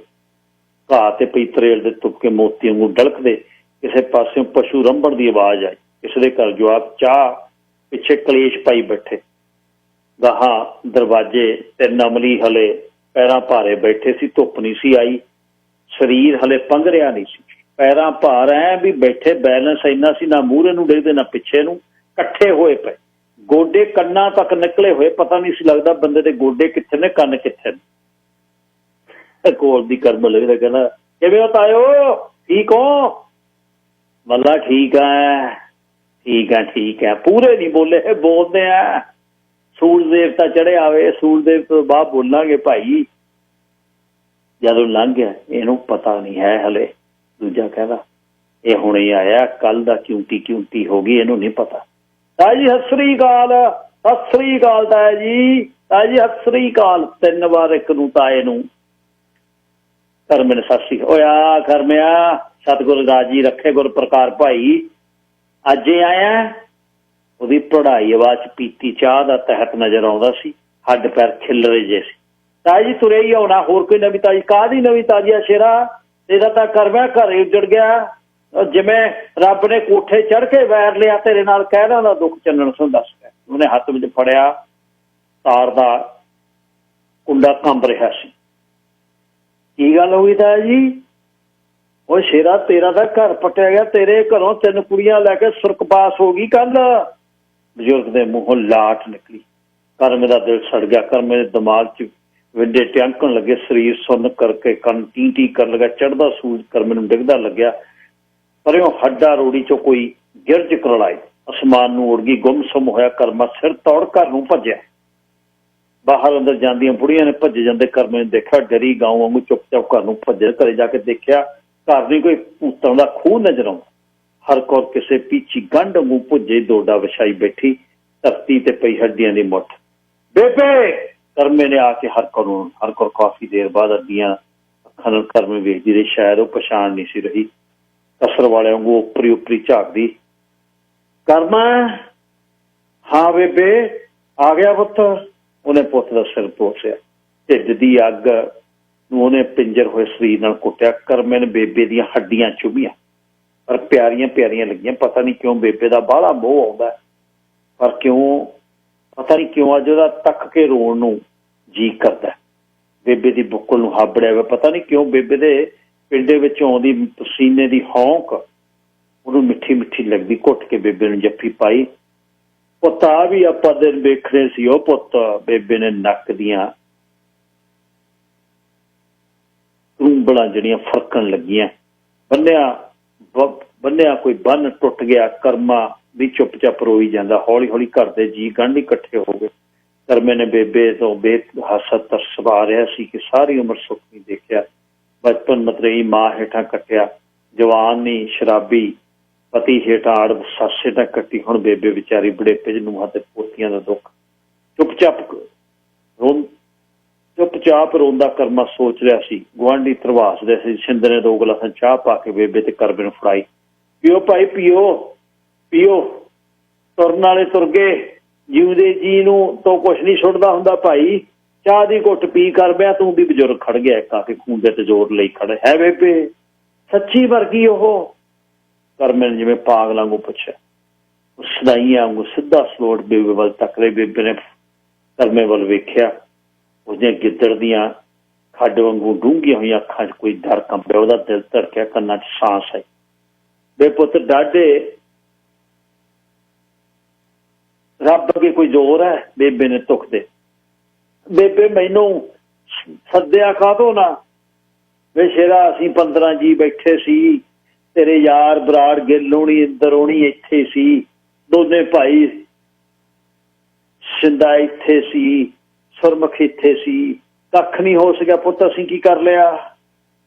ਮੈਂ ਜਾਂਦੀ ਯਾਰ ਦਾ ਮੂੰਹ ਦੇਖ ਲੈਂਦਾ ਬੇਬੇ, ਇਹ ਸ਼ੇਰਾ ਜਿਹੜੇ ਕੋਈ ਸੂਰਤ ਰਹੀ ਵੇ, ਮੈਂ ਬਥੇਰੇ ਵਾੜੇ ਵਾਲੇ ਮੇਰੀ ਕੋਈ ਪੇਸ਼ ਨਹੀਂ ਗਈ ਪੁੱਤ, ਵੇਖਣ ਵਾਲੀਆਂ ਨਹੀਂ ਸੀ, ਨਹੀਂ ਮੈਂ ਤੈਨੂੰ ਸੱਦਦੀ ਜ਼ਰੂਰ। ਚੁੱਪ ਚਾਪ ਧਰਤੀ ਖੁਰ ਰਹੇ। ਤੂੰ ਸ਼ੇਰਾ ਚਾਹ ਤਾਂ ਪੀ, ਇੱਕ ਨੇ ਪਿੱਛੋਂ ਕਿਹਾ। ਮੈਂ ਨਹੀਂ ਪੀਣੀ ਚਾਹ ਚੂ। ਗਲਾਸ ਕੰਧ ਨਾਲ ਮਾਰ ਕੇ ਕਰਮਾ ਮੜੀਆਂ ਨੂੰ ਭੱਜ ਲਿਆ। ਵੇ ਰੋਕੋ ਹਾੜੇ ਵੇ ਰੋਕੋ ਵੇ, ਮੇਰੇ ਪੁੱਤ ਖੂਹ ਖਾਤੇ ਪੈ ਜੂ, ਰੋਕੋ ਵੇ। ਪਿੰਡ ਭੱਜ ਲਿਆ ਪਿੱਛੇ ਸ਼ਿੰਦਾ, ਪਿੱਛੇ ਯਾਰ ਦੋਸਤ ਹੋਰ, ਦਰਵਾਜ਼ੇ ਬੈਠੇ 3-4 ਬੰਦੇ ਹੋਰ ਪਿੱਛੇ ਭੱਜ ਗਏ। 7 ਵਾਲੇ ਅਮਲੀ ਵੀ ਉੱਠ ਕੇ ਜੁੱਤੀਆਂ ਪਾ ਕੇ ਉਹ ਵੀ ਤੁਰ ਪਏ। ਭੱਜਦਾ ਹੁੰਦਾ ਸੀ, ਪਿੱਛੇ ਤੁਰ ਪਏ। ਉਹ ਰੋਕੋ ਬਈ ਰੋਕੋ, ਫੜੋ ਕਰਮੇ ਨੂੰ, ਐ ਨਾ ਕਰ ਬੰਦਾ ਓਏ, ਉਹ ਫੜੋ। ਉਹ ਵੀ ਪਿੱਛੋਂ ਰੌਲਾ ਪਾਉਂਦੇ। ਲੋਕ ਕਰਮੇ ਦੇ ਪਿੱਛੇ ਪਰ ਹੌਸਲਾ ਰੱਖ ਕੁਰੇ ਕਿਸਾਨੀ ਔਰਤ ਨੇ। ਹੌਸਲਾ ਕਾਹਦੇ ਸਿਰ ਤੇ ਰੱਖਾਂ ਅੰਮਾ ਜੀ, ਪਤਾ ਨਹੀਂ ਕਿਹੜੇ ਜੁਰਮਾਂ ਦੇ ਦੁੱਖ ਭੋਗਦੇ ਆ। ਭਰਿਆ ਘਰ ਮਿੰਟਾਂ 'ਚ ਖੋਲਾ ਬਣ ਗਿਆ। ਚਿੜੀ ਚੁਗਦੀ ਸੁਣਦੀ 4 ਦਿਨ ਮਸਾਂ ਸੌਖ ਦੇ ਆਏ। ਪਤਾ ਨਹੀਂ ਕੀ ਘਰ ਉੱਜੜ ਗਿਆ। 3 ਧੀਆਂ ਨੂੰ 4 ਤੁਰ ਗਿਆ। ਅਸੀਂ ਕਾਹਦੇ ਜੋਗੇ ਬੈਠੀਏ ਇੱਥੇ? ਕਰਮਾ ਜਾਣ ਸਿਵਿਆਂ ਦੀ ਸਵਾਹ ਤੇ ਢੇਰੀ ਹੋ ਗਿਆ। ਸਾਰਾ ਕੁਛ ਉਹਦਾ ਮੂੰਹ ਮੱਥਾ ਲਿਬੜ ਗਿਆ। ਉੱਚੀ ਰੋ ਰਿਹਾ ਸੀ। ਪਿੰਡ ਦੇ ਤਕੜੇ ਗੱਭਰੂਆਂ ਨੇ ਕਰਮੇ ਨੂੰ ਸਾਂਭਿਆ, ਕਰ ਲਾਇਆ। ਕਰਮੇ ਦੀ ਹਾਲਤ ਦੇਖ ਕੇ ਬੇਬੇ ਡੁੱਬੀ ਜਾਂਦੀ। ਕਰਮਾ ਇਉਂ ਲੱਗਦਾ ਸੀ ਹਰਿਦੁਆਰ ਜਿਵੇਂ ਨਾਗਾ ਸਾਧੂ ਕੋਈ ਸਵਾਹ ਦੇ ਨਾਲ ਲਿਬੜਿਆ ਹੋਵੇ ਵਿਭੂਤੀ ਦਾ। ਕਰਮੇ ਦੀ ਹਾਲਤ ਕੀ, ਪਿੱਛੋਂ ਅਚਾਨਕ ਗਿੱਲ ਉਹਨਾਂ ਦੀ ਗੱਡੀ ਜੀਪ ਆ ਕੇ ਦਰਾਂ ਮੁਰੇ। ਗਿੱਲ ਘਰੋਂ ਦਾ ਪੈਰ ਲਮਕਾ ਕੇ ਗੱਡੀ 'ਚ ਉਤਰਿਆ ਤਾਂ ਜੀਪ ਨੂੰ ਸਾਹ ਆ ਗਿਆ ਜਿਹੜੇ ਪਾਸੇ ਉਤਰਿਆ। ਅੰਦਰ ਮੂਹਰੇ ਬੈਠੇ ਬਰਾੜ ਪਿੱਛੇ ਸੀ। 3 ਆ ਕੇ ਅੰਦਰ ਵੜ ਗਏ। ਕਰਮੇ ਦੀ ਹਾਲਤ ਦੇਖੀ, ਜਾ ਕੇ ਜੱਫੀ ਪਾਈ। ਜੁੰਡੀ ਦੇ ਯਾਰ ਤੋਂ ਕਰਮੇ ਦੀ ਹਾਲਤ ਦੇਖੀ ਸੀ। ਕਰਮਾ ਇਹਨਾਂ ਦਾ ਕਾਮਰੇਡ ਭਾਈ ਸੀ, ਨਾਲ ਜਾਂਦਾ ਜਲਸਿਆਂ ਤੇ। ਬਰਾੜ ਖਮੋਸ਼, ਉਹਦੇ ਦਿਮਾਗ ਅੰਦਰ ਬਰਾਬਰ ਸੋਚਾਂ ਦਾ ਘੋਰ। ਇੰਦਰਾ ਉਰੇ ਆ ਓਏ, ਬਰਾੜ ਨੇ ਪਰਾਂ ਹੋ ਕੇ ਕਿਹਾ। ਇਹਦੇ ਬਾਰੇ ਸੋਚੋ, ਤਬਲਾ ਹੋ ਜੂ। ਜੋ ਕੋ ਹੋਣਾ ਸੀ ਹੋ ਗਿਆ। ਐ ਬਈ ਸੋਚੀਏ ਕਿ ਕਿਸੇ ਡਾਕਟਰ ਤੋਂ ਟੀਕਾ ਟੂਕਾ ਲਵਾ ਦਈਏ। ਇੰਦਰ ਨੇ ਕਿਹਾ। ਹਾਸੇ ਨਾਲ ਹਾਸਾ ਰਿਹਾ। ਗੱਲ ਸੁਣੋ ਦੋਨੇ, ਤੁਸੀਂ ਇੱਧਰ। ਵਕੀਲ ਵਾਂਗੂ ਕੰਨ 'ਚ ਘੁਰੜ ਕੀਤਾ। ਦੋਨੇ ਇੱਧਰ ਆਓ, ਗਿੱਲ ਨੇ ਹੁਕਮੀਆਂ ਕੀਤਾ। ਜਦ ਮੂਹਰੇ ਕੋਲ ਆਏ, ਉਹਨੇ ਪਿੱਛੋਂ ਝੱਗਾ ਚੱਕ ਕੇ ਪਜਾਮੇ ਦੇ ਬਲ ਬਰਾਬਰੋਂ ਦੋਨੇ ਪਾਸੇ ਹੱਥ ਪਾ ਕੇ ਮੂਹਰੇ ਕੀਤੇ। ਪੈਰ ਝਟਕੇ, ਦੱਬ 'ਚ ਦਿੱਤੇ ਰਿਵਾਲਵਰ ਨੂੰ ਖੂੰਜੇ ਕਰਕੇ। ਕਹਿੰਦਾ ਗੱਲ ਸੁਣੋ, ਜਾਂ ਜੀਪ 'ਚ ਬੋਤਲ ਪਈਆ ਲਿਆ ਚੱਕ ਕੇ। ਬਰਾੜ ਭੱਜ ਕੇ ਜੀਪ 'ਚੋਂ ਚੱਕ ਲਿਆ। ਇੰਦਰ ਨੇ ਪਾਣੀ ਦਾ ਪ੍ਰਬੰਧ। ਗਿੱਲ ਬੁੜੀਆਂ ਜਾ ਵੜਿਆ। ਹਟੋ ਬੇਬੇ ਦੇਖੀ ਬੇਬੇ, ਚਾਚੀ ਹਟ ਇੱਧਰ, ਚਾਚੀ ਹੋਈ ਇੱਧਰ ਨੂੰ, ਹਟੋ ਭਾਈ ਹਟੋ। ਐਂ ਕਰਕੇ ਕਰਮਾ ਬੈਠਾ ਸੀ। ਕਰਮੇ ਦੀਆਂ ਦੋਨੇ ਬਗਲਾਂ 'ਚ ਹੱਥ ਪਾ ਕੇ ਕਰਮਾ ਖੜਾ ਕਰ ਲਿਆ। ਗਿੱਲ, ਮੁਸੀਬਤਾਂ ਮਰਦਾਂ ਤੇ ਪੈਂਦੀਆਂ ਨੇ, ਦਿਲ ਨਹੀਂ ਸਿੱਟੀ ਦਾ। ਇੱਧਰ ਆ ਮੇਰੇ ਨਾਲ, ਜਿੰਨੇ ਜੋ ਕਰਿਆ ਤੇਰੇ ਸਾਹਮਣੇ ਖੜੇ ਆ, ਵੱਢ ਕੇ ਨਿਊਚ ਦੇ ਲਾ ਚਾਹੇ। ਗਿੱਲ ਨੇ ਮੂਹਰੇ ਬੈਠੇ ਨੇ ਮੂਹਰਲਾ ਸੱਜਾ ਹੱਥ ਐਂ ਘੁਮਾਇਆ ਜਿਵੇਂ ਚੌਰ ਚੱਲਦਾ ਹੁੰਦਾ। ਐ ਬਈ ਗੱਲ ਸੁਣ, ਇੱਧਰ ਨੂੰ ਘਰ, ਮੇਰੇ ਵੱਲ ਨੂੰ ਮੂੰਹ ਕਰ। ਇੰਦਰ ਨੇ ਹੁਕਮੀਆਂ ਕੀਤਾ। ਦਵਾਈ ਸਮਝ ਕੇ ਸਿੱਟ ਅੰਦਰ। ਉਹ ਮੈਨੂੰ ਤੁਸੀਂ ਦਾਰੂ ਨੂੰ ਕਹਿੰਦੇ ਹੋ, ਮੇਰੀਆਂ ਧੀਆਂ ਮਰ ਗਈਆਂ, ਮੇਰੀ ਘਰ ਵਾਲੀ ਮਰ ਗਈ, ਮੈਨੂੰ ਦੱਸਿਆ ਤੁਸੀਂ ਪਾਪੀਓ, ਤੁਸੀਂ ਕਾਹਦੇ ਭਾਈਓ, ਤੁਸੀਂ ਉਹਨਾਂ ਦੀ ਮਿੱਟੀ ਕੂਟਣ ਲਈ ਇੱਥੇ ਸੀ। ਗਿੱਲ ਨੇ ਮੂਹਰੇ ਹੋ ਕੇ ਗੱਲ ਕੀਤੀ। ਕਹਿੰਦਾ ਇੱਥੇ ਹੀ ਸੀ, ਤੂੰ ਜਿਹੜੀ ਕਹਾਣੀ ਨੂੰ ਲੱਤ ਲਾਉਣੀ ਸੀ ਹੁਣ ਲਾ ਲੈ। ਕੀ ਕਰਨਾ ਸੀ? ਜੇ ਦੇਖਣ ਵਾਲੀਆਂ ਹੁੰਦੀਆਂ ਤੈਨੂੰ ਲੈ ਆਉਂਦੇ। ਤੂੰ ਕਿਹੜਾ ਦੂਰ ਸੀ? ਆਹ ਰਾਗਟ ਬਾਹਰ ਖੜਾ, ਇਹਦੇ 'ਚ ਤੈਨੂੰ ਬਿਠਾ ਲਿਆਂਦੇ। ਹੁਣ ਵੀ ਕੱਲ ਦੇ ਲੱਭਦੇ ਫਿਰਦੇ ਆ, ਤੁਰੇ ਫਿਰਦੇ ਆ, ਨਾਲੇ ਰੱਸੇ ਪੈੜਾਂ ਨੱਪਦੇ ਫਿਰਦੇ ਆ। ਤੂੰ ਕਿਤੇ ਸੁਣਦਾ? ਗੱਲ ਸੁਣ। ਗਿੱਲ ਦੀ ਗੱਲ ਦਾ ਤਹਿਕ ਸੀ। ਪੇਕ ਅੰਦਰ ਸਿੱਟ ਪਹਿਲਾਂ, ਫੇਰ ਕਰੀ ਗੱਲ। ਇੱਕ ਨੇ ਬਾਂਹ ਹੱਥੇ ਕੀਤੀ। ਗਿੱਲ ਨੇ ਮੂੰਹ ਨੂੰ ਗਲਾਸ ਲਾ ਕੇ ਪੌਣਾ ਗਲਾਸ ਅੰਦਰ ਸਿੱਟ ਕੇ ਇਹਨੂੰ ਥੈਂ ਕੀਤਾ। ਕਰਮਿਆ ਵੇਲੇ ਕਵੇਲੇ ਮਰਦਾਂ ਤੇ ਆਉਂਦੇ ਨੇ, ਬੰਦਾ ਕੀ ਆ ਜਿਹਨੇ ਖਿੜੇ ਮੱਥੇ ਨਾ ਬੰਨਿਆ ਯਾਰ, ਗਿੱਲ ਨੇ ਕਿਹਾ। ਕਰਮੇ ਨੇ ਹੋਰ 2 ਪੈਗ ਪੀ ਲਏ, ਸੰਭਲ ਗਿਆ। ਹਲੇ ਬੈਠੇ ਹੀ ਬੇਬੇ ਆਈ। ਫੁੱਲ ਵੀ ਚੁਗਣਿਆ ਭਾਈ, ਹੈਂ ਅੱਜ ਫੁੱਲ ਚੁਗਣਿਆ ਵੱਲਾ, ਬੇਬੇ ਨੇ ਕਿਹਾ। ਇੰਦਰ ਬੇਬੇ ਨੂੰ ਬਾਹਰ ਲੈ ਗਿਆ। ਬੇਬੇ ਮਸਾ ਦਾ ਦਿਲ ਧਰਾਇਆ। ਕਾਹਨੂੰ ਆਉਣੀ ਆ ਮੁੜ ਕੇ? ਮੈਂ ਤੇਰੀ ਗੱਲ ਸਮਝਦੀ ਆ ਸ਼ੇਰਾ, ਪਰ ਫੁੱਲ ਚੁਗਣੇ ਤਾਂ ਪੁੱਤ ਜ਼ਰੂਰੀ ਨੇ। ਬੇਬੇ ਕਾਹਦਾ ਫਿਕਰ ਕਰਦੀਆਂ ਸਾਡੇ ਹੁੰਦੇ? ਕੱਲਾ ਕਰਮਾ ਤੇ ਸ਼ਿੰਦਾ ਤੇਰਾ, ਅਸੀਂ ਵੀ ਐ। 3 ਤੇਰੇ ਉਹ ਪੁੱਤ ਨੇ, 3 ਅਸੀਂ ਵੀ ਐ। 6 ਐ ਤੇਰੇ 6। ਫਿਕਰ ਕਾਹਨੂੰ ਕਰਦੀ ਹੈ? ਸਵਰਨਾ ਹੋ ਗਿਆ, ਸ਼ਿੰਦਾ ਹੋ ਗਿਆ, ਕਰਮਾ ਹੋ ਗਿਆ, ਅਸੀਂ ਤਿੰਨੇ ਇੰਦਰ ਬਰਾੜ ਗਿੱਲ ਤਾਂ 6 ਪੁੱਤ ਆ, ਬਥੇਰੇ ਟੁੱਕ ਤੇਰੇ ਖਾਦੇ, ਤੂੰ ਕਿਉਂ ਫਿਕਰ ਕਰਦੀ? ਇਉਂ ਸੀ ਜਿਵੇਂ ਸਾਰਾ ਘਰ ਤਿੰਨੇ ਯਾਰਾਂ ਨੇ ਸਾਂਭਿਆ ਹੋ। ਬੇਸ਼ੇਰਾ ਡਰਦੀਆਂ ਪੁਲਿਸ ਫੇਰ ਨਾ ਆ ਜਾਵੇ, ਫੁੱਲ ਕਿਤੇ ਰਹਿ ਨਾ ਜਾਣ। ਦੇਖ ਲਾ ਕੱਲ ਪੁਲਿਸ ਕੀ ਕਰਦੀ ਹੋਏ, ਬੇੜਾ ਬਹਿ ਜਾ ਬੁੱਕਣ ਸੰਧੇਰੀ ਦਾ। ਜਦ ਇੰਨੀ ਗੱਲ ਕੀਤੀ ਗਿੱਲ ਉੱਠ ਕੇ ਆ ਕੇ ਕਹਿੰਦਾ, ਕੀ ਕਹਿਨੀ ਆ ਬੇਬੇ? ਪੁੱਤ ਮੈਂ ਤਾਂ ਫੁੱਲਾਂ ਨੂੰ ਕਹਿਣੀ ਹੈ ਵੀ ਫੁੱਲ ਚੁੱਗ ਦਿਓ, ਕਿਤੇ ਬੁੱਕਣ ਹਨੇਰੀ ਸਿਆਪਾ ਨਾ ਪਾਵੇ। ਇੰਦਰਾ ਤੂੰ ਬਰਾੜ ਨੂੰ ਬਿਠਾਓ, ਇਹਦੇ ਕੋਲ ਪਹਿਲਾਂ ਬੁੱਕਣ ਹਨੇਰੀ ਦੇ ਕੰਮ ਕਰਕੇ ਆਈਏ। ਆ ਇੱਧਰ ਤੂੰ ਯਾਰ ਪੁੱਠੀ ਗੱਲ ਕਿਉਂ ਕਰਦਾ ਹੁੰਦਾ? ਚੱਲ ਅੰਦਰ। ਅੰਦਰ ਚਲ ਗਿਆ, ਨਾਲ ਗਿੱਲ ਨੂੰ ਲੈ ਗਿਆ। ਹੱਥ ਨੇ ਫੁੱਲ ਚੁਗ ਲਏ, ਪੋਟਲੀਆਂ ਬਾਹਰ ਬੰਨ੍ਹਤੀਆਂ। ਇਹ ਰੱਬ ਸੱਚਾ, ਤੇਰੀਆਂ ਕੁਦਰਤਾਂ ਹੌਕਾ ਲੈ ਕੇ ਹਰ ਕੋਲ ਅੰਦਰ ਚਲੇ ਗਈ। ਚੌਂਕੀਦਾਰ ਦੇ ਹੱਥ ਸਰਪੰਚ ਦਾ ਸੱਦਾ ਆ ਗਿਆ, ਕਰਮੇ ਸਮੇਤ ਚਾਰੇ ਘਰ ਨੂੰ ਚਲੇ ਗਏ। ਸਰਪੰਚ ਪੱਖਾ ਛੱਡੀ ਬੈਠਕ 'ਚ ਬੈਠਾ ਸੀ, ਚੌੜੇ ਮੰਜੇ ਤੇ ਆਲੇ ਦੁਆਲੇ ਦੋਨੇ ਬਾਹੀਆਂ ਨੂੰ ਹੱਥ ਪਾਏ ਹੋਏ ਜਿਵੇਂ ਮੰਜੇ ਤੋਂ ਡਿੱਗਦਾ ਹੁੰਦਾ। ਉੱਪਰ ਬਾਸਕਟ ਪਾਈ ਸੀ, ਬਾਸਕਟ ਜਿਹੜੀ ਹੈ ਢਿੱਡ ਅੱਧਾ ਹੀ ਢੱਕਦੀ ਸੀ, ਢਿੱਡ ਦੀ ਤੁੰਨੀ ਦਿਖਦੀ ਸੀ, ਤੁੰਨੀ ਦੇ ਥੱਲੇ ਚਾਦਰਾ। ਸਿਰ ਨੰਗਾ ਸੀ, ਸਿਰ ਦੇ ਉੱਪਰ ਛੋਟੀ ਜੀ ਜੂੜੀ ਸੀ, ਜਿਹੋ ਜਿਹਾ ਛੋਟਾ ਗੰਢਾ ਪੱਟਿਆ। ਦਾੜੀ ਬਰਾਬਰ ਨੂੰ ਸਵਾਰੀ ਸੀ, ਮੁੱਛਾਂ ਬਰਾਬਰ ਨੂੰ ਚੱਕੀਆਂ ਸੀ, ਅੱਖਾਂ ਤੇ ਗੱਲਾਂ ਦੋਨੇ ਲਾਲ ਸੀ। ਠੇਕੇ ਦਾ ਕੰਮ ਘੱਟ ਸੀ, ਥਾਣੇ ਵਾਲਾ ਸੁੱਕਾ ਮਾਲ ਵੱਧ ਸੀ। ਹਿੱਲ ਕੇ ਥੋੜਾ ਜਿਹਾ ਜਦ ਦੇਖਿਆ, ਕਾਮਰੇਟੋ ਆਜੋ ਆਜੋ। ਤੂੰ ਬਾਈ ਹੱਸਦਾ ਐ ਜਿਵੇਂ ਸਦੀਕ ਲੱਗਿਆ ਹੁੰਦਾ ਹੈ, ਸਾਡਾ ਟੱਬਰ ਉਜੜ ਗਿਆ, ਗਿੱਲ ਨੇ ਕਿਹਾ। ਸਰਪੰਚ ਸਿੱਧਾ ਹੋ ਗਿਆ, ਆਓ ਬੈਠੋ। ਉਹਨੇ ਗਿੱਲ ਦੀ ਗੱਲ ਨਾ ਕਹੋ, ਬਹਿ ਗਈ। ਜਾਓ ਬਿੱਟੂ, ਚਾਚੀ ਨੂੰ ਕਹਿ ਆ ਚਾਹ ਧਰ, ਕਾਮਰੇਟ ਆਏ ਨੇ, ਕੈੜੀ ਬਣਾ ਦੇਵੇ, ਨਾਲੇ ਮੇਰੇ ਵਾਲੀ ਵੀ ਸਵਾਰ ਕੇ ਬਣਾ ਦੇਵੇ। ਤੇ ਤੇਰੇ ਵਾਲੀ ਅੱਡ ਹੈ? ਤੇਰੇ ਵਾਲੀ ਕਿਵੇਂ ਅੱਡ ਹੈ? ਤੇਰੀ ਵੀ ਕਾਮਰੇਟ, ਤੁਹਾਨੂੰ ਪਤਾ ਹੀ ਹੈ ਪੰਚਾਇਤੀ ਅੱਡ ਹੁੰਦੀ ਹੈ। ਕਿੰਨੀ ਵਾਰ ਗੱਲ ਕੀਤੀ ਹੈ, ਇਹ ਗੱਲ ਅਲੱਗ ਹੁੰਦੀ ਹੈ ਚਾਹ ਦੀ। ਸਾਰੇ ਗੱਲ ਸੁਣਦੇ, ਸਰਪੰਚ ਦੀ ਗੱਲ ਚੁੱਕਾ ਝੂਠ ਨਹੀਂ। ਮੱਲੋ ਮੱਲ ਗੱਲ ਉਨੀ ਵਿਗਣੀ ਸੀ ਜਿੰਨੀ ਸ਼ਰੀਕਾਂ ਨੇ ਵਿਗਾੜਤੀ।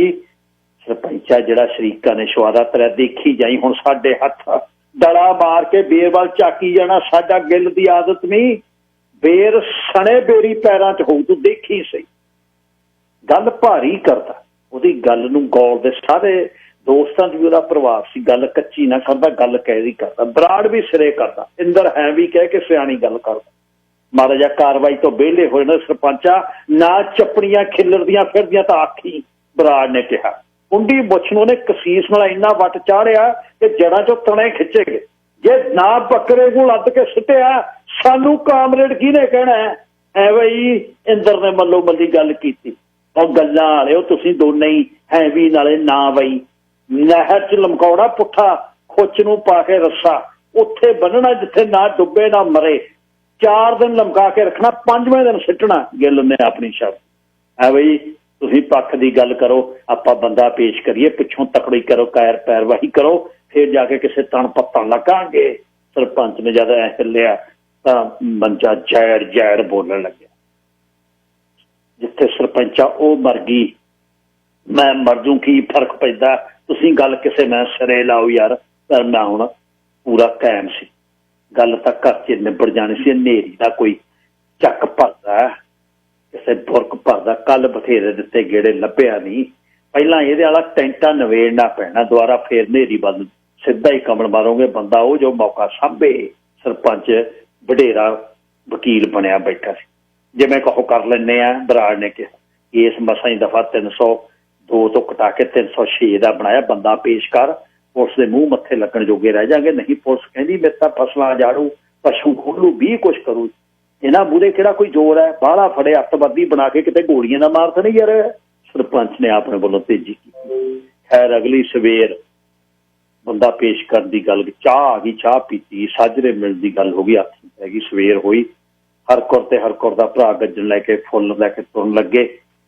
ਤੇ ਬਹਿੰਦੀ ਸਰ, ਆ ਭਾਈ ਕੁਲਵਿੰਦਰੇ ਬੈਠ ਪੁੱਤ, ਬਬਲੀ ਗੁੱਡੋ ਪਰਮੋ ਤੁਸੀਂ ਵੀ ਆ ਜਾਓ ਭਾਈ। 3 ਸੀਟਾਂ ਜਿਹੜੀਆਂ ਅੱਡ ਅੱਡ ਦੀਆਂ ਸੀਟਾਂ ਲੈ ਲਈਆਂ, ਖਾਲੀ ਸੀਟਾਂ ਨਾਲ ਗੱਜਣ ਮਾਮਾ ਤੇ ਹਰਕੁਰ ਬਹਿ ਗਈ। ਬੱਸ ਤੁਰ ਗਈ, ਇੰਦਰੋਣੀ ਆ ਗਏ। ਟਾਈਮ ਬਹੁਤ ਹੋ ਗਿਆ, ਸਰਪੰਚ ਕੋਲ ਵੀ ਜਾਣਾ ਹੈ। ਬਰਾੜ ਨੇ ਵਾਅਦਾ ਯਾਦ ਕਰਾਇਆ, ਵਾਅਦਾ ਕਰਨ ਤੋਂ ਮੁੱਕਣ ਵਾਲਾ ਬੰਦਾ ਬਿਲਕੁਲ ਮਾੜਾ ਸੀ। ਜਿਹੜੀ ਗੱਲ ਕਰਨੀ ਆ ਉਹ ਸਿੱਧੀ ਕਰਨੀ ਹੈ। ਸੂਰਜ ਥੋੜਾ ਗਲ ਗੀਸ ਕੇ ਉੱਚਾ ਹੋ ਗਿਆ ਸਰਪੰਚ ਦੇ ਕੰਨ, ਉਹ ਕਿਹੜਾ ਚਾਹ ਲੈ ਕੇ ਆ ਕਹਿ ਕੇ ਨਾ। ਸਰਪੰਚ ਅੱਜ ਬਾਹਲਾ ਕਾਇਮ ਸੀ। ਗੱਲ ਤਹੰਮਲ ਨਾਲ ਕਰਨ ਦੀ ਜ਼ਰੂਰਤ ਹੁੰਦੀ ਆ। ਪੁਲਿਸ ਮੂਹਰੇ ਅੱਜ ਕੱਲ੍ਹ ਬੰਦੇ ਦਾ ਜ਼ੋਰ ਨਹੀਂ, ਤੱਤਾ ਲੱਕਿਆ ਮੂੰਹ ਮੱਚ ਜਾਂਦਾ। ਤੁਹਾਡੇ ਮਗਰ ਐ ਜਿਵੇਂ ਕਹੋ ਤੁਸੀਂ। ਅੱਬਲਾ ਤਾਂ ਤੁਸੀਂ ਥਾਣੇ ਚੱਲੋ ਨਾ, ਜੇ ਜਾਣਾ ਤਾਂ ਬਾਹਰ ਖੜੇ ਚੱਲਾਂਗੇ ਜੀਪ 'ਚ, ਬਾਹਰ ਜੀਪ ਖਲਿਆਰ ਦਾਂਗੇ, ਅੰਦਰ ਨਹੀਂ ਵੜਦੇ। ਬਿੱਲ ਕਹਿੰਦਾ ਤੇ ਜੇ ਅੰਦਰ ਪੜਨਾ ਵੀ ਹੋਵੇ ਸਰਪੰਚ ਨਾਲ ਜਾ ਵੜੂ ਮੈਂ, ਐਡੀ ਡਰ ਵੀ ਕਿਹੜੀ ਹੈ ਯਾਰ, ਫਿਕਰ ਦੀ ਗੱਲ ਹੀ ਮੈਂ ਨਾਲ। ਪਿੰਡ 'ਚੋਂ ਲੰਘੀ ਜੀਪ 'ਚ ਬੈਠੇ ਸਰਪੰਚ ਸਮੇਤ ਬੰਦਿਆਂ ਨੂੰ ਤੱਕ ਕੇ ਲੋਕ ਭਾਂਤ ਦੇ ਲੱਖਾਂ ਲਾਉਂਦੇ ਸੀ।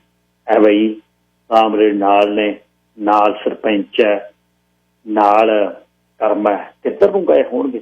ਗਏ ਕੀ ਆ, ਥਾਣੇ ਗਏ ਆ, ਹੋਰ ਕਿੱਥੇ ਗਏ ਆ? ਆਹ ਜਿਹੜੇ ਤਿੰਨੇ ਕਾਮਰੇ ਨੇ ਨਾ, ਇਹ ਫਿੱਟਣੀਆਂ ਦੇ ਫੇਟ ਨੇ। ਇਹਨਾਂ ਨੇ ਪਹਿਲੀ ਤੇ ਗੱਲ ਪੈਸੇ ਨਹੀਂ ਦੇਣੇ ਥਾਣੇਦਾਰ ਨੂੰ, ਉਹਨਾਂ ਨੇ ਕਰਮਾ ਨੈੜ ਦੇਣਾ। ਉਹ ਸਰਪੰਚ ਨਾਲ ਹੈ, ਸਰਪੰਚ ਨੇ ਗੱਲ ਨੈਬੀ ਹੋਈ ਆ ਪਹਿਲਾਂ। ਬਿਨਾਂ ਨੈਬੇ ਤੇ ਗੱਲ ਇਹ ਨਹੀਂ ਗੱਲ ਬਣਦੀ, ਉਹਨੇ ਗੱਲ ਨੈਬੀ ਵੀ ਹੈ, ਗੱਲ ਕੀਤੀ ਹੋਈ ਆ ਉਹਨੇ। ਐਵੇਂ ਨਹੀਂ ਲੈ ਕੇ ਜਾਂਦਾ ਸਰਪੰਚ। ਦੇਖਦਾ ਸੀ ਖਿਲ ਰਿਹਾ ਤਾਂ ਬੈਠਾ ਸੀ ਮੂਹਰੇ, ਸਾਰਾ ਹੀ ਸੀਟ ਤੇ ਪੂਰਾ ਫਿੱਟ ਹੋਇਆ ਬੈਠਾ ਸੀ।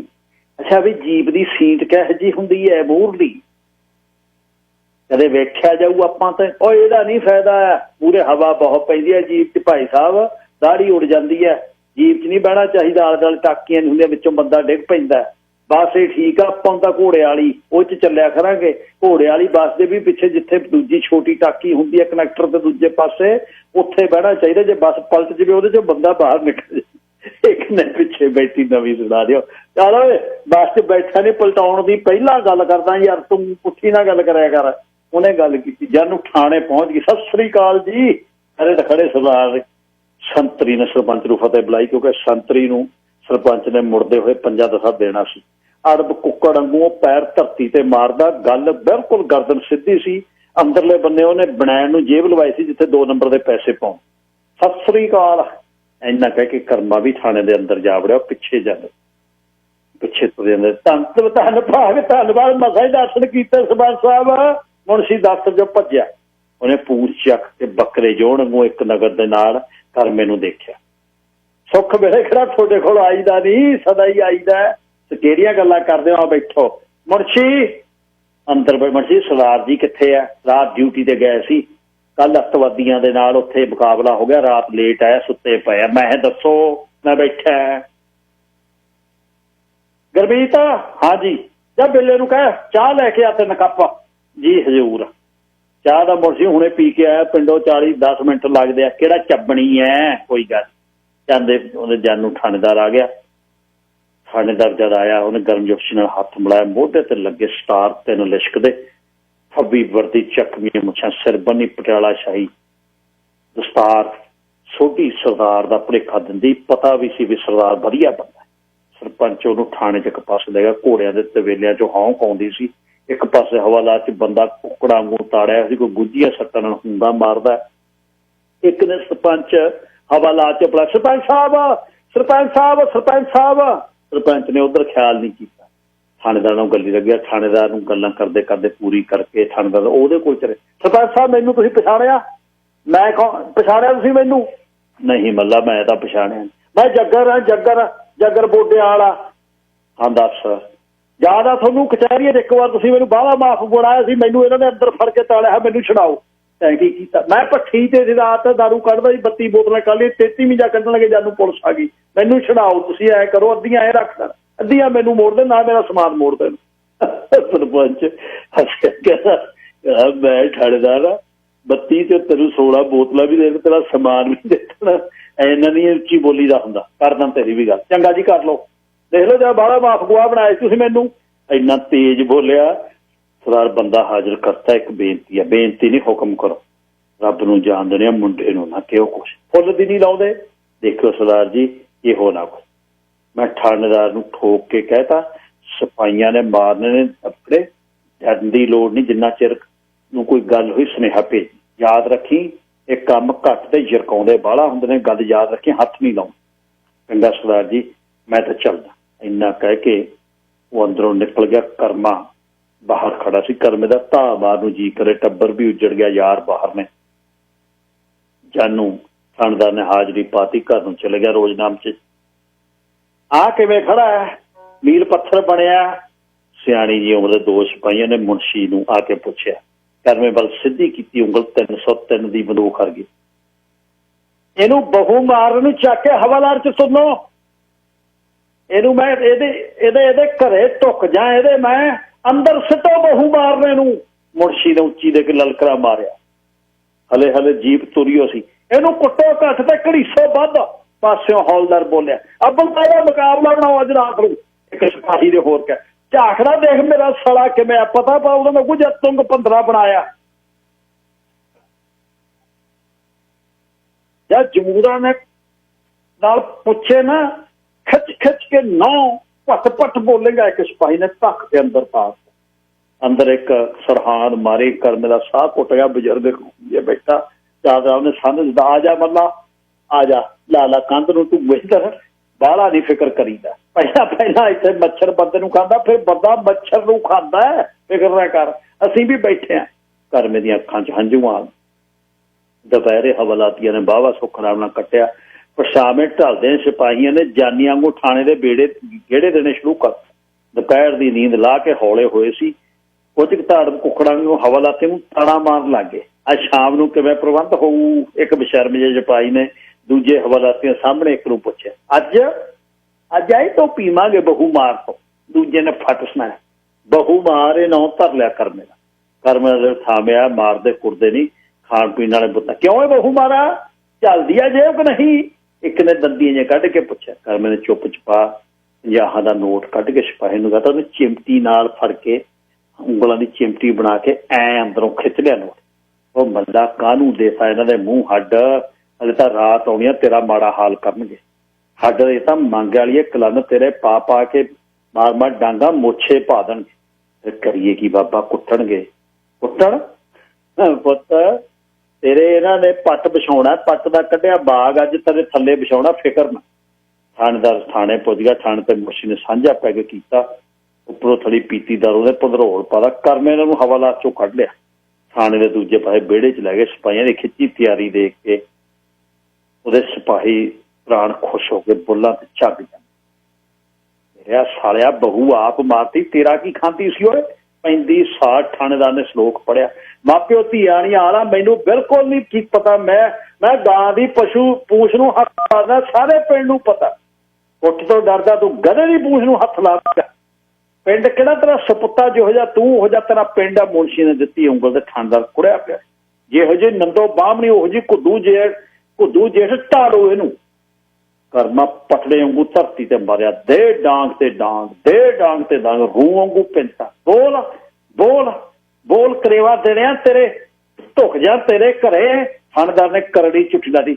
ਸਾਨੂੰ ਅੱਤਵਾਦੀ ਬਾਹਰ ਬਾਹਰੀ ਪਾਈ ਫਿਰਦੇ, ਇੱਕ ਦੂਜੇ ਮੇਰੇ ਸਾਲੇ ਬਹੂ ਮਾਰ ਉੱਠ ਖੜੇ। ਥਾਣੇਦਾਰ ਨੇ 35 ਸੱਟੇ 2 ਹੋਰ ਬੈਂਤ ਮਾਰੇ, ਫੜ ਕੇ ਮਾਰੇ ਕੁੱਤੇ ਵਾਂਗੂ, ਜਿਹੜਾ ਕਰਮਾ ਅੰਦਰ ਸਕਦਾ। ਵੈਲੀ ਦਾ ਪਾਸ ਕਰਿਆ ਮੱਲਾ। ਬਜ਼ੁਰਗ ਹਵਾਲਾਤੀ ਦੇ ਇੱਕ ਦੂਜੇ ਬਸ ਕਾਇਮ ਹੋ। ਪਸ਼ੂ ਦੀ ਮੋਕ ਦਾ ਤੇ ਗੌਰਮਿਲਟ ਦੇ ਝਿੜਕੇ ਦਾ ਕਦੇ ਰੋਸ ਨਹੀਂ ਕਰੀਦਾ ਵੱਲਾ। ਟੱਟਾ ਵਾਂ ਟੱਟਾ, ਇਹੀ ਸੱਟਾ ਘਿਓ ਵਾਂਗੂ ਲੱਗਣਗੀਆਂ ਜਾਂ ਕਦੇ ਨਹੀਂ ਡੋਲਦਾ। ਸਾਨੂੰ ਪੁੱਛ, ਸਾਰੀ ਜ਼ਿੰਦਗੀ ਹਵਾਲਾਤ 'ਚ ਲੰਘੀ ਸਾਡੀ ਦੋਨਾਂ ਭਾਈਆਂ ਦੀ। ਇੱਥੋਂ ਅਸੀਂ ਛੱਡਣੇ ਆ, ਜਾਂਦੇ ਹੀ ਮਧਾਣੀ ਜੀਰਾ ਕਿਸੇ ਦੇ ਹੋਰ ਪਾ ਦੇਣਾ। ਪਰਸੋਂ ਨੂੰ ਪੁਲਿਸ ਨੇ ਫੇਰ ਫੜ ਲੈਣਾ। ਐਸਾ ਮੌਜਾਂ ਕਰਦੇ ਆ। ਜਾਂ ਤਾਂ ਸਿਪਾਹੀ ਸਾਡੇ ਵੱਲ ਕੋਈ ਸਿਪਾਹੀ ਝਾਕ ਕੇ ਦਿਖਾਵੇ ਤਾਂ ਸਾਡੇ ਵਾਲੀ ਦੇਖ ਕਿੰਨੇ ਦਿਨਾਂ ਦੇ ਬੈਠੇ ਆ, ਹੱਥ ਨਹੀਂ ਲਾਉਂਦਾ ਕੋਈ। ਪਹਿਲਾਂ ਸਾਹ ਨੂੰ ਗੇੜਾ ਦੇ ਕੇ ਸਾਡੇ ਤੇ ਵੀ ਚੜ੍ਹਦੇ ਸੀ, ਹੁਣ ਅਸੀਂ ਪੱਕੇ ਹੋ ਗਏ ਭਾਜਪਾ ਦੀਆਂ। ਹੈ ਬਈ ਫਿਕਰੇ ਕੋਈ ਨਹੀਂ। ਹੱਥ ਨੇ ਰੋਟੀ ਲੈ ਕੇ ਅੰਦਰ ਆ ਗਿਆ। ਹੈ ਬਈ ਮੂੰਹ 'ਚ ਹੱਡੀ ਦਿੱਤੇ ਬਿਨਾਂ ਕੁੱਤੇ ਲੋਟ ਨਹੀਂ ਆਉਂਦੇ। ਉਹਨੇ ਕਾਫੀ ਸਰਦਾਰ ਦਾ ਮੂੰਹ ਸੁੰਘੋ ਤਾਂ ਮੇਰੇ ਸਾਲੇ ਪਾਰ ਬੁਲਾਉਣਗੇ। ਮੈਨੂੰ ਬਹੁਤ ਕੁੱਟਿਆ ਇੰਦਰਾ, ਮੈਂ ਬਹੁਤ ਔਖਾ। ਐ ਜਦ ਕਿ ਹਾਂ ਐ ਬਈ ਮਾੜੀ ਮੋਟੀ ਰੋਟੀ ਦਾ ਖਾ ਲੈ, ਕੱਲ ਨੂੰ ਅਸੀਂ ਸਾਰਾ ਕੁਝ ਸਾਂਭ ਲੈਣਾ। ਤੂੰ ਰੋਟੀ ਦੀ ਗੱਲ ਕਰਦਾ, ਮੈਂ ਮਰਨ ਤੇ ਪਿਆ। ਤੂੰ ਐ ਨਾ ਕਰ। ਹੈ ਬਈ ਮੈਂ ਕਰਦਾ ਗੱਲ ਜਾ ਕੇ, ਤੂੰ ਆ ਖਾ ਮਾੜਾ ਜਿਹਾ ਤਰੀ ਨਾਲ ਖਾ ਲੈ, ਬੱਕਰੇ ਦੀ ਤਰੀ ਬਣਾ ਕੇ ਲੈ। ਮੇਰੇ ਬੱਕਰਾ ਮੈਨੂੰ ਇਹਨਾਂ ਨੇ ਬਣਾਤਾ। ਰਾਤ ਤੂੰ ਰਹਿਣ ਦੇ, ਮੈਂ ਨਹੀਂ ਕੋ ਖਾਣਾ ਇੰਦਰਾ, ਤੂੰ ਮੈਨੂੰ ਛਡਾ ਕੇ ਲਿਆ। ਬਈ ਐ ਕਿਵੇਂ ਛਡਾ ਕੇ ਲੈ ਜਾਈਏ? ਐ ਨਹੀਂ ਕਰਦੇ ਕਾਇਮ ਹੋ ਗਏ। ਬਾਹਰ ਜਾ ਕੇ ਖੜੀ ਜੀਪ ਸੀ। ਇੰਦਰ ਨੇ ਕਿਹਾ ਗਿੱਲ ਨੂੰ, ਕਹਿੰਦਾ ਦਿਲਾ ਬੰਦਾ ਕੁੱਟਿਆ ਸਰਪੰਚ ਨਾਲੇ ਕਹਿੰਦਾ ਸੀ ਦੇਣ ਲੈਣ ਹੋ ਗਿਆ 25,000 ਤੇ ਬੰਦਾ ਕਾਹਦੇ ਲਈ ਕੁੱਟਿਆ ਯਾਰ, ਤੂੰ ਜਾ ਕੇ ਕਰ ਹਾਂ ਪਤਾ, ਮੈਂ ਜਾਣਾ। ਇੰਦਰ ਤੁਰਨ ਲੱਗੇ, ਹੈ ਬਈ ਮੈਂ ਵੀ ਨਾਲ ਹੀ ਜਾਣਾ। ਨਹੀਂ ਤੈਂ ਨਹੀਂ ਜਾਣਾ ਨਾਲ, ਮੈਂ ਗੱਲ ਕਰਨੀ ਆ, ਤੈਂ ਫਾਹਾ ਖੜਾ ਕਰ ਲੈਣਾ ਗਿੱਲਾ, ਤੈਨੂੰ ਅੰਦਰ ਫੜ ਕੇ ਉਹਨੇ ਢਾ ਲੈਣਾ, ਮੈਨੂੰ ਢਾ ਲੈਣਾ ਅੰਦਰ ਫੜ ਕੇ। ਗਿੱਲ ਜਾ ਕੇ ਸਿੱਧਾ ਮੁਨਸ਼ੀ ਦੇ ਕਮਰੇ ਦੇ ਵਿੱਚ ਮੂਹਰਲੀ ਕੁਰਸੀ ਤੇ ਬਹਿ ਗਿਆ। ਮੁਨਸ਼ੀ ਸਾਹਿਬ ਆ ਦੱਸ, ਕੱਲ ਜਦ ਗੱਲ ਨੈਬ ਦੀ ਸੀ ਮੇਰੇ ਤੇ ਸਰਪੰਚ ਦੇ ਤੇ ਕਰਮੇ ਦੀ ਸਾਡੀ ਗੱਲ ਹੋਈ, ਉਹਦੇ ਬਾਅਦ ਕਰਮਾ ਕੁੱਟਿਆ ਕਿਉਂ ਹੈ?